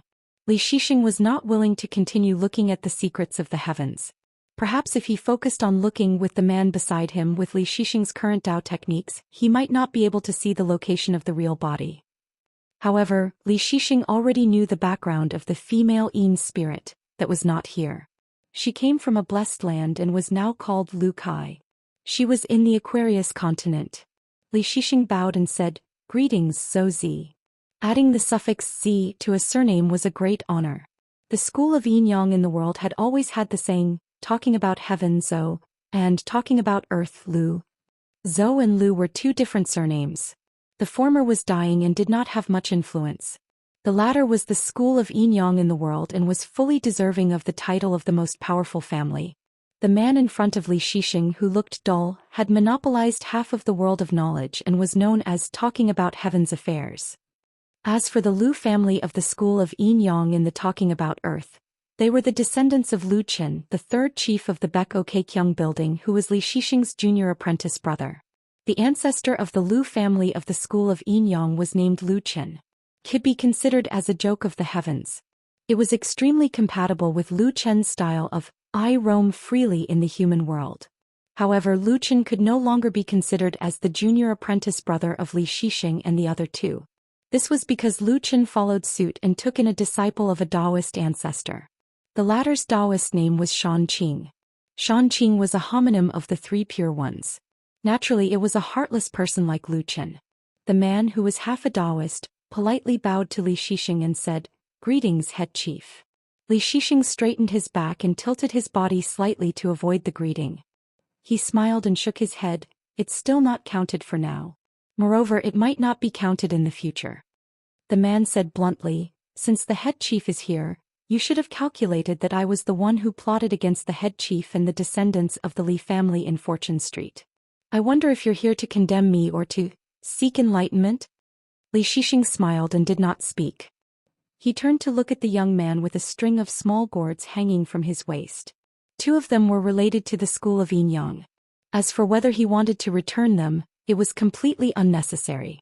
There were different theories about how a bow attracted the sages of the 3 sects in the early years. In the end, the gains and losses were the same regardless of who or where they were. The 9 blades strengthening gourds left behind in the vast world were the same in the eyes of Li Shixing both in the past and in the present. Li Shixing said to the man, "I'm just confirming some things. I'll discuss the Tao with you in the future." The man smiled and nodded. "I couldn't ask for more. It's been too many years." Li Shixing retracted his smile and said, "But you can stop with the Aquarius." The man nodded. "I've already stopped. Many of the small matters of the past and the major matters of the future were all done in his hands. The difference between that useless junior sister and him was more than thousands of miles." Li Shixing bade farewell and left. Beside the man, the young man who had not spoken a word was brought to and out of a blessed land by the man. The young man had stayed in the Tongyi continent for many years and visited a Daoist temple many times. Within the great Duan dynasty of the central divine continent. Under the moonlight, a beautiful woman in red held a white horse with one hand and a wine flask with the other. She raised her head and drank. She was pleasantly surprised and embarrassed. She hid the wine flask behind her back and smiled. She called out softly, "Brother." Li Shixing smiled and said, "So you haven't forgotten about your big brother?" Li Baoping still smiled and narrowed her eyes. Li Shixing hesitated and said, "You should know about the Aquarius." Li Baoping smiled and said, "I know. You're my big brother." Li Shixing also smiled. Li Shixing glanced into the distance. A young man with an ethereal aura seemed to be following his sister from afar. Li Baoping was a little helpless. "That guy calls himself Su Bai. He's not too shameless. He just likes to follow." Li Baoping made a face at Li Shixing. "What's the use of this guy liking me? I don't even like him." Li Shixing nodded. In a flash he came before Su Bai, one of the 10 youths. He smiled and said, "Please leave." Su Bai wanted to speak but stopped. He was a little guilty and wanted to speak. Li Shixing smiled and said, "One of the 10 youths. Very good. But don't like my sister. She won't like you. Why bother yourself and disturb others?" Su Bai's eyes were firm. He blushed slightly but said loudly, "I just like her." Li Shixing shook his head and restrained his smile. He said, "I won't interfere in the future. For now please go somewhere else. Don't disturb my sister's trip." Su Bai whispered, "I won't go up and talk to her. I definitely won't disturb her." The next moment, before Su Bai could finish speaking, he was shocked to find that he was already 1,000 miles away. And that green-robed scholar was standing beside him. Su Bai was about to speak when Li Shixing said, "Seems like it's not enough." He directly invited Su Bai tens of thousands of miles away. Li Shixing returned to Li Baoping's side and said with a smile, "All right. If he dares to follow you again, call my name in your heart. Next time I won't be polite with him." Li Baoping suddenly felt sad and wronged, but she didn't say anything. Li Shixing gently pressed her head and said with a smile, "Where did the little Baoping that I'm familiar with go? Help me find it." Li Baoping smiled and shook the wine pot. "I don't drink often." The brother and sister walked together under the moonlight on the mountain peak. Li Shixing said slowly, "Baoping, do you know why you have to wear red clothes since you were young?" Li Baoping shook her head. "I thought it was for luck." Li Shixing said with a smile, "Give me your hand." Li Baoping was a little confused, but she still extended her hand. Li Shixing patted her hand gently and said with a smile, "There won't be such rules in the future." Li Baoping asked, "Brother?" Li Shixing shook his head. "I'll tell you later." Li Baoping didn't care. Anyway, with her brother there was nothing to worry about. Li Baoping tilted her head and smiled as she lifted the wine pot. Li Shixing smiled and nodded. The young woman in red took a sip of wine and thought of someone. In the past she always had little Uncle Master by her side. It was fine. She would not like him tomorrow. A scholarly sage left the vast world and traveled alone, appearing in the Western Buddhist kingdom. An old man in a Confucian robe bowed to a bodhisattva who was shining with a dazzling light. "I'm willing to do my best for the Western Pure Land." The bodhisattva sitting on the lotus platform put his palms together and returned the greeting. The old Confucian was in hell, but he smiled knowingly. He flipped through the Buddhist scriptures and chanted the Buddhist Dharma. In my heart he is also a scholar of my generation. He traveled so far because of the righteousness of the Confucian school and also because of his family and selfishness. The vast world. It was located in the middle of the continent, Dali, which was adjacent to the Qi school. Cui Dong held a replica of the Baek Kyung building in his hand, and his Dharma idol was as high as the sky. The continent was Cui Dong's small world. A voice broke through this large world and sounded in Cui Dong's heart lake. How long do you want me to wait? Cui Dong said indifferently, not too long. In the middle of the Xianxia continent, a slender young woman with dark skin carried a book box and held a mountain walking stick. She found Xianxia. She first said that she was the first disciple of her master, Qin Pingon, and then called herself Pei Qian. Then she said that she wanted to fight 3 rounds with Xianxia. But now that the battles were endless, she did not dare to delay Mr. Qiao from killing the enemy with his fists. She waited and practiced her fist technique on the battlefield. Xianxia was still the same. She smiled and nodded, saying that there was no problem. Yu Zhuanfu was the most shocked. Was she the tan little girl who traveled the Great Wall of Sword Qi? He saw her a few times back then and he could tell that she was a clever little girl. How did she change so much?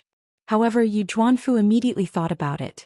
It had been many years since they parted, so it was normal for her to grow faster. The only thing that didn't make sense was what realm Pei Qian was at. Did she fall from the sky? Was Pei Qian really a pure martial artist? After that, among the pure martial artists on the battlefield in the center of Xianxia continent, only Yu Zhuanfu and a 9th realm old martial artist could barely fight side by side with Xianxia. There was another woman with the surname Pei who was younger than Yu Zhuanfu, but at the same realm and with a better foundation. She was quiet, but she did not lack etiquette. In fact, it was the opposite. She was very polite when she interacted with people between the battles. Later, everyone felt that this young martial artist was probably a person who did not like to talk. Zhu Mei and Jin Mingzhen sneaked to Xianxia continent and found Yu Zhuanfu without any mishaps. Zhu Mei still liked to call sister Yu Zhuanfu, Zaishi Zaishi. When she found out that Pei Qian, who came out of nowhere but was unknown, had reached the bottleneck of the far travel realm a few years later at the age of 20, Zhu Mei was almost scared half to death. In this foreign land, Pei Qian still punched a lot and spoke very little. But with Zhu Mei, Pei Qian would occasionally talk more. Because sister Zhu Mei had the same surname as Old Chef, Pei Qian was unreasonably close to Zhu Mei. That day, Pei Qian left the battlefield later than Yu Zhuanfu, but it was a pity that she left earlier than Xianxia. She was once again alone by a river. After washing the bloodstains on her clothes, she stared at the river in a daze. In the past, when they were on the mountain in their hometown, they might have been lying on the 2nd floor of the bamboo house, sitting at the stone table by the cliff, walking on the mountain road together, stepping on the white jade railing together, or sitting at the old chef's table. When Pei Qian was a child, he often chatted with Zhou Meili about trivial things that were not a big deal. The white clouds leave without saying hello, the moonlight comes without knocking. Little Meili, don't you think it's infuriating? How can we make them stay and beat them up? Sister Pei Qian, it's simple. We'll practice martial arts every day, so. When the time comes, we'll let them know how powerful we are. Sister Pei Qian, why don't you call me protector of the right and vice branch leader? I haven't done that today. It's okay if you don't call me now, but don't forget it before it gets dark. Little Meili, listen, the wind is fighting with the bamboo leaves, the birds on the branches are persuading them. Sister Pei, I also heard it. Sister Pei, I didn't lie to you, I really heard it. In all honesty, if I lied, I wouldn't be the left protector of the Riding Dragon Alley. The heavy snow has covered the green mountains with layers of blankets, and the stream has eaten the rocks one after another, growing day by day. Yes, the little girl first became a little river woman, then became a river lady and finally fell into the sea, married far away. So I don't want to be a river woman. By the way, Sister Pei Qian, are you in a hurry to grow up? Not really, but a little, but Master told me not to be anxious. That's right, Sister Pei Qian listens to the good mountain lord the most. If I don't grow up, I won't grow up, I don't want to tiptoe and can't reach Sister Pei Qian. When Pei Qian recalled these words later, they were very silly conversations. It was something that happened on Luopa Mountain many years ago. At that time, Pei Qian was only slightly taller than Little Meili, and about the same height as Sister Nuanshu. Pei Qian looked at the other side of the river in a daze. Yu Zhuanfu came to her side and laughed. What are you thinking about? Your hometown in the Aquarius continent or your master?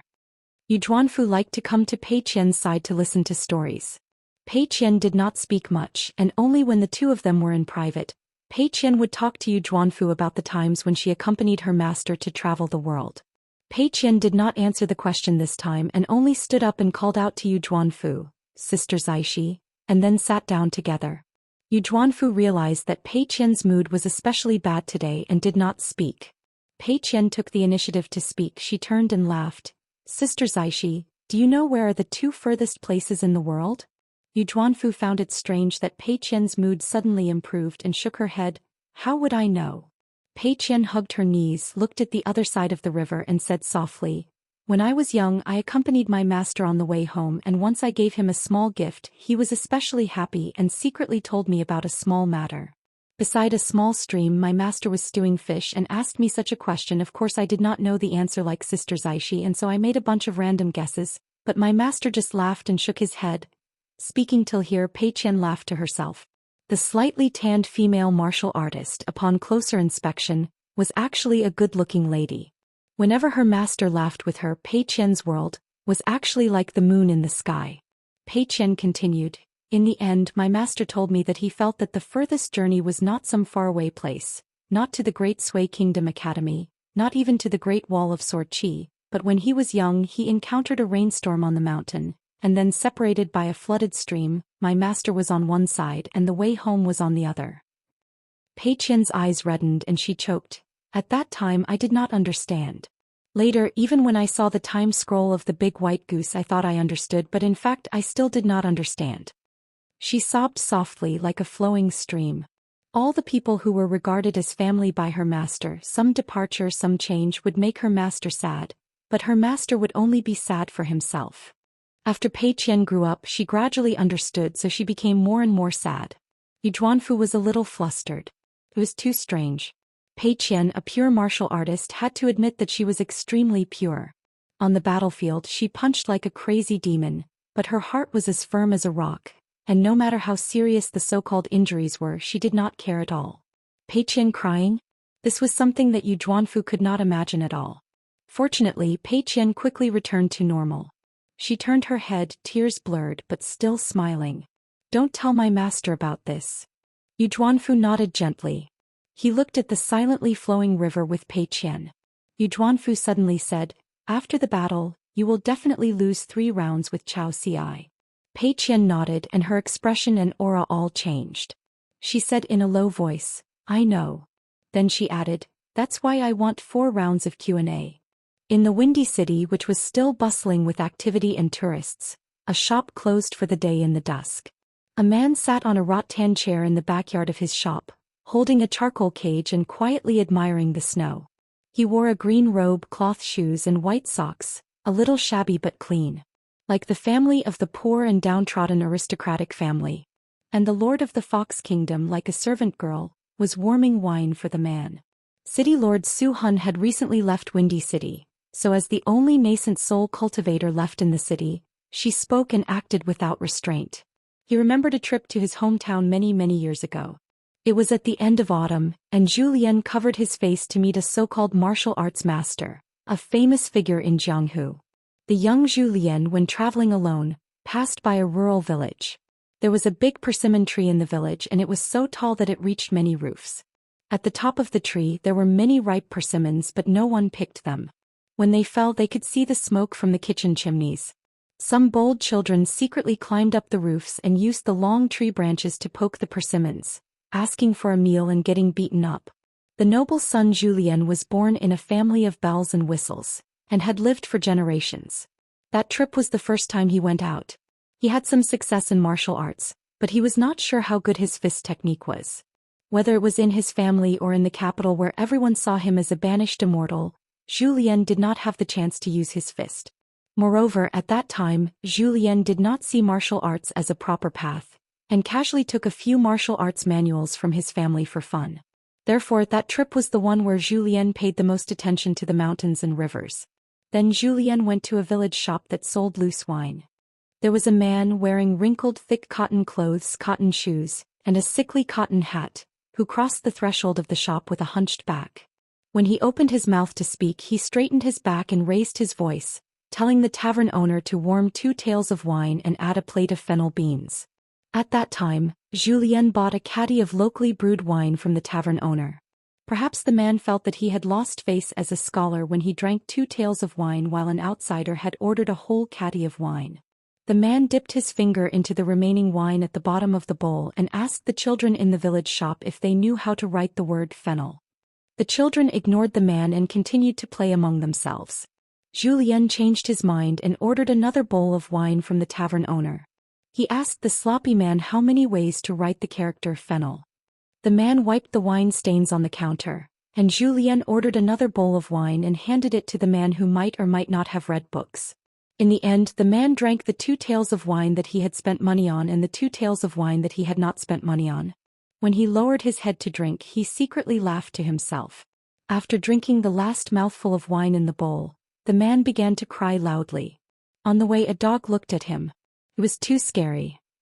The host and guests in the restaurant laughed together. Zhou Xian did not say anything at that time, nor did he laugh. This was a small matter in his old hometown. There were some stories in his new hometown. For example, in the dusty medicine shop in Old Dragon City, there was the 1-foot spear senior who had met and hit it off with Zhu Lian and Jing Dafeng. In fact, Sun Yuan and Luopa Mountain had a grudge, and it was not a small one. However, before the mountain master and Zhu Lian could talk about the grudge, Sun Yuan was already dead. In that case, there would be one less person in the world who liked to flip through the books of the Immortals, and even more who liked to silently watch the reflection of the moon and flowers in the mirror. With one less grudge in Luopa Mountain, the world was also less interesting.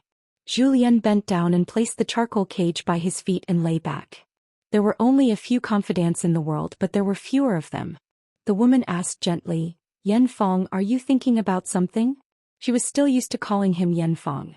If there were outsiders in the shop, she would call him shopkeeper Yan. Zhu Lian let go. Zhu Lian did not turn his head and said casually, "As long as a person is old, it's easy to think about old people. Other people's old sesame seeds and rotten grains are my favorite." The woman covered her mouth and laughed. It was a big joke for Zhu Lian to say this. Who would have thought that Zhu Lian would say something that ruined the mood for no reason? Many self-deceptions are sad and laughable in the eyes of outsiders. But to the authorities, it's lucky, beautiful, and necessary. For example, you think that Qingfeng City is not a place to entrust your life, but you feel that I'm different. I'm definitely much better than Su Han and that woman. Don't be like this. You have to rely on yourself, don't rely on anyone. Even if it's me, Luopa Mountain, who has a good atmosphere, don't completely rely on anyone. She frowned. But Zhu Lian said again, "All the women in the world should not be grass that falls with the wind. I've always believed that all women with their own strengths are not inferior to men." She was surprised at first, then suddenly smiled and nodded. I know, you're so reasonable." Zhu Lian turned to look at her and smiled. "I'm a mirror. If you don't believe me, take a look. Do I have you in my eyes?" She shut his mouth and did not look. Zhu Lian bent down and picked up the charcoal cage again. He stood up and joked, "I see myself in your eyes, so you're my mirror. Of course I have to bring you home." She was frightened at first, then her eyes became determined and asked, "Today?" Zhu Lian nodded. "I can't fight in public, so there's no need to deliberately fight and kill here." She hesitated for a moment and asked softly, "Don't blame me for being uncertain.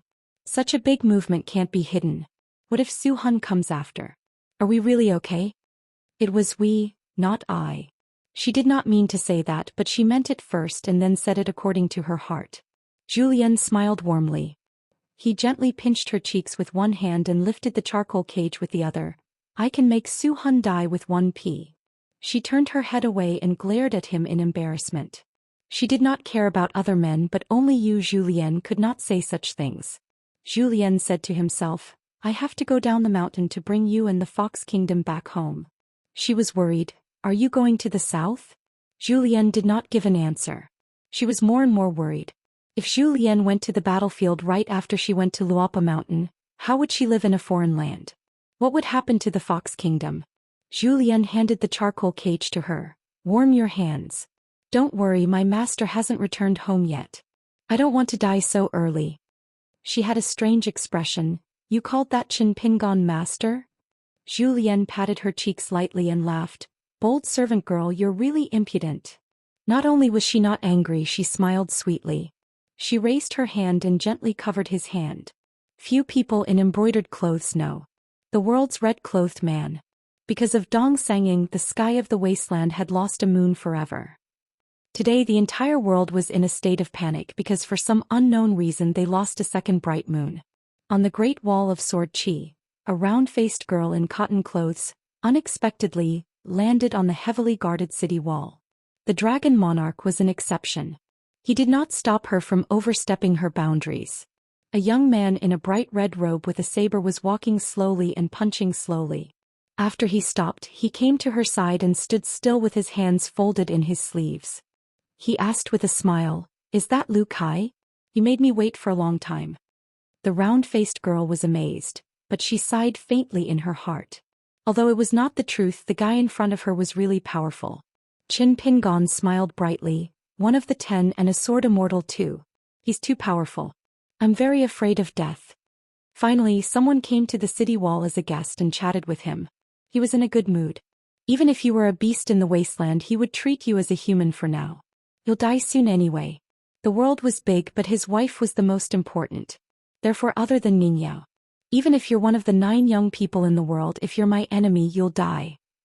The round-faced girl said, I'm not Lu Kai. I did go to the Tongya continent to look for him, but I couldn't find him.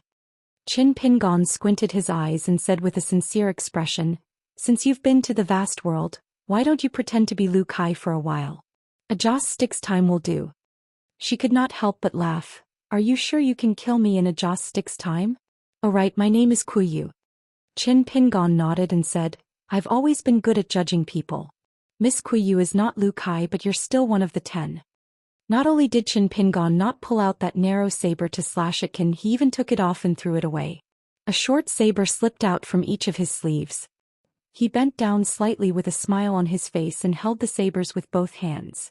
Kuyu patted her cheeks. The 2 short sabers spun rapidly in front of that person. It was so dazzling that the atmosphere on both sides was chaotic. It was as if countless fine sword auras were running amok between heaven and earth. Finally, when that person held the sabers, the strange phenomenon disappeared. His smile became brighter and brighter, but his eyes became crazier and crazier. Then that man said something to Kuyu in the wasteland's elegant language, but she could not understand it at all. I've thought about it. I'll go by the name Chao when I travel the world. Kuyu, who did not plan to attack, patted her cheeks again and put down her hands. Shall I try? Qin Pingon laughed and said, Try it.